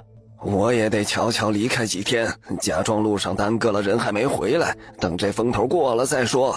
干咱们这行的最怕遇到这种事儿。我的师傅以前是皇宫里的太医，就是这么没了的。你呀，以后可千万要小心。师傅，我舍不得你。你平平安安的就好，没准儿是为师大惊小怪呢。哎，快走吧。于是潘俊确认沈渊不会再来取药后，匆匆的赶来灭口，发现医馆已经人去楼空。沈渊现在快要急死了，哪怕再慢条斯理的赶路，最多不出3天就能到京城。现在坐在马车上，沈渊心不在焉的想着，要不要今晚就想办法给众人下药。清河，你早晨就没吃多少，中午想吃点什么？烤鱼。后面的路其实都会沿着旁边的归渠河走，这条河从京城方向流过来。中午时候，我们找处河边停下，从河里抓鱼烤给你吃，如何？好啊好啊。以前他跟着娘亲出去玩的时候，就在河里抓过鱼，好久没有这么玩过了。我来给你烤吧。县知啊，你还会烤鱼啊？我会的可多了，你以后要不要把我的本事都见识一番？好啊，县知，你还会什么？说吧，还往谢怀真的身边靠去。突然意识到，不是已经闹分了吗？然后又矜持地往反方向挪了挪。谢怀真看他这别扭样，忍不住轻笑出声。他本就生得俊美，这一笑竟让人有些挪不开眼。他突然觉得自己闹分手这事儿很搞笑，不管分没分，不都得跟着他去京城吗？卖身契还在他那儿呢，虽然他趁乱在上面写的是假名字，反正靠分手跑路行不通，那就不用别扭了。县知啊，快给我讲讲。谢怀真会心的一笑，将他揽入怀中，慢慢的给他讲起自己从小学习骑射、练习武艺的事。清河，我以后可以教你骑马。谢怀真看到他很感兴趣的样子，觉得这才是正常的他。他明明很向往未知的京城生活。沈渊乖乖的点点头，心里小学。可此番若是成功逃走，以后2人还会再见吗？还能再见吗？县知啊，我以后要是做错了事，你会不会怪我啊？人难免会犯错，只要不是无可挽回的错误，知错能改，我都不会怪你。那万一我犯了无可挽回的错呢？无可挽回的错岂会毫无征兆？你这般聪慧，定不会轻易犯这种错。况且，你记住，有我陪着。沈渊回味了一番这话，乖巧的点头感叹：“县知，你真好。”他觉得谢怀真此刻特别温柔可靠，有那么一瞬间，他想全招了，可还是忍住了。这么大的事必须谨慎，毕竟这男人连他自己啥家事也没有和他细说过。沈渊这些天想到这些事情就心累，想着想着就靠在谢怀琛的怀里睡着了。车夫心想啊，谢天谢地啊，看样子这2位是和好了。午膳时间，到了归曲河边的一处浅滩，发现这条河很适合逃跑。若是在高处的坡上跳入水中，完全可以借助水中的浮木沿河而下逃走。虽然有风险，可总比对燕之下药强呀。现在有了新的逃跑计划，他的心情舒畅多了。将手往谢怀琛的脸上一抹，县知，你是一只灰猪猪。谢怀琛笑着一把将他捞过来，逮着人亲亲摸摸了一番。你现在成了一只灰狐狸。沈渊不服气的对他抓挠着。最后吃完鱼，2只灰猫一起去河边洗脸洗耳朵。魏离一直关注沈渊，没发现他有任何异常的举动。现在看2个人这般自在，心中松了一口气。旁边几个暗卫开始嘀咕：这是和好了吧？殿下和姑娘看着郎才女貌，天生一对嘛。可惜姑娘的出身，怕不是……哎，闭嘴！天下自有分寸，这些不是咱们能说到的。在魏离看来，2人就是因为身份问题在闹分手。用完午膳，继续赶路。沈渊看准了一处可以赏景的地方，嚷着要停下。谢怀琛知道他对进京的事情很抵触，索性全部都由着他。沈渊看准了下方一处被枯枝稍稍拦住的浮木，往那边挪了挪。谢怀琛迅速地拉住他的手：清河，别离水别太近。他故作一副极想看景的样子，欢脱地挣开他，在水边转悠，四处张望。县知，你去帮我把那朵花摘下来好不好？谢怀琛没有多想，便顺着他所指的地方看去。沈渊这种要求也不是1次2次了。谢怀琛见他站的位置很安全，便过去给他摘花。你小心点，别乱跑。放心吧，燕知，我就随便看看。沈渊见他稍稍走远后，眸光犀利地扫了一下斜下方的水流，临到岸边心一横，沿着小斜坡轻身往下一滑，啪叽一声落入水中，身上立刻有擦伤，但不碍事。他抱着那根浮木，沿着瀑布往下跌落，顺着水流继续飘走。姑娘，魏离迅速发现不对，闪身而至。谢怀琛听到动静，也急速反过来，眉头紧蹙，目光冰冷锐利地扫过瀑布下方。只见水流，听闻水声，却不见人影。谢怀琛虽然心急如焚，但想到沈渊偷水性，先前下方的浮木也不见了，他应该不会有性命之忧，果断的下令，立刻去下游找人。下游河面越来越宽，为了保存体力赶路，他并没有在水中漂太久，选择上岸的地方其实离刚才落水点并不远。他打算先找一处农家，给点银子，换身衣裳，再赶路去京城。谢怀琛就算要找他，定会先去下游的浅滩，一定想不到他会在这处灌木丛生之处上岸。没人知道他在这里，清河可以就此消失。从现在开始，他就是沈渊，世上不再有清河这个人。脸上露出开心的笑容，脚步也轻快几分，朝着前方快步走去。可走出杂草丛林没多远，后梗处熟悉的感觉传过来，咔嚓一下，他瞬间倒下。潘俊揽着昏倒的沈渊，尴尬地看着自家主子。穆赫恩现在脸色很不好看，事情竟然完全没有在他的掌控之中。完全没想到，这姑娘不仅现在都没有对太子下手，还用这么冒险的招数逃走。要不是他清楚他的目的，推测他可能会在这附近上岸，这回还真让他跑了。小美人儿，你可真有趣，不就是让你下个药吗？有这么难吗？公子，他没有下药，那现在怎么办呢？太子的人在四处找他呢。将附近的村民引过来把他救了，然后等着太子的人来找。应该快了。还要把他送回去啊？当然，没2天就到京城了。我倒是要看看他这回不用迷药的话还能怎么跑。临走前凑到他的耳边，像念咒一般：小美人，你好好表现啊，我可是真心帮你逃走的。于是没过多久，好心的村民们发现了这位倒在丛林边的可怜姑娘。谢怀琛的人很快便打听过来，找到了失踪的沈渊。傍晚的时候，沈渊悠然转醒，一睁眼便见到了谢怀琛那张带着温柔和关切之色的俊脸。清河，你终于醒了。沈渊绝望地把眼睛闭上，心里默念这是做梦。可念了3遍之后，再次睁开眼。老天，我只是想去京城找我爹而已，为什么每次醒来都会在谢怀琛的身边？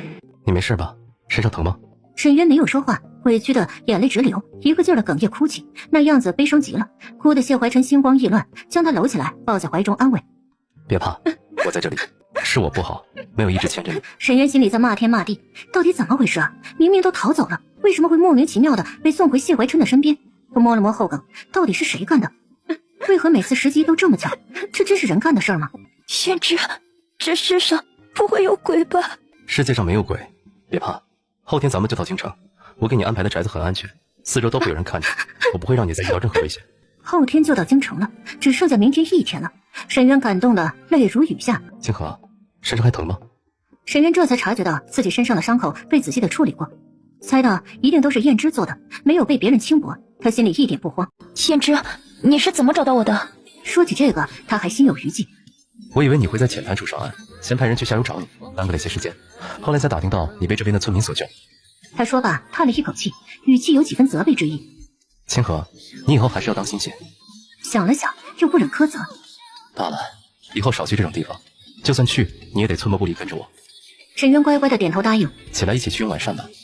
说罢，便温柔的帮这只木鸡套上鞋子，心想宫里的娘娘们在寝殿里平地上摔个跤，都能严重的大晚上差人叫父皇。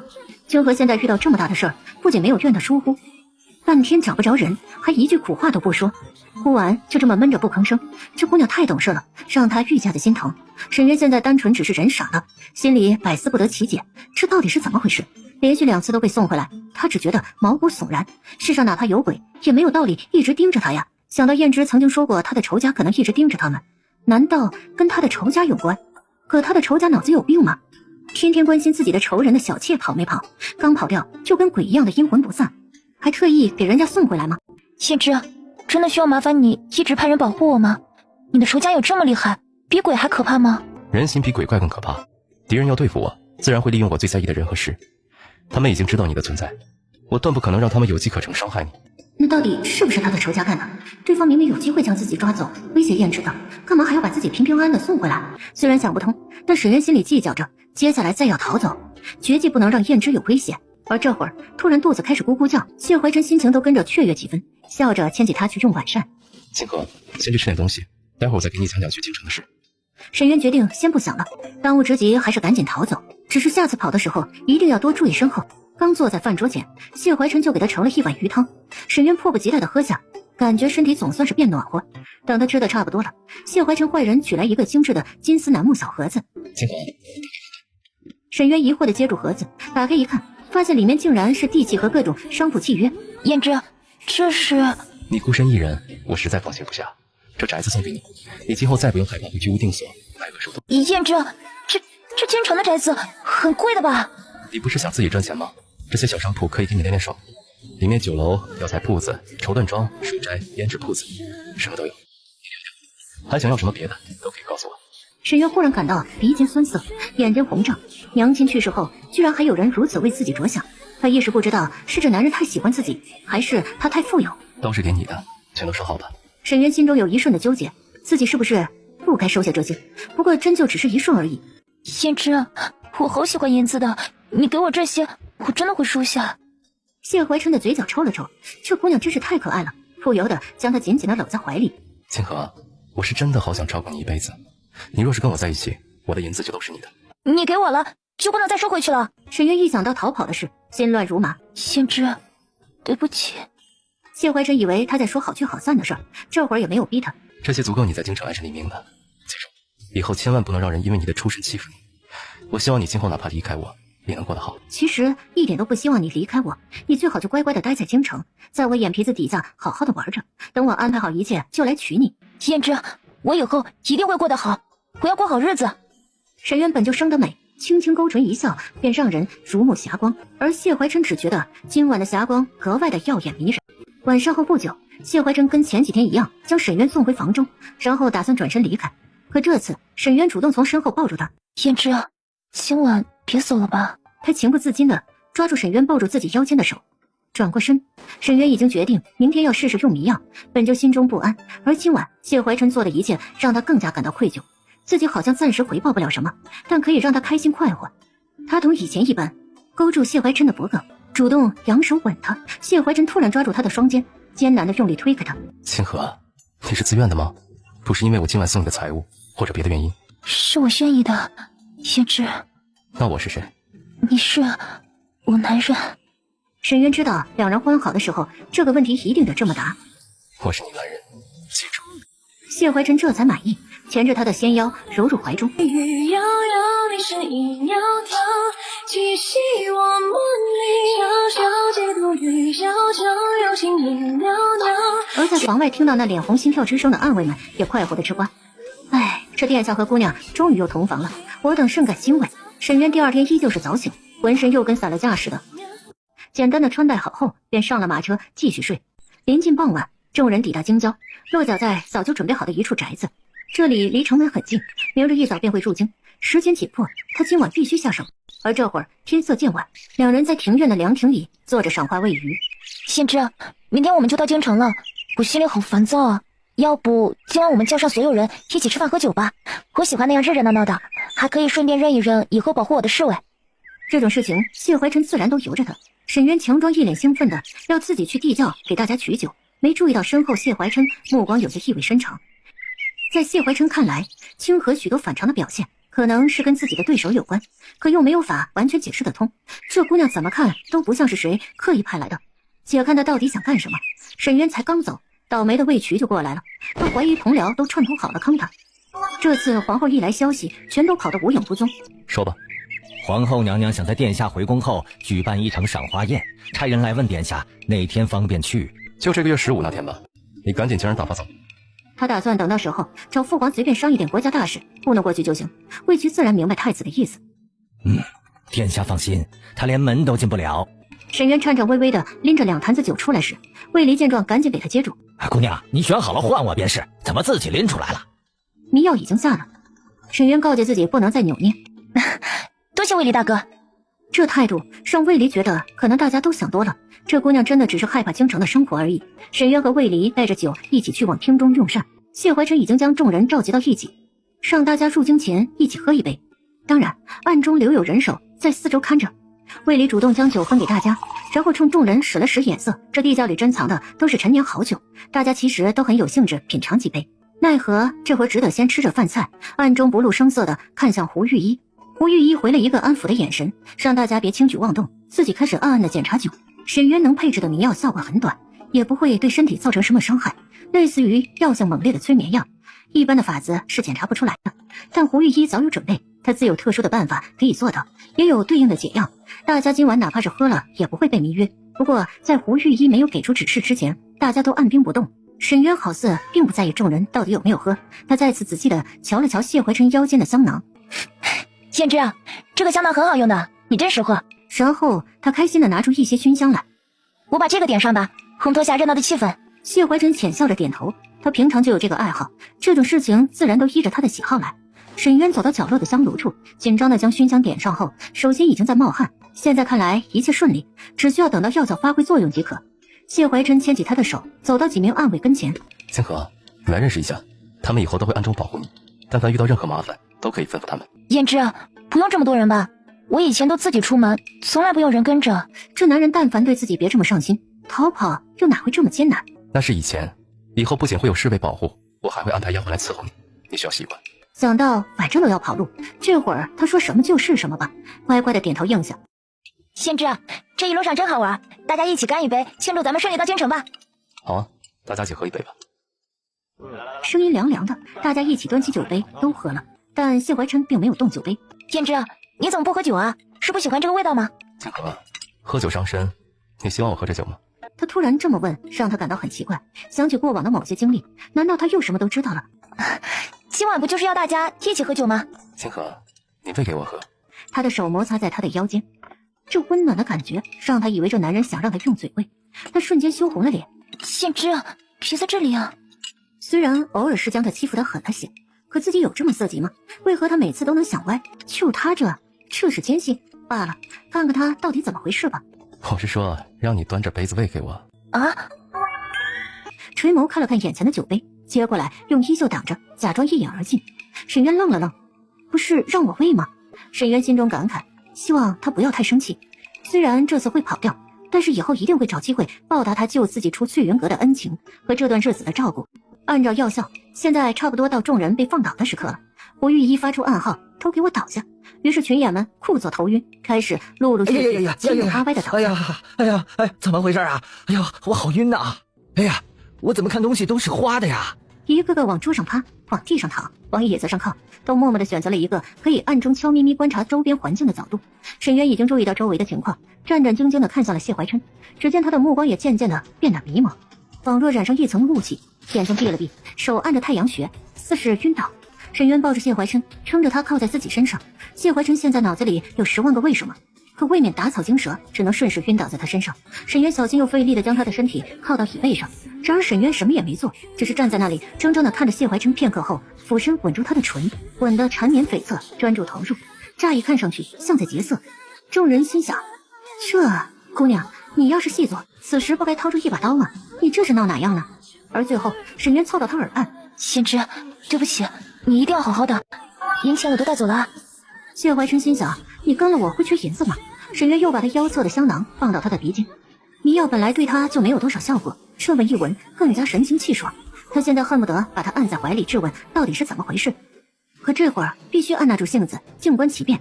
沈渊最后深深地看了他一眼后，再转身离去。他并没有马上走，而是在门口和院子各处全点上迷香，尤其是在门口附近和院中用光了所有的存货。吴玉仪惊讶，这姑娘竟然下了双重迷药，酒和迷香，这么狠。他思考了很久之后，想到用迷香，准备好足够的迷香，无色无味，满屋子满院子飘散，趁今夜无风，有人来了也得被迷得走不动路。等到燕之快醒的时候，自己再跑，这样就安全多了。他现在迅速地跑回房中，把先前不好带走的画和多余的首饰，夹带着2身衣服，外加鹿饮，全都一并取走。估摸着谢怀琛差不多快醒过来，这才跑出宅子，一路往附近的一处林子的方向狂奔。这次没有人再偷袭他，走了许久，已经累得不行，也不敢停下，直到看到前方有一处破庙。沈渊走后没多久，宅子里果然来了一批杀手。明天谢怀琛就要进京，穆赫安料到沈渊应该会在今晚下手，派来的人不算多，他们以沈渊鬼鬼祟祟逃出来为行动信号，结果闯进来就懵了，发现里面的人全都醒着，好像就等他们来。谢怀琛看到这批杀手，只感觉遍体生寒，这难道是清河引来的？而对面杀手虽然很猛，但已经没有回头路了，双方很快便动起手来。殿下当心！可众人迅速察觉到不对劲，沈渊不仅下了迷药，还动了别的手脚，大家的功夫施展不出来，不过长久的武功底子都在，扛几招是可以的。谢怀琛脸色很难看，瞟了一眼角落的香炉，不是所有人都喝了酒，但现在大家都中招，说明香料有问题。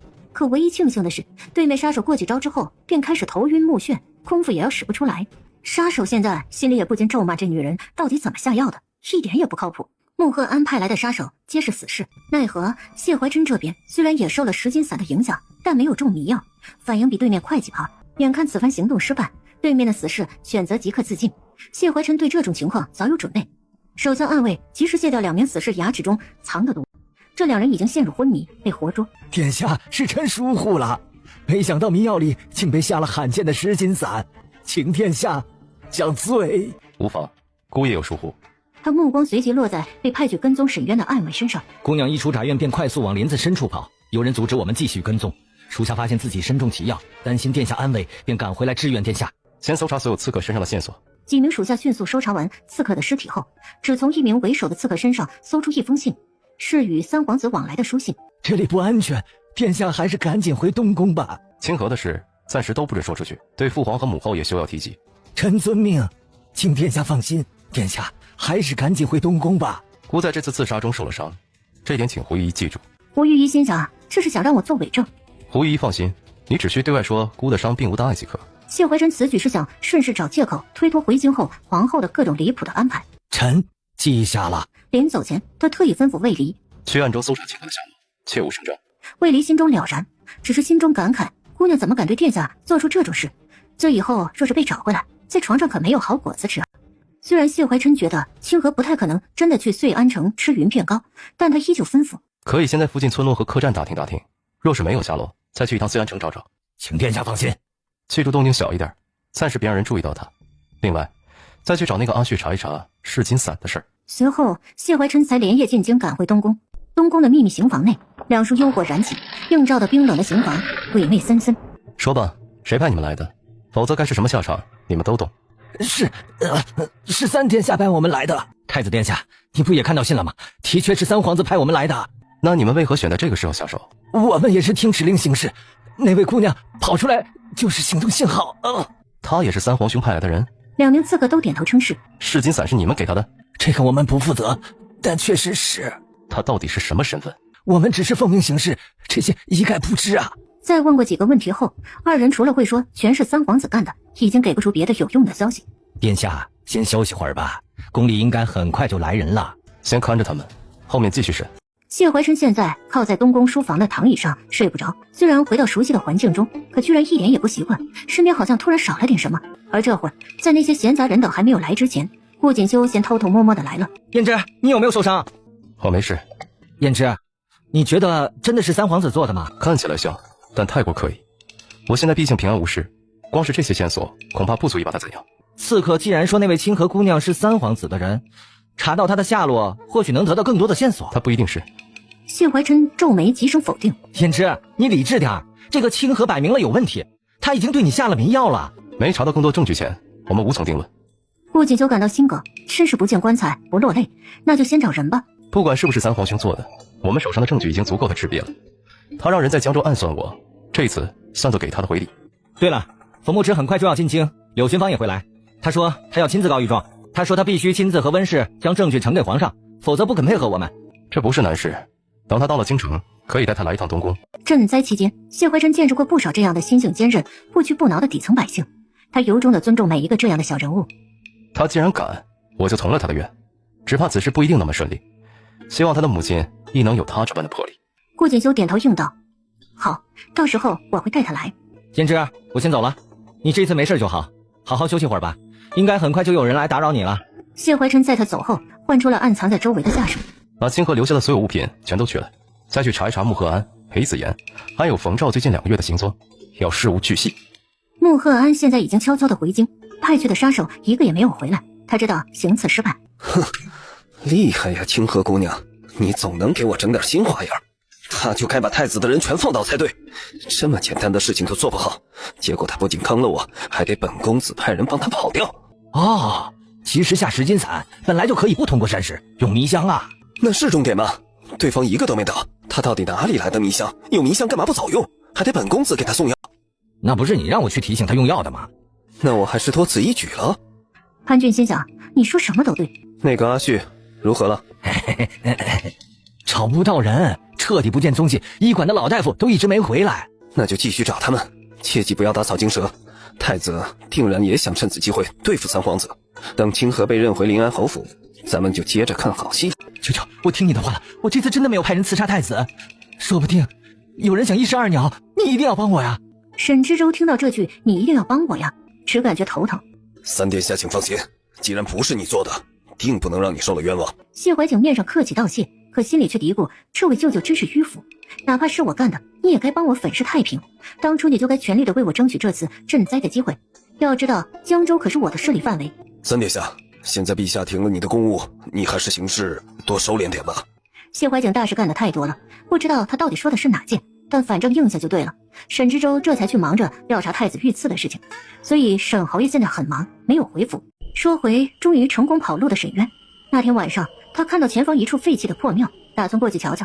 他果断地抓了地上的泥土，往脸上一通抹，身上也抹得灰不溜秋的，手中准备好防狼药粉，这才往破庙走去。打扰大哥了，我是赶路的，想在这歇会儿，天一亮就走。那边那个也是赶路的，你们看着凑合吧。姑娘，你来这边凑合歇息会儿吧，我也是天一亮便要走。沈渊没有挑三拣四的，道了声谢，便在一旁坐下，一夜无事。到第二天早上天亮，他和旁边的这位男子都不约而同的动身要离开。沈渊发现他和这位赶路的男子居然同路，都是要进京。你是江州人？你怎么知道？你身上的衣裳是洪湖书院的，我见过。认出是老乡，还都要去京城。男子不再寡言少语。整个县都被淹了，若不是当时我在兰陵城求学，恐怕也难逃此劫呀。啊，我叫周青石，敢问姑娘芳名？我叫沈渊。你一个姑娘家，怎么大老远来京城，还宿在破庙里？我是来投奔亲戚的，你怎么也住破庙里啊？啊，我是来进京赶考的，一介穷书生，住不起客栈，等到了京城就赶紧找点事儿做。你来这么晚还要找事做，怎么准备考试啊？没办法呀，家中受灾，至今过世，流民土匪作祟，能活着来京城已是不易啊。两人一路聊了家乡的事情，很快便到了城门，乖乖的拿出准备好的路引，等着守卫放他进去。你来投奔亲戚的，这路引不对啊。哪里不对啊？我一路都用这个过来的呀。这用的印章不对，不是路引用的章。沈渊情急之下取出裴子阳给他的玉佩。姑娘，你既然来找礼部尚书府的公子，你有没有其他尚书府的信物？大哥，这玉佩是礼部尚书裴大人府上的公子给我的，他让我来京城找他，你就让我进城吧。可昨晚发生了太子遇刺的时候，他们这些小喽啰虽然不知道发生了什么事，但上头已经要求戒严。大哥，我真的认识尚书府的公子，我还认识皇亲国戚呢。别开玩笑了，姑娘，还是那句话，你只要有个能用的信物，我都会放你过了。沈渊想了想，果断的把临安侯给他的玉佩拿出来给他看。沈渊心急，拉扯之间，老爹的玉佩还没扯出来，可太子给他的玉龙佩掉出来了。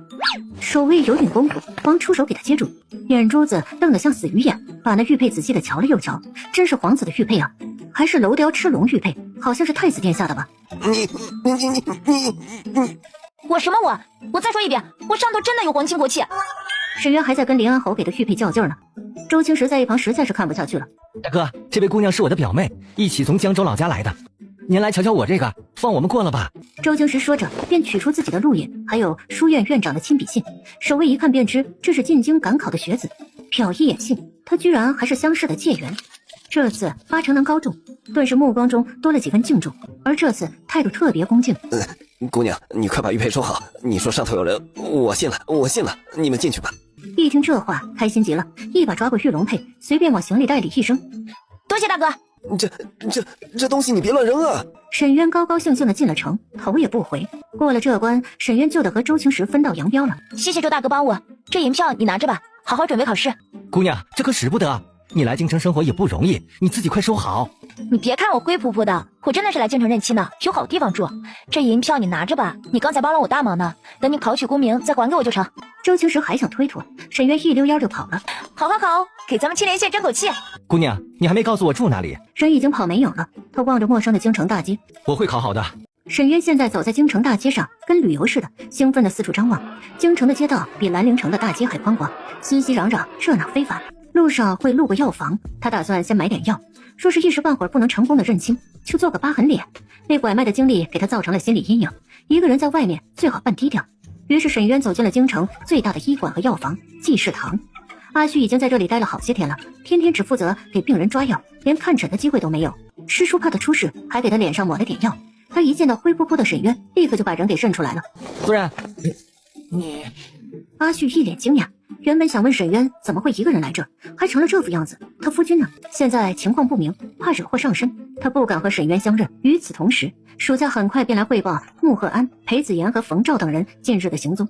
其他人还算正常，但穆赫安很早就回京了。想到穆赫安是在翠云阁见过清河的人，谢怀琛对此疑窦丛生，颇有猜测。皇后娘娘听闻殿下受伤，送了，到底送什么？送了2名侍女过来，还有补汤。殿下，汤是穆婉如小姐送过来的，人还在那儿等着呢。就说姑累了，已经睡着了，让她回去吧。穆姑娘说送汤给殿下是皇后娘娘特意嘱咐的，她会一直等着殿下。那就随她意。属下遵命。那2名侍女也会被安排到别院乖乖待着。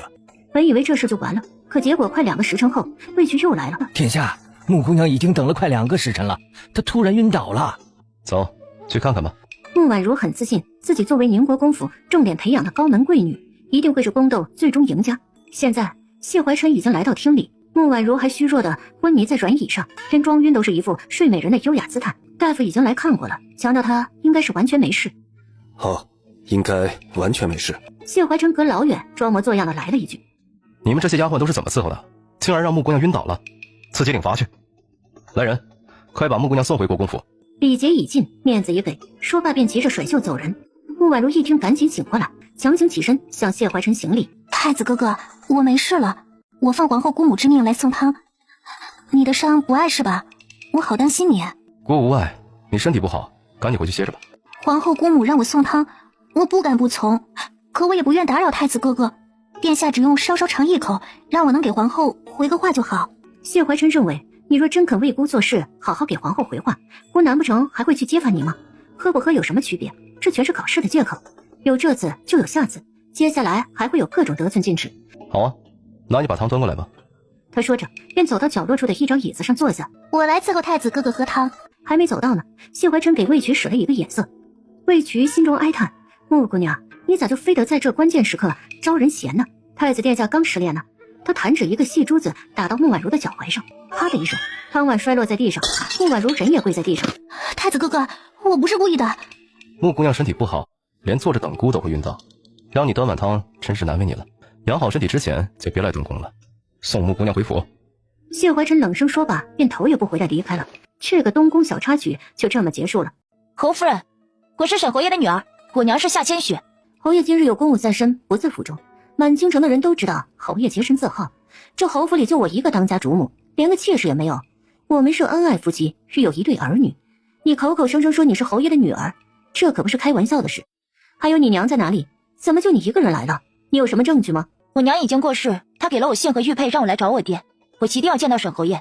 夏千雪既然已经死了，这个还没有人知道的女儿最好也悄无声息的消失。你叫沈渊吧？光有这信可不够啊。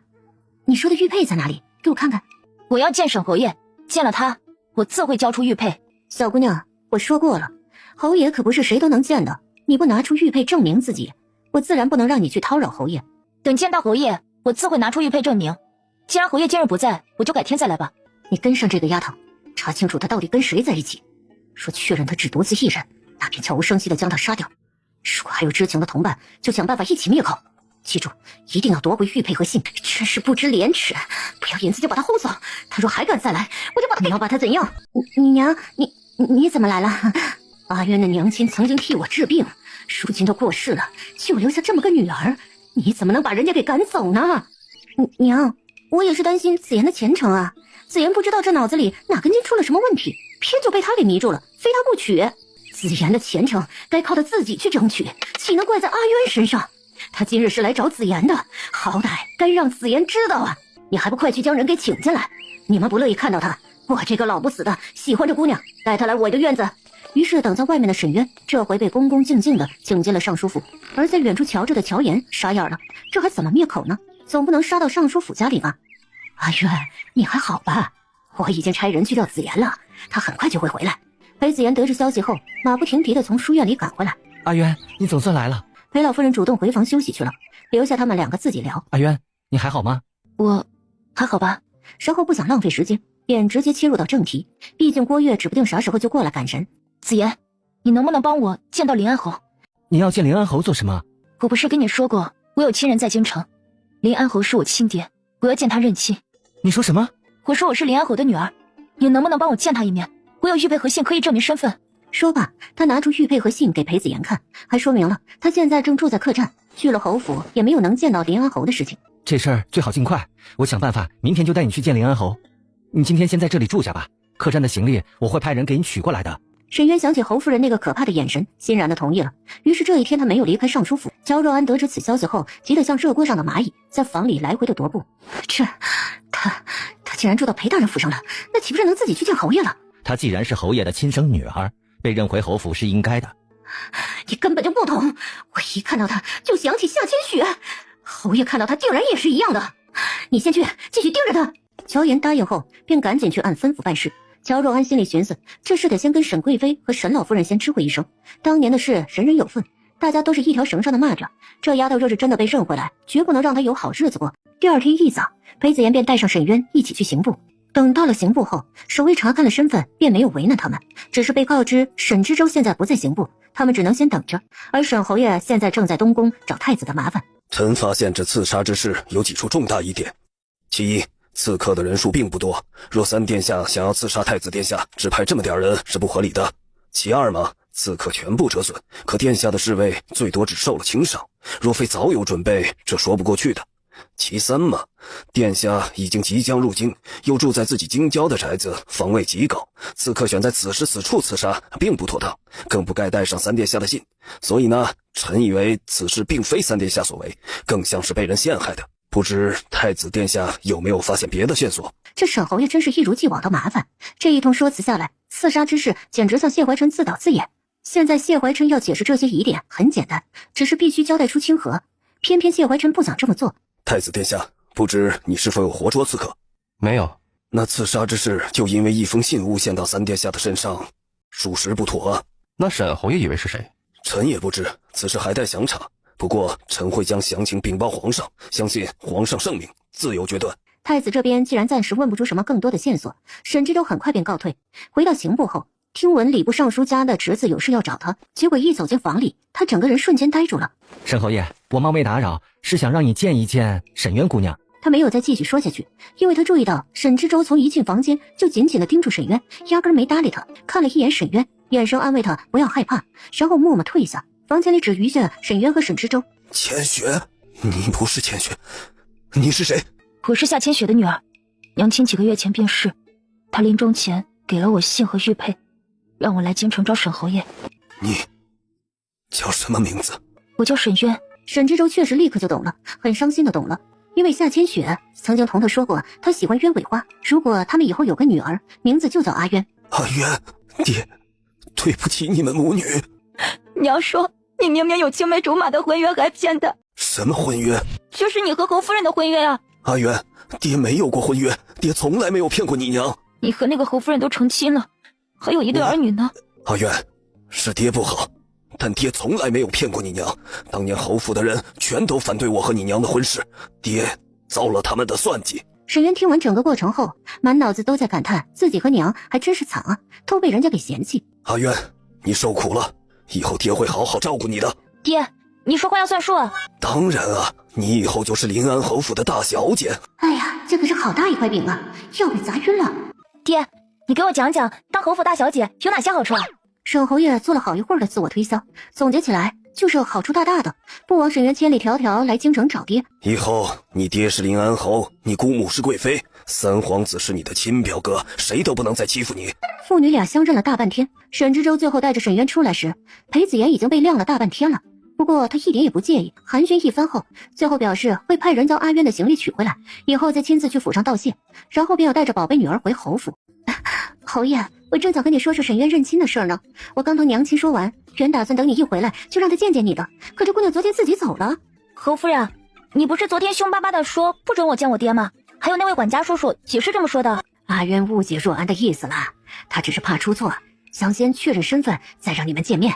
这是沈渊，我沈知州唯一的嫡女，以后她就是临安侯府的大小姐，你们都记住了。胡说，我才是侯府大小姐。姗姗来迟的沈念初总算是听到了关键的信息。爹，这是怎么回事啊？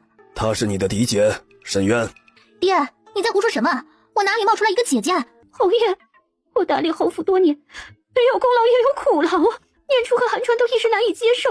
乔姨娘，打理侯府不辛苦的，我娘早起上山采药，走几里路去问诊，风吹日晒，霜打雨淋，那才叫辛苦呢。祖母娘，他到底是哪里来的野种？念初什么都不知道，一时气急才会失言的。娘，我没说错，我才是侯府大小姐，爹又没有纳妾，他到底是哪里冒出来的？念初妹妹，我的确是你的嫡长姐，当年爹抱着我娘的牌位拜堂成亲，娘的牌位现在还在沈家祠堂里供着呢。而乔姨娘是从侧门抬进府的，所以我娘才是侯夫人。我也是今天才知道这事，你先前不知道，对我口出狂言，我不跟你计较。多有礼貌啊！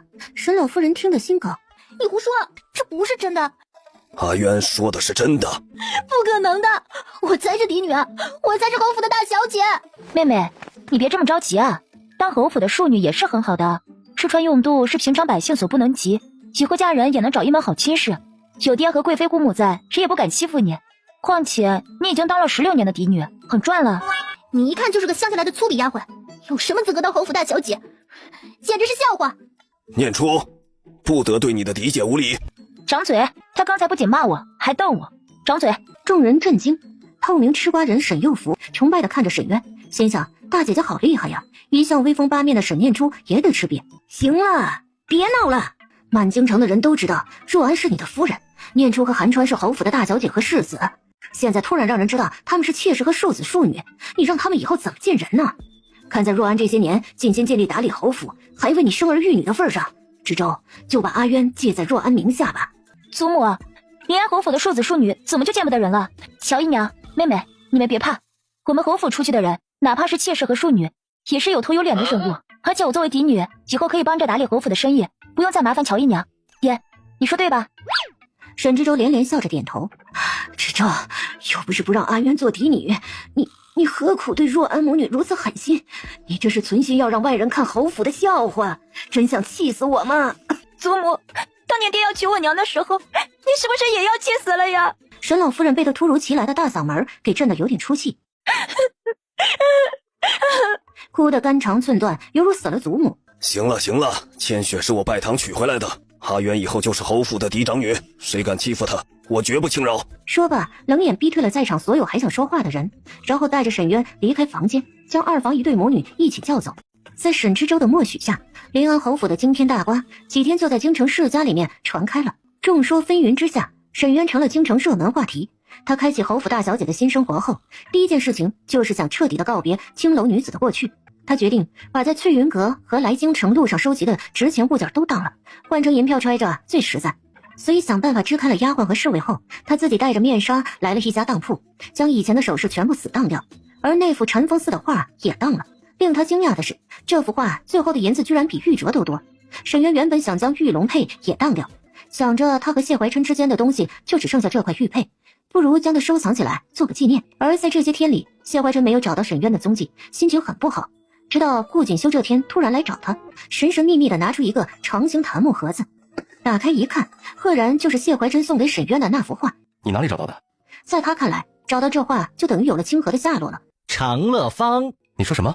谢怀琛心道，难道这姑娘又进了青楼？快说。顾锦修没卖关子，开始憋着笑，将这幅画的来历缓缓道来。他昨天去长乐坊消遣，正巧遇上几个京城赫赫有名的同道中人，其中一位是乔将军收养的义子孟云谦的儿子孟惊鸿。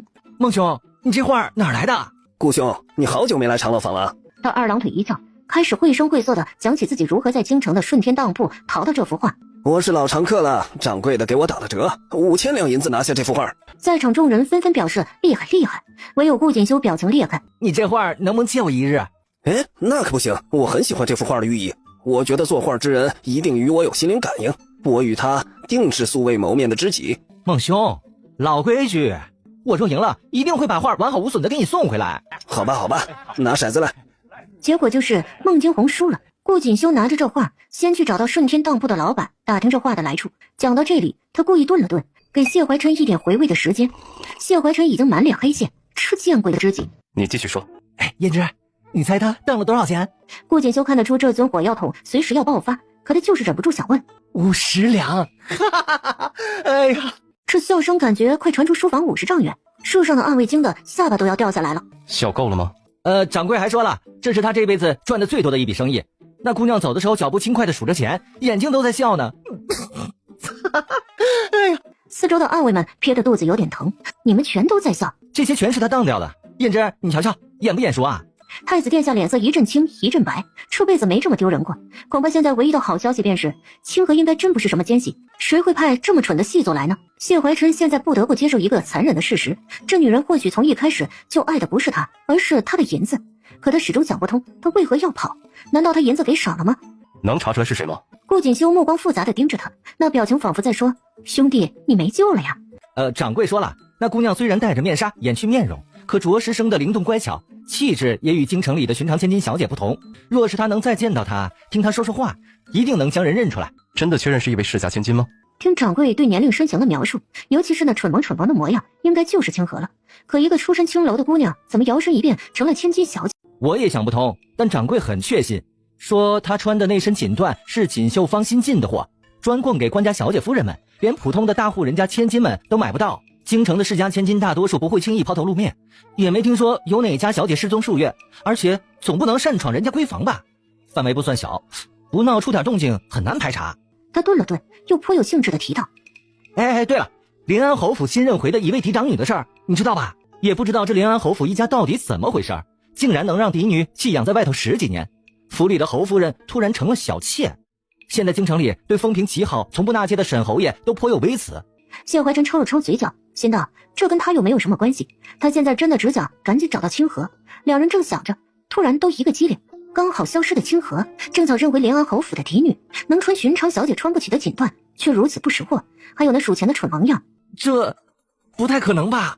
我们先查查看吧，找机会让掌柜去认一认这些小姐们。谢怀琛想起难缠的临安侯，顿时眼皮直跳。胭脂，你干脆别养伤了，多去参加宴会吧。京城里的小姐们爱去的那些宴会，没准就碰上了呢。这姑娘既然能光明正大的出门去当铺，多半也会参加各种京城的宴会。哎，不是让你非得去见人，你就在一旁找一个清静处看着也成啊。成天这么闷着多没意思啊，没准就碰巧遇到你的天赐良缘了呢。顾锦修觉得他不管能不能找到那个坑货清河姑娘，出去撞撞缘分总是好的，别一棵树上吊死嘛。听说因为你受伤不肯出门，皇后把赏花宴都给取消了，但大公主正在准备一场，到时候定然会邀请京城的世家千金们，你要不也去看看呀？到时候再说吧。谢怀琛回得不情不愿，他不想再继续这个话题。柳寻芳和温氏的事情如何了？柳寻芳很快就到京城，会比冯太守一家早来2天，也就是他刚好在赏花宴之后来。你带他来吧，好让他放心。我们是真的要对付冯太守，会帮他全家伸冤，让他一定要把证据先给我们查看。我一直怀疑温氏不见得有用。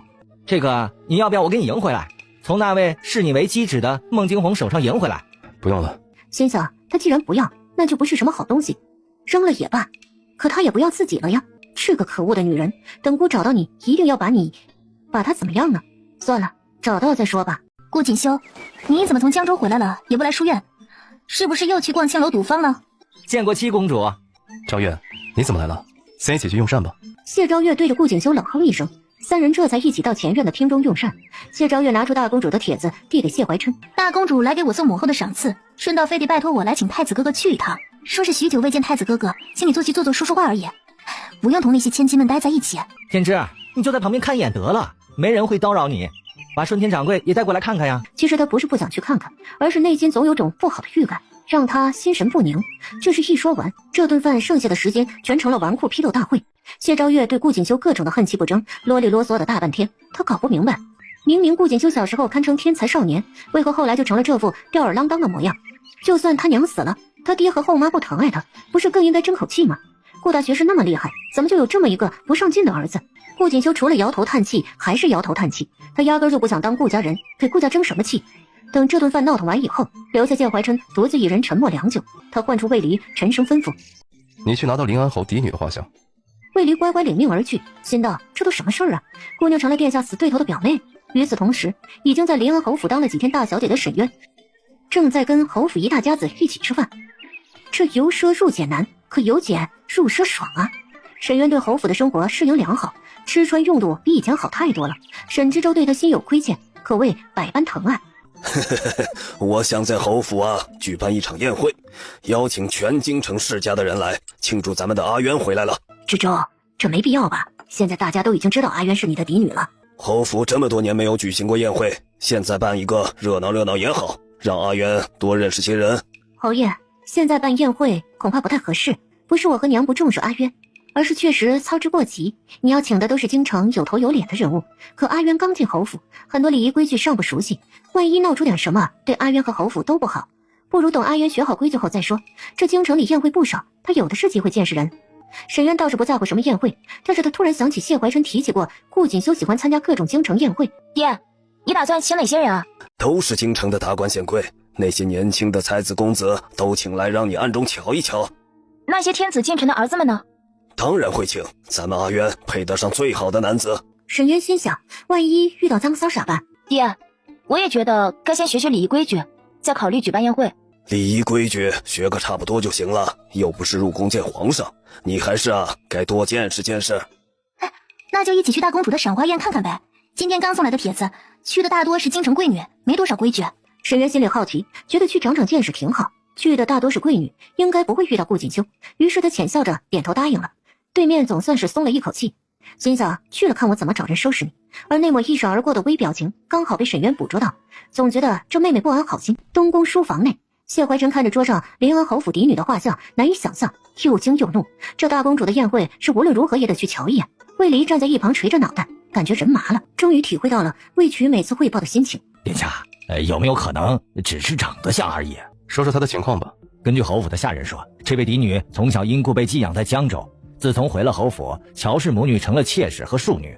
临安侯对她十分看重，吃穿用度无一不是最好的。总结起来就是临安侯非常重视这个女儿，根本不可能舍得把她派到青楼勾引自己。这姑娘八成是从小就流落在外，临安侯要么一直没找到人，要么什么都不知道。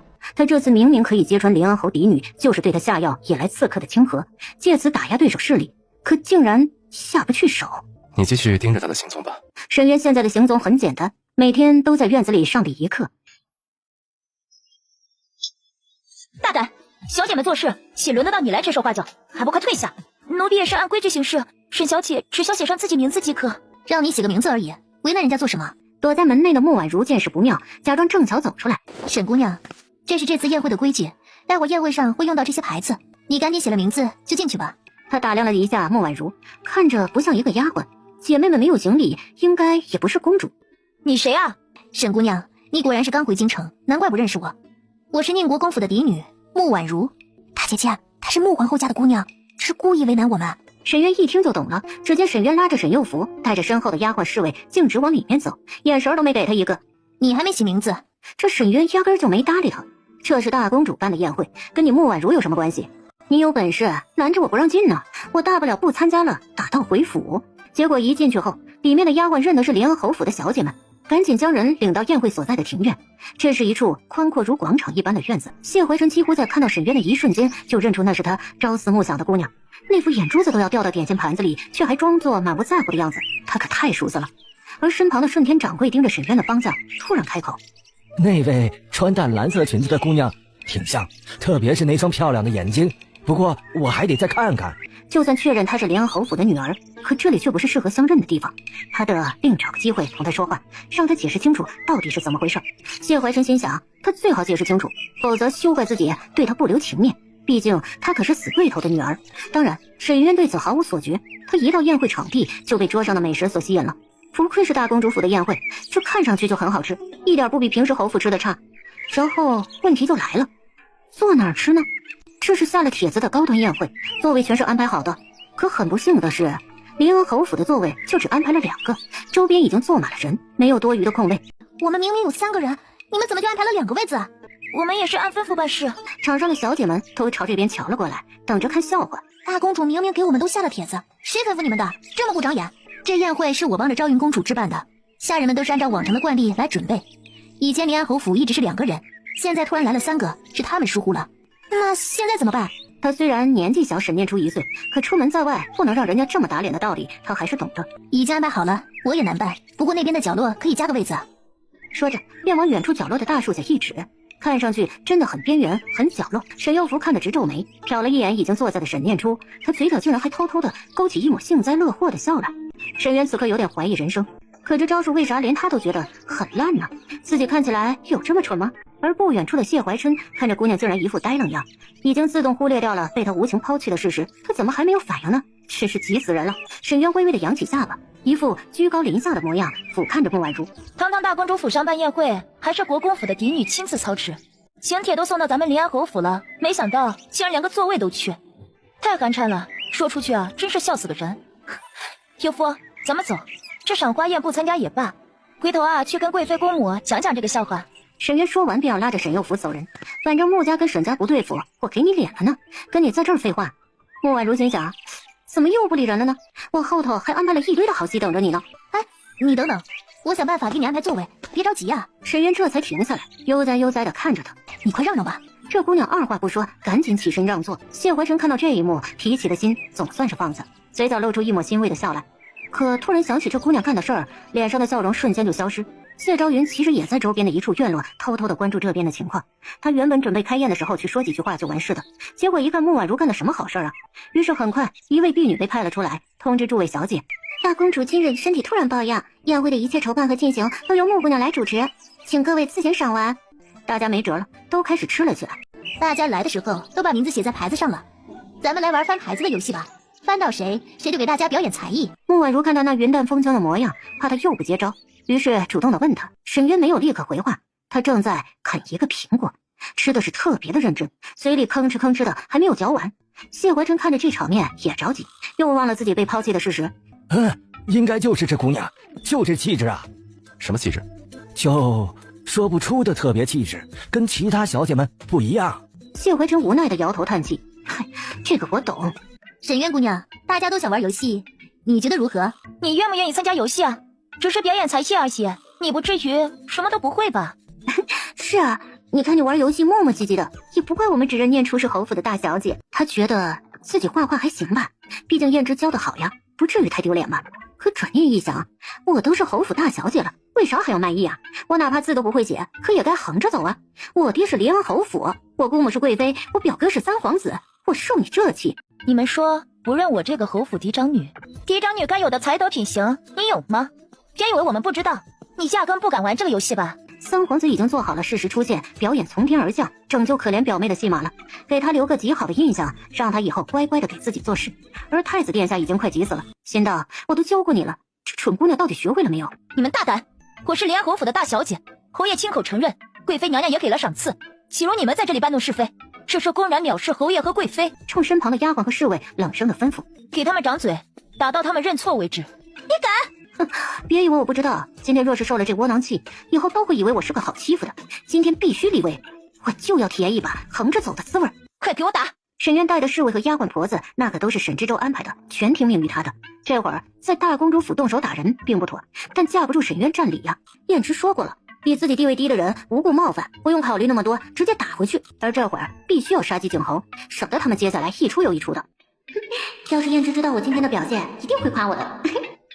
穆婉如已经在召唤府中的侍卫来帮忙了，可居然没有一个听他的。他叫不动人是正常的。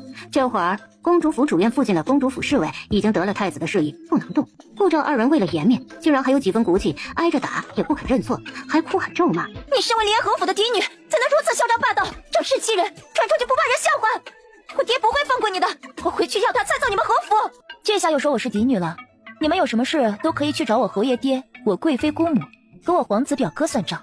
二人只觉得再打下去，这脸怕不是要毁了，最后竟然不情不愿的开始认错道歉。眼看场面越发的不可收拾，谢怀瑾赶紧走出来，吩咐随从制止沈渊手下的人。表哥，你终于来了，他简直不知天高地厚，你快给他点颜色瞧瞧。沈渊心里有点疑惑，怎么大公主没派人来，反倒是三皇子表哥来了？好奇的打量着不远处的谢怀瑾，他长得青姿明秀，俊美无愁，看向他的眉眼如画，竟与燕之有几分相似。三皇子好不好看，谢怀辰并不知道，但是这姑娘是不是盯着看得太久了？一旁的太子殿下只觉得今天待在这方小庭院啥都没做，这心情却跟着七上八下来回的拉扯，真是恨不得把这个渣女给拧走。沈渊见过表哥，他们两个侮辱侯府，我刚才给他们一点教训。阿渊，你一开始说打到认错为止，现在他们已经认错了，就别再计较了吧。沈渊原本就想让他们认错便罢休了，自然笑着点头同意，可脑中突然一个机灵，表哥说的从一开始，那说明前面的情况他都看到了呀，那为何不主动出来维护表妹，就待在一旁看戏？他顿时对这位表哥的印象不好了，这看起来温润如玉，可心里可能和沈老夫人一样嫌弃他呢。你们这是在玩什么游戏吗？这动作看得谢怀晨现在就想走出去呵斥两人，拉拉扯扯成何体统。可突然意识到自己似乎毫无立场，然而沈渊突然往后退了一步，避开谢怀景的手，表情无辜地说道：“表哥，我对当众献艺没什么兴趣，可他们都催着我玩，还说不玩就不配做连安国府的大小姐，不配做你的表妹。”谢怀景的嘴角一抽，心想你可真会告状。暗处的太子殿下见状，眉眼总算是柔和了些许。在场姑娘们纷纷的表示没有这个意思，没兴趣就不用玩了，误会一场。于是游戏不用再玩，穆婉如接下来的招也使不出来。不管他出啥招，沈渊就只会一招，要么不理，要么打回去。赏花宴总算是没再出什么幺蛾子，沈渊开始了正常的贵女圈的社交。谢怀晨感觉心总算是落到实处了，不枉自己用心的教他一场。当然，这太子殿下很快又想起了自己被无情抛弃的事实和沈渊尴尬的身份，一颗心又揪起来。谢怀晨原本打算现在离开，接下来找机会单独和沈渊见面，可分别多日，竟然有些舍不得走。于是他趁着沈渊远离人群，来到附近园子赏花时，悄无声息地走到与他一墙之隔的地方。他正歪着脑袋盯着一株兰草。这地方不适合兰草生长啊，这株长得无精打采，没什么可赏的。不就赏个稀罕吗？那这些奇花异草也挺可怜的，为了供人赏玩，被困在不适合生长的地方。沈幽福觉得这话说得很有深意。大姐姐虽然没有上过学堂，可看样子懂的道理却不少。大姐姐，你今天真厉害，我原本还担心你受欺负呢。当然了，我可厉害了，对付他们就是小菜一碟。此刻心里却还在庆幸，还好跟着燕之来京城，一路上学了好多东西。谢怀晨看到他这副傲娇的模样，不由得轻轻嗤笑一声。他没有刻意隐藏，沈渊听到声音，不经意间抬头望过来，只见透过镂空雕花的院墙，方才还在他脑中的那张俊脸，此刻就出现在对面。只见对面的男人精致的眉眼轻轻一挑，嘴角的笑意加深，那双能把人吸进去的眸子仿佛在说许久不见。沈渊赶紧闭上眼睛，甩了甩脑袋，再睁开时，眼前居然还有这张俊脸。他忙退后2步，捂住胸口，惊慌无措，满脑子就一个念头：这是见鬼了，快跑啊！出口就在那边，冲啊！沈渊像只见到猫的老鼠一般，唰的一下子窜走了，留下沈幼福一脸懵的看着他逃窜的身影，然后又疑惑的瞧了瞧四周，什么也没有啊！大姐姐，你等等我！这吓到他了。看着沈渊离去的方向，太子殿下的脸色逐渐变得阴沉，吓没吓到不知道，这姑娘明显不乐意见到他，难道对方心里一点都没有他吗？可转念一想，自己出现的这么突然，还是在大公主府的宴会上，那惊慌失措是正常的。真的正常吗？谢怀晨轻蹙着眉，忧郁地将附近的一朵艳丽的牡丹花摘下，他手指轻抚花瓣，想着刚才逃窜的身影，一气之下扯下一半扔在地上，于是开始一片一片地扯着花瓣，数着他这样正常不正常，正常不正常。还没扯完花瓣，谢怀晨叹了一口气，一脸嫌弃地看了看地上那凋零的花朵，懊恼自己这是在干什么，赶紧甩袖走人，心道找机会见到他，仔细问问不就知道了。于是太子殿下打道回府，吩咐卫离摸清楚沈渊出门的时间，未免把人吓跑。他打算还是以富商李四的身份去同他相见，而沈渊是真被吓傻了，一溜烟的跑出大老远，累得不行才停下喘气。大姐姐，你怎么了呀？你是不是不舒服呀？要不我们回去好了？对，赶紧回去吧，别待在这里了。沈渊边说着边往公主府大门走，怎么会在这里看到他呢？这可是大公主府啊！他脑子转了转，灵机一动，总算找到原因。那人八成是表哥吧？自己只是突然想到燕之，然后看花眼被吓到了。总之现在赶紧走。于是他和沈幼福匆匆忙忙打道回府。沈渊回去之后便把自己关在房中。沈知州刚回府便被沈念初哭着缠住告状，沈渊竟然当众打了她的闺蜜，他觉得丢脸死了。表哥也没有帮他，他一点没有担心宝贝女儿闯祸，就怕她受欺负。他去沈渊的院子的路上，就听丫鬟说大小姐一回来就把自己锁在房中，一进房门果断的先关心女儿还好不好。沈渊拉着沈知州在桌旁坐下，乖巧的给老爹斟上茶水。爹，你喝茶。沈知州虽然不清楚具体发生了什么，但女儿这番举动让他甜到心里。这么可爱的阿渊怎么可能无故惹事？他不被人欺负就好。沈渊淡定的将宴会上的事情仔细的同老爹讲了一番。爹，我会不会给你惹麻烦了呀？他们冒犯侯府和贵妃，你教训他们理所当然。沈渊一听心里更加有底气了，以后自己侯府大小姐的地位无可撼动，谁想找他麻烦那都不行。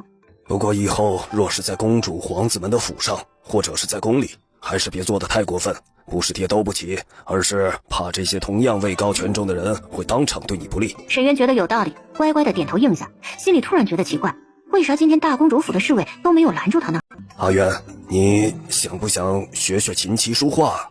其实这些东西学起来也挺有趣的，爹可以请最好的老师来教你，你要不要试试看呢？好啊，我真的想学，我小时候还想上学堂呢。你若是想去书院，爹可以安排你去京城最好的天府书院念书，里面的夫子有不少翰林院的大学士啊。好啊，那过些日子就去吧，在家多玩几天。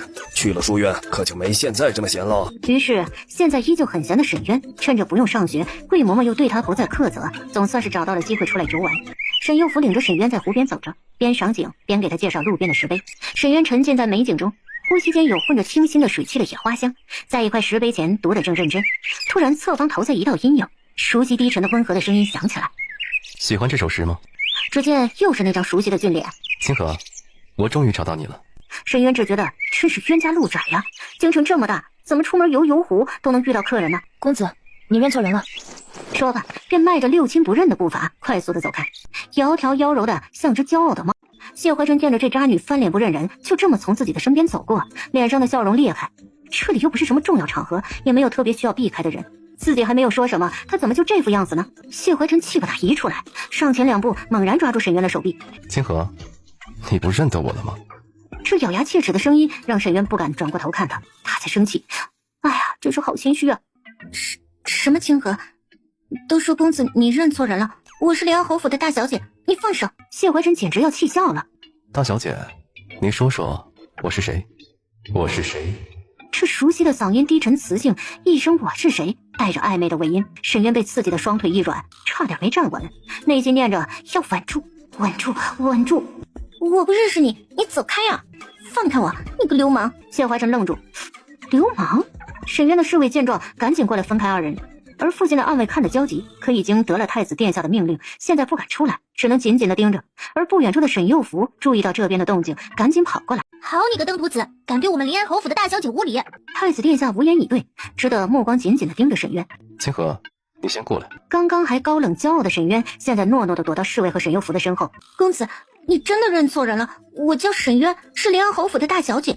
你若敢再对我无礼的话，我可就不客气了。这话说的没什么底气。哦，怎么对我不客气了？只见谢怀真从袖中拿出几只香囊，这些都是你以前送给我的，你当时忘了对我说的话吗？你说愿意什么都不要，也要与我长相厮守。我呸！你这不要脸的登徒子，我大姐姐乃是临安侯府嫡长女，你哪里配得上我家大姐姐？别胡说八道，毁我姐姐清誉！哼！谢怀真满脸的黑线，四周的暗卫简直是没眼看了。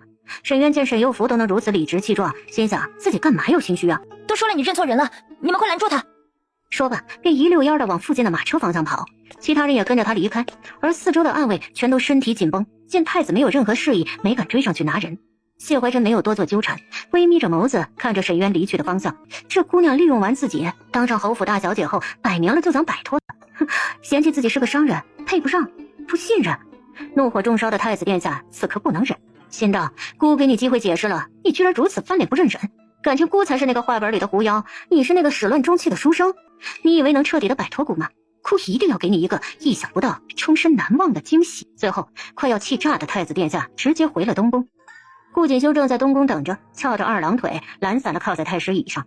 他已经得知消息，确认清河就是侯府新来的大小姐，还在大公主府的宴会上教训了他那个欠揍的继妹。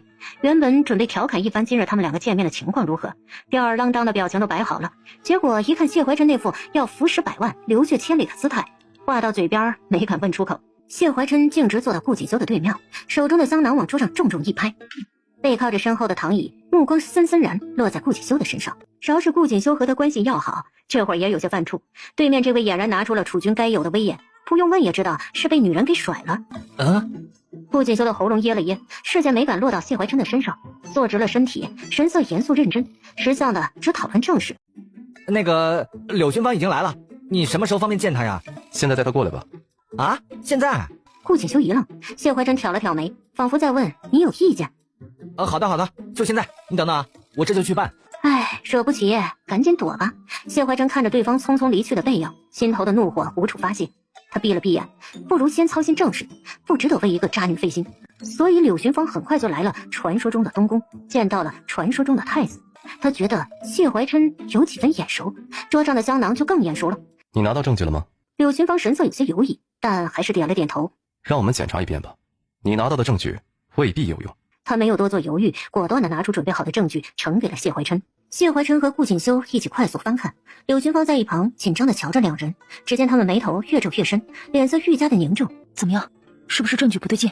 证据没什么问题，只是并不足以给冯木之定罪，哪怕据理力争，也就最多判个职务疏忽、贬官而已。只有这些的话，他完全可以找替罪羊，甚至波及不到他身上。其实你娘如果能拿到这些信，应该也能拿到更关键的证据。这个没用的女人，还真把杀我们全家的仇人当夫君呢。其实你娘这么做也有她的难处和考量。狗屁的难处，她没有那么蠢。她和冯木之在一起这么多年，怎么可能什么都察觉不到？她只是宁愿活在虚假的温柔乡里，也不愿意面对现实罢了。她手上一定早有证据，只是不愿意交出来。柳群芳失态的怒吼，说完这番话便捂住胸口，粗重的喘着气，控制愤怒的情绪。殿下恕罪，民女一时失言。无妨。太子殿下，民女请求你给我当着冯木之和温氏的面向皇上告御状的机会，即便证据不足，民女也要拼死一搏。谢怀琛和顾锦修二人都有些惊讶。你想做什么？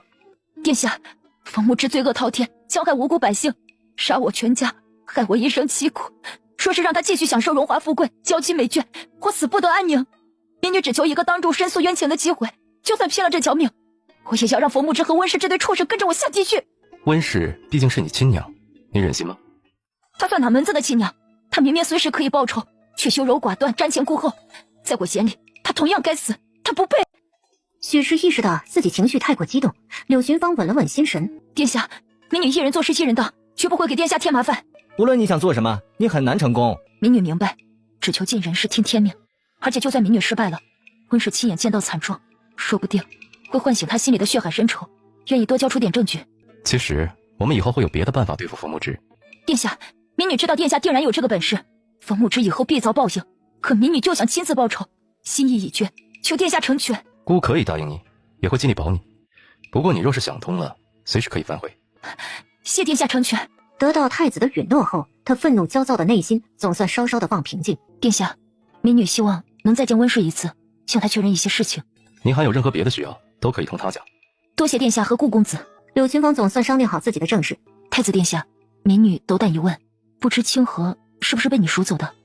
谢怀琛有些诧异的看了他一眼，随即又神色了然，他只点点头。那他还好吗？在柳群芳看来，清河就是一个同他当年刚进翠云阁差不多的15、16岁的可怜小姑娘，没有家人，总梦想着能逃出去。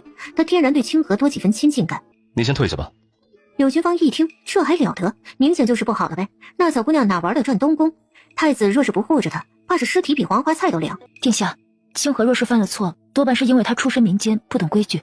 她对殿下一往情深，殿下是她唯一的依靠，她定然不会有意惹殿下生气。柳群芳觉得清河跟了太子后，肯定会继续假装深情求生存，而这话说的自然真切。哪知谢怀琛听了脸色更差。你们都是这么对待客人的吗？柳群芳心道，那得看你给多少银子，但面上依旧拿出职业精神。清河对殿下一片真心，殿下可不是一般的恩客。听得谢怀琛心梗，感情都是你教的。此刻他看着柳群芳的目光有种捉摸不透的意味深长。柳群芳有点犯怵，以他多年的职业生涯来说，这目光绝对不怀好意。顾锦修在一旁扶额叹气，赶紧不礼数的一把拉着柳群芳手臂走人。清河姑娘现在好得很，你不用担心她。柳群芳有点怕了，看得出张三说的是真话，乖乖的跟着走人。谢昭月在东宫前院的客厅里见到谢怀琛时，只觉得皇后交代的事情怕是难办。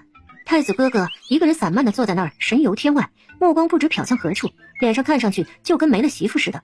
太子哥哥，母后说让你务必去参加这次的宫宴，这次宴会会庆祝赈灾顺利完成，祈祷来年风调雨顺。太子依旧没有反应，坚持就是胜利。母后说太子哥哥该去的，不止莫姐姐，别的世家千金也会去呢。不用为难，姑会去。你同母后说，让高门的千金们都来吧。谢昭月以为自己听错了。啊？谢怀琛嘴角勾出一抹别有深意的浅笑，甚至看起来有点诡异。就这么去回话吧。哦，好。太子哥哥，刚才我来的时候看到顾锦修和一个女子在一起，那是谁啊？你以后会知道的。哦。谢昭月喔了一声，知道这事不该多问。两人在随便聊了几句后，谢昭月便回宫向皇后复命。于是，一直在暗中盯着沈渊动静的魏离又傻眼了。姑娘自从上次见到殿下后，就一直不出门，好不容易出来一趟，怎么还跑去裴子言家里了？裴尚书很有眼力劲儿，提议让裴子言带着沈渊在府中庭院转转，他自己与沈侯爷寒暄几句。阿渊，你在侯府还习惯吗？侯府很好，爹对我也很好，谢谢你。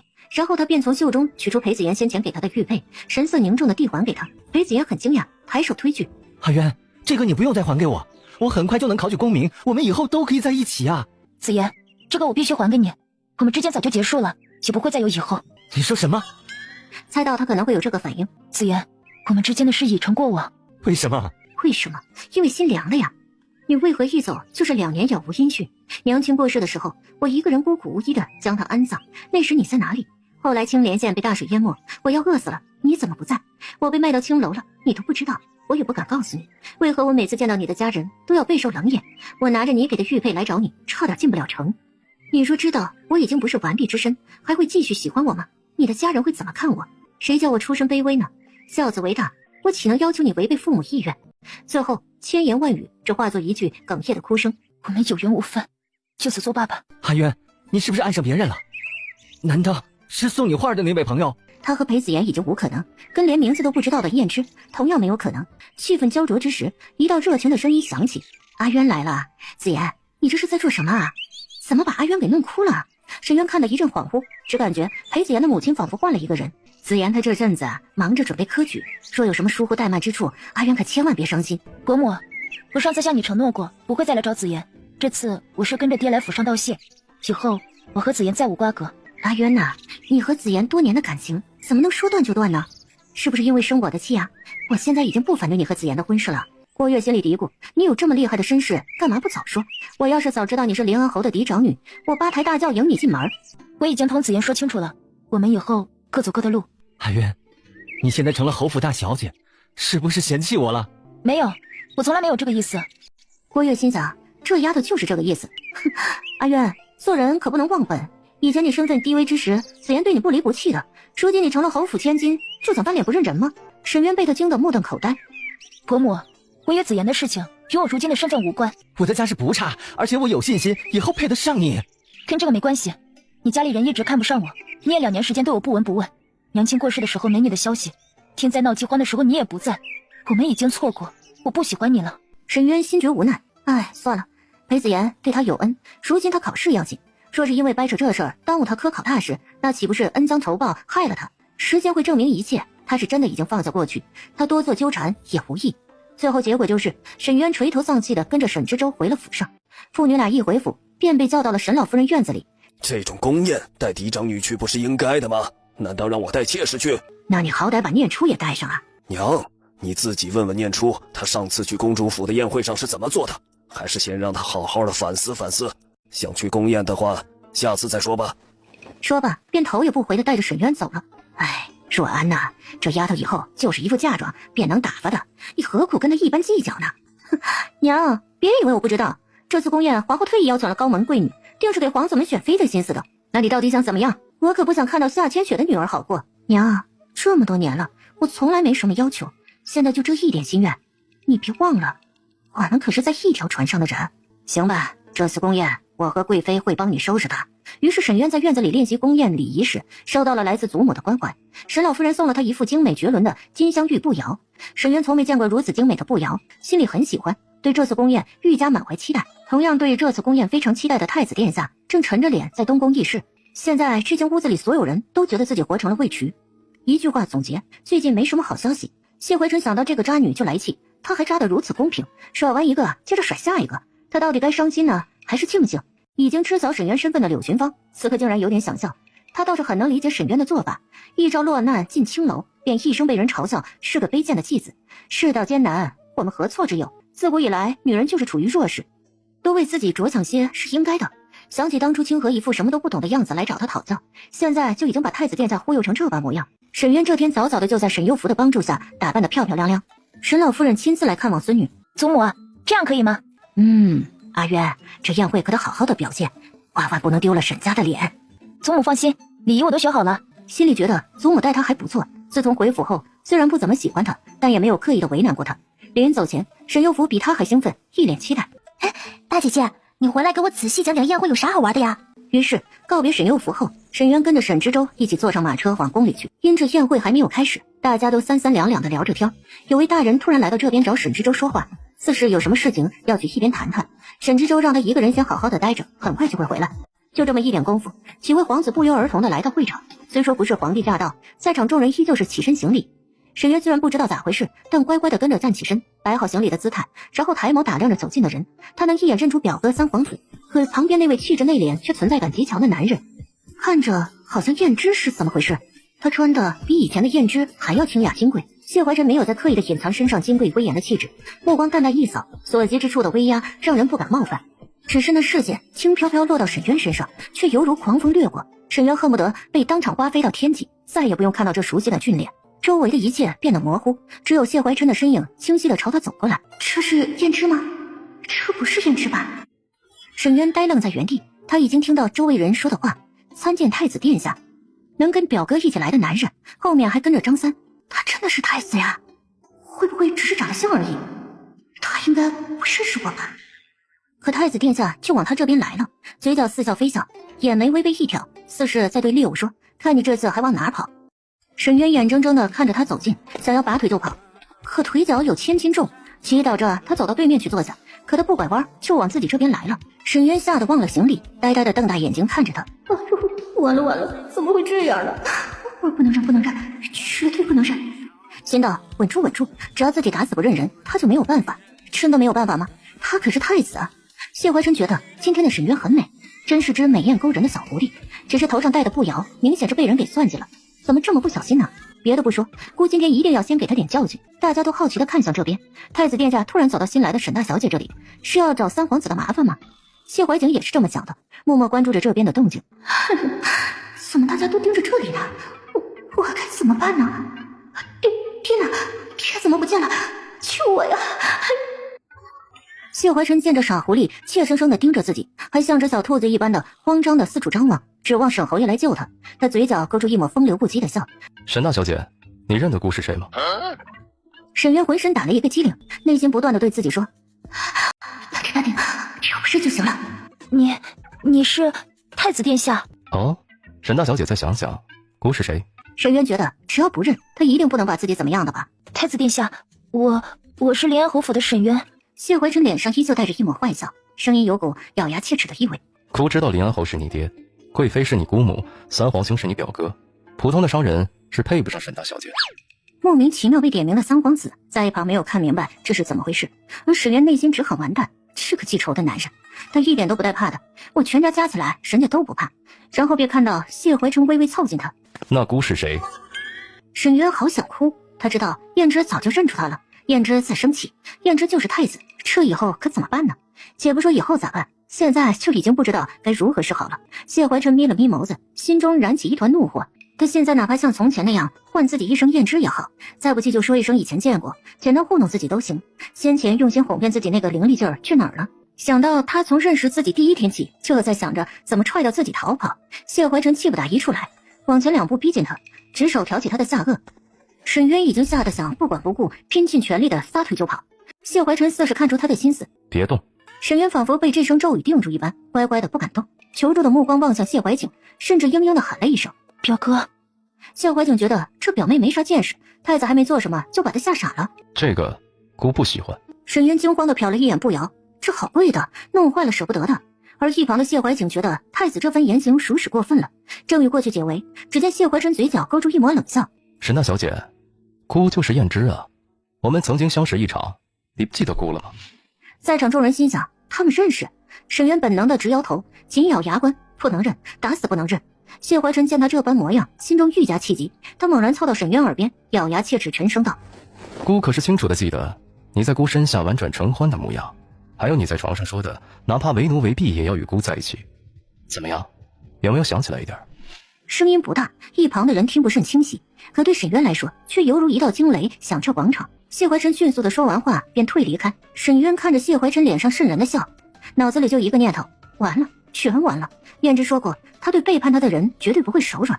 他本就同表哥和爹不对付，自己欺骗他感情，还骗了他好多银子，他一定不会放过自己的，哪怕只是验身，他就一身尽毁。谢怀辰突然发现沈渊很不对劲儿，他眼中突然变得暗淡无光。谢怀辰意识到这是把人给吓过头了，只见沈渊身体好似摇了摇，骤然要晕倒，他惊得赶紧伸出手拦腰扶住他，又立刻远离，悄悄的温声安慰：别怕，不会有事。这声像从前一般温柔的别怕，将沈渊的神智稍微拉回些许。抱歉，姑认错人了。沈渊傻了，在场众人也是发懵。姑只是开个玩笑而已，没想到会把沈大小姐吓成这样。话虽这么说，可沈渊看得出对方眼中那抹看穿一切的了然之色，仿佛在说这次就先放过你。他觉得自己仿佛下了一次地狱，眼泪依旧流着，不敢哭出声来，看上去可怜极了。谢怀琛看得心疼极了，明明是姑被这个渣女给始乱终弃的，怎么现在好像姑做错了一般？他抿了抿唇，无奈的从袖中掏出一根玉簪。沈渊一看便知是自己当掉的那根。谢怀琛替他戴上玉簪时，温声低哄道：“阿元，别怕。”这男人应该还是心疼自己的，千万不能再惹怒他了。唉，真是惹不起啊，得先哄着。于是沈渊虽然害怕，却乖巧的用手指轻轻扯了扯谢怀琛的衣袖。先知，那双还迎着泪花的眸子秋波潋滟，硬是挤出几分依恋之情，看得谢怀琛的心中生出一股深深的无奈。唉，行吧，她一个弱女子会这样做，也不是不能理解，别再不认人就行了。走到一旁，躬身拾起那副牡丹步摇，往地上重重一甩，竟然一点没坏。沈渊想要回步摇，看谢怀琛对着步摇若有所思，一时不知如何开口，还没等他多想，被太子刻意调开的沈知收总算是回来了，一眼就瞧见自家女儿被人围着，急忙走过去一看，宝贝女儿哭成了一个泪人，看起来明显是被人给狠狠的欺负了。阿元呢？怎么了？谁欺负你了？同时冰冷的目光对着众人扫视一圈，大家不约而同的看向太子殿下，都没有开口指认，唯有三皇子带着些许指责的语气问道：“太子，我表妹并无任何错处，你何故对她如此无礼？”沈知州懂了，太子欺负自家闺女。太子殿下，你若是有什么不满之处，冲着臣来便是，何苦欺负阿元一个弱女子？爹，是我不好，不关太子殿下的事。沈知州一看女儿那张小脸还挂着泪痕，这还了得？阿元能有什么不好？摆明了是你太子欺负人。沈侯爷眉头都拧了起来，一甩衣袖，正欲往前一步同谢怀琛理论。沈渊急得赶紧拽住老爹：“爹，真的不关太子殿下的事，是我不好。”谢怀琛见沈知州一副为了女儿要拼命的样子，心里顿时也来气。你这个当爹的，连女儿流落青楼都不知道，这会儿跟姑较什么劲儿呢？沈渊感受到两人之间剑拔弩张的气氛，小眼神可怜兮兮地望向谢怀琛，求他别生气，嘴唇动了动，似是又在叫他燕之。燕之。谢怀琛此刻只感觉心中那股无奈感快逆流成河。太子，阿元刚回侯府，应该从未见过你，你此番言行实在无礼，非君子所为。太子殿下，你得给臣一个说法。不过有的老臣注意到太子手中的牡丹步摇后，有点意会到底是怎么回事了。果然，谢怀琛举起手中的步摇，冷笑道：“哭不过是给他点教训罢了。”这是何意？沈小姐带的这只步摇是太祖皇帝分别赏赐给沈家和穆家的，当年太后封后时用过，母后封后的时候也用过。今日宴会，母后特意邀请贵女们来，其中之一不言而喻。沈小姐既然敢带上这只步摇，竟然答不出姑该是她什么人，姑教训教训她怎么了？沈知州和三皇子都听得心神俱震，他们这一辈沈家没有出过皇后，是听说家里有这个步摇，但是谁都没有在意过。看太子的样子，不像是搬弄是非。赵御史主动出来解释：“那副步摇的确有此意义啊，沈大小姐见怨了。”阿元呢？你这步摇是哪里来的？是祖母特意让我带着来宴会的。沈知州蹙了蹙眉心，顿时怒火中烧，眸底骤然窜出一股幽火。沈老夫人为何要如此做？阿元何错之有？侯府的家人为何如此防不胜防？三皇子这会儿也懵了，今日若是皇后认真追究此事，那这位表妹的婚事就毁了。如此好的一枚棋子，为何要浪费？太子殿下，臣女初来侯府，不认识这个步摇，不是有意冒犯殿下。啊，太子殿下，阿元他根本就不懂这些，这其中一定是有什么误会。太子，阿元确实有不妥之处，但你此番对待一个未出阁的女子，亦非君子所为。况且这步摇是太祖皇帝御赐之物，你随意乱扔是犯了大不敬。既然已经教训过他了，此事就此作罢吧。姑也没想到沈小姐竟然这么不惊吓，才逗她几句就要晕倒了，还得姑反过来安慰她。这步摇如此贵重，姑确实不该乱扔，姑会将它修好后亲自送还侯府。沈小姐今晚就带着那只当不了几两银子的玉簪吧，此事休要再提。说罢便转身往对面的座位走去。沈渊身子颤了颤，燕之什么都知道啊，当然旁人只当太子在嘲讽他，明摆着跟沈家不对付。沈知州心里庆幸，太子的意思是大家各退一步，将这事就此接过。他赶紧将沈渊扶起来，安慰他别怕，带人先回去坐下。众人看完热闹，纷纷各自回了席间。某些有心之人暗道可惜，原本这事儿待会儿拿到皇后面前，沈渊一定是吃不了兜着走，如今竟然就这么轻拿轻放。唯有隐在远处的穆赫安眉心紧蹙。很快，远远传来皇上太后驾到的声音，众人起身行礼。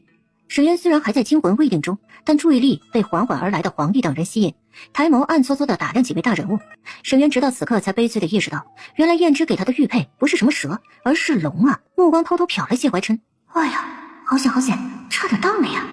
谢怀琛察觉到他的目光，暗中轻轻瞪回一眼，似是在提醒他别御前失仪。然而小眼神还是忍不住好奇的继续瞧着皇帝等人的方向。最可怕的是，皇后头上除了戴着一只鸾凤钗，俨然还有一只牡丹金镶玉步摇，与他戴的那只一模一样。怎么会这么巧？难怪胭脂要教训自己。沈渊想着想着，又朝谢怀琛的方向瞄了瞄，回想起刚才他生气的样子，心里又开始愁，接下来可怎么办？他和表哥的关系不好，会愿意替自己保守秘密吗？于是心乱如麻的沈渊又不禁怯怯地看向谢怀琛。谢怀琛现在心里除了叹气还是叹气，就皇帝入场这么一小会儿功夫，这姑娘已经往自己这边看了多少次了？这是生怕别人不知道咱俩有奸情吗？这搞得谢怀琛一点也不敢再朝他看去。刚好皇帝太后等人很快走近，众人高呼几声万岁后，皇帝威严端庄地说了一句：众卿平身，免礼。大家纷纷落座。紧接着皇帝宣讲了一段国泰民安风调雨顺的废话，说到江淮2州的灾情时，目光扫过负责赈灾的太子殿下，想起以前自己在他面前的胡言乱语，真是笑死人了。胭脂一定在心里嘲笑自己蠢。等皇帝讲完话，太后也补充了几句好听的废话后，众人终于可以开始吃了。这会儿可以私下说话。阿元别怕，太子已经不计较了，还下令此事休得再提，以后再没人敢对步摇的事情嚼舌根的。爹，祖母是不是也不知道这个步摇不能带啊？阿渊呐，这事爹会处理的，我们回去再说。这次宴会你先好好玩，看看有没有喜欢的公子。沈渊顿时心虚地看了一眼太子，然后对着老爹点点头。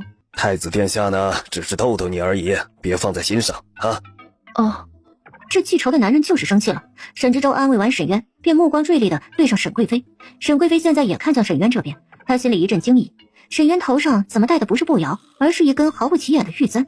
沈老夫人已经交代过，等沈渊被皇后问罪的时候，贵妃和三皇子再出面求情绑下他。其实沈贵妃并不赞同这么做，但乔若安执意如此，二人担心他被逼急了作妖，只得在此事上依着他。沈渊现在总算是没有那么惊慌了，回想前尘往事，恩客就是太子殿下，自己不仅把人家甩了，还翻脸不认人，这千万不能惹怒他，还得哄着他。毕竟自己没什么用，也不会像表哥一样跟他抢皇位，等长门好亲事嫁出去，就不掺和侯府的事了。谢怀琛见皇后一副准备好要提婚事的样子，赶紧借故离开了席间一会儿。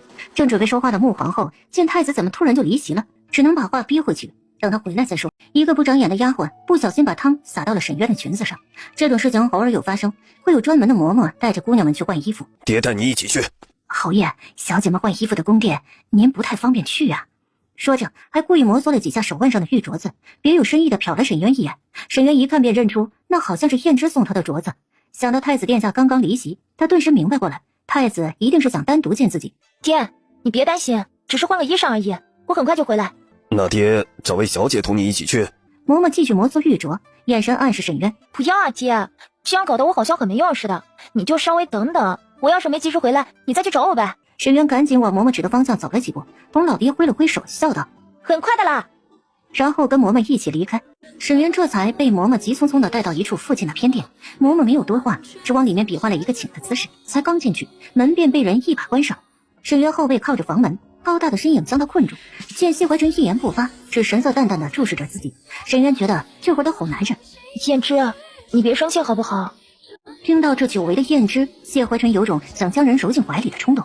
这姑娘真是他命里的克星，骗财骗金，翻脸不认人的时候，气得人怒火中烧，想逼着他承认自己，又把人给吓成那样，自己心疼的要死。终于认得我了。胭脂，对不起，我不是故意骗你的。说着，声音也带上几分哽咽。你快要吓死我了，求求你不要把这个秘密告诉别人好不好？他小心翼翼地靠在谢怀琛的怀里，他察觉到沈渊应该是想彻底地抛下那段不堪的过往，可自己就是那段过往的一部分，他狠心的要将他一起抛下。他不仅对自己毫无感情，还想将自己驱逐出他的人生，真是一个让人悲伤的事实。可谢怀琛没辙，现在还得搂着他温声的安慰。别怕，是我不好，不该那般吓你。顿了顿，又继续解释，将你吓哭是因为步摇的事，我若是不先处置你，这事八成会被提到皇后面前，那时候麻烦就大了。沈渊愣了愣，有这么严重吗？还没等他多想，谢怀琛竟然开始解他的衣裳。沈渊本就被谢怀琛搂在怀中，这熟悉的举动让他瞬间就身子发软。两人已经欢爱多次，身体比脑子反应还快。沈渊心道，这男人若是想要的，真是不能不从。自己的命脉都掌握在他手上，必须得先把他哄好了，再想该怎么办。可现在就在这里做那事儿，不太好吧？他艰难地握住谢怀琛的手，阻止他进一步的动作。胭脂，别！谢怀琛有些疑惑地看着他，爹还在等着我呢，就这点时间，不能让你尽兴，下次好不好？下次一定都依着你。谢怀真惊道：“不是，为何你每次都想歪？到底是我的问题，还是你的问题？”你不是来换衣裳的吗？啊，哦，对啊。快点吧，我们都得赶紧回去。沈渊总算是反应过来，赶紧脱下裙子，换上一件宫中常备的宫装。然而聪明绝顶的两人，着实是被穿衣裳这件事情给难住了。不知道许嬷嬷是不是看出什么端倪，给二人准备的这套宫装，堪称全皇宫设计最复杂的那款。博学多闻的太子殿下没有娶妃，对这套宫装属实是不了解。沈渊就更搞不懂该怎么穿，于是听力极好的暗卫在外头隐约听见了一些声音：“你轻点啊，太紧了。你放松点，手往哪儿放呢？这里。啊，这样会弄坏的。”外头的人惊得目瞪口呆，这时间这场合能行吗？唯有许嬷嬷嘴角偷偷扬起一抹欣慰的笑，殿下可是第一次跟一位小姐这般相处呢。两人在里面拉拉扯扯，搂搂抱抱，总算是气喘吁吁的穿得差不多了。沈渊忽然觉得二人仿佛跟从前好像没什么区别，只要别惹燕之生气，他还是会对自己很温柔的。谢怀晨最后给他整理衣裳的时候，感觉现在的气氛特别适合把这身碍事的衣服扒掉。当然他忍住了。清风吹走，万家灯火柔情像月人高过，清风如雨，却又如泪，公主交错几杯，你就饮入住，心无旁骛，相对似乎，忽然我就深。子渊，我会再和你见面，你想清楚怎么跟我解释，不许再跑。沈渊知道不能拒绝，乖乖点头，心里没有感到不安，因为他叫的是阿渊，而不是清河。心想下次同他解释的时候，一定要真诚用心，表现的可怜一些，把欠他的银子还上。可想到他毕竟是表哥和爹的死对头，万一就是不肯放过自己咋办？或者表哥若是惹到他了，会不会一个不开心拿自己撒气？想着想着就皱眉，觉得一定要让他知道自己不会掺和到他们之间的争斗，自己就是想过点安稳日子而已。实在不行的话，就主动示情好了。虽然都当大小姐了还要侍寝挺惨的，可两人都在一起那么多次了，是他的话也不是不能接受。总之短短一瞬间，沈渊脑子里已经转了18道弯，没有一道拐在点子上。他压根忘了谢怀晨曾经许诺过以后要娶她，太子怎么可能会娶死对头的女儿和表妹呢？他就没往这方面想。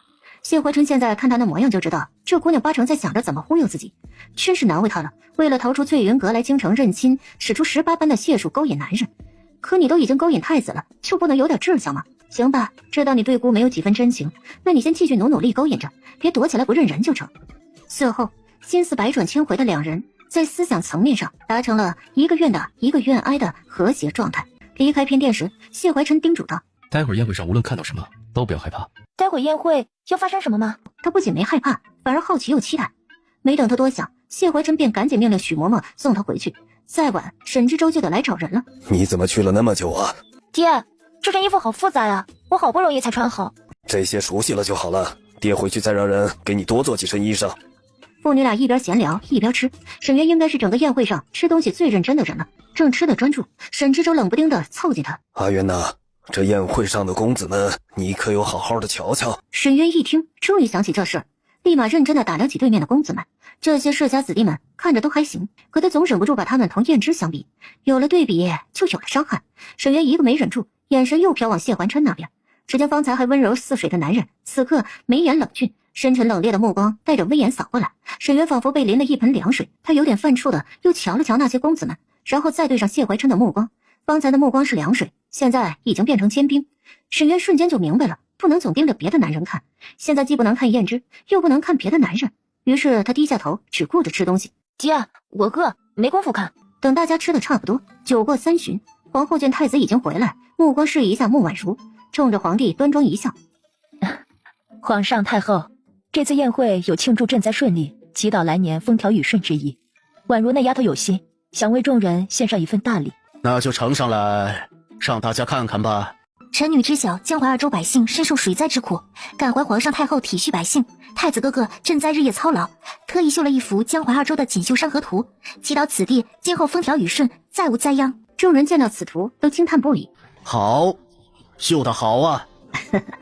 穆丫头确实有心了。皇上太后有所不知，宛如这幅山河图已经让镇国寺的高僧开过光，就是在祭天仪式上也是可以呈出来的。此地虽然被淹没，但是太子哥哥赈灾结束后，已经一切恢复如常，来年这里定会如绣布上的画面一般美好。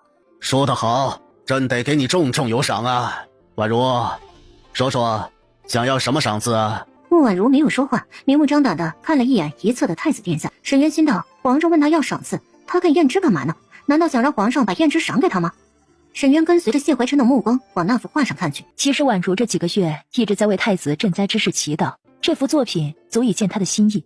婉如和太子郎才女貌，二人乃是天作之合。谢怀琛紧紧的蹙眉，真是该来的终究要来，正准备出声打断皇后，然而这次出乎众人意料，打断皇后话头的是沈渊。他说错了，这幅画不能用在祭天仪式。穆婉如觉得他简直是找死，大胆！谁给你的胆子在这里胡言乱语？阿渊，你怎么了？沈渊虽然理直气壮，可此刻心里也开始犯怵。皇帝在主位上将场上的情形看得一清二楚，他忽然嘴角勾出一抹笑。阿渊呐，你仔细说说，怎么回事啊？图上绣的是以前的清江，这次洪灾中清江改道了，自安水城旁边那座玉龙山往南的10几个县全被淹没，有的县已经不复存在。祭天仪式上怎么能用错误的山河图呢？灾情如此严重，就是因为防洪堤坝被毁，清江改道。谢怀琛嘴角微微扬起一抹笑，转瞬即逝。太子，他说的可是实话？父皇，沈大小姐说的没错，清江的确已经改道，现在江州境内流经安水城后，改为从玉龙山更偏南一侧流入怀州，画中山体东南处的2点已经不复存在。穆婉如和皇后的脸色铁青，尤其是穆婉如，她此刻恨极了沈渊。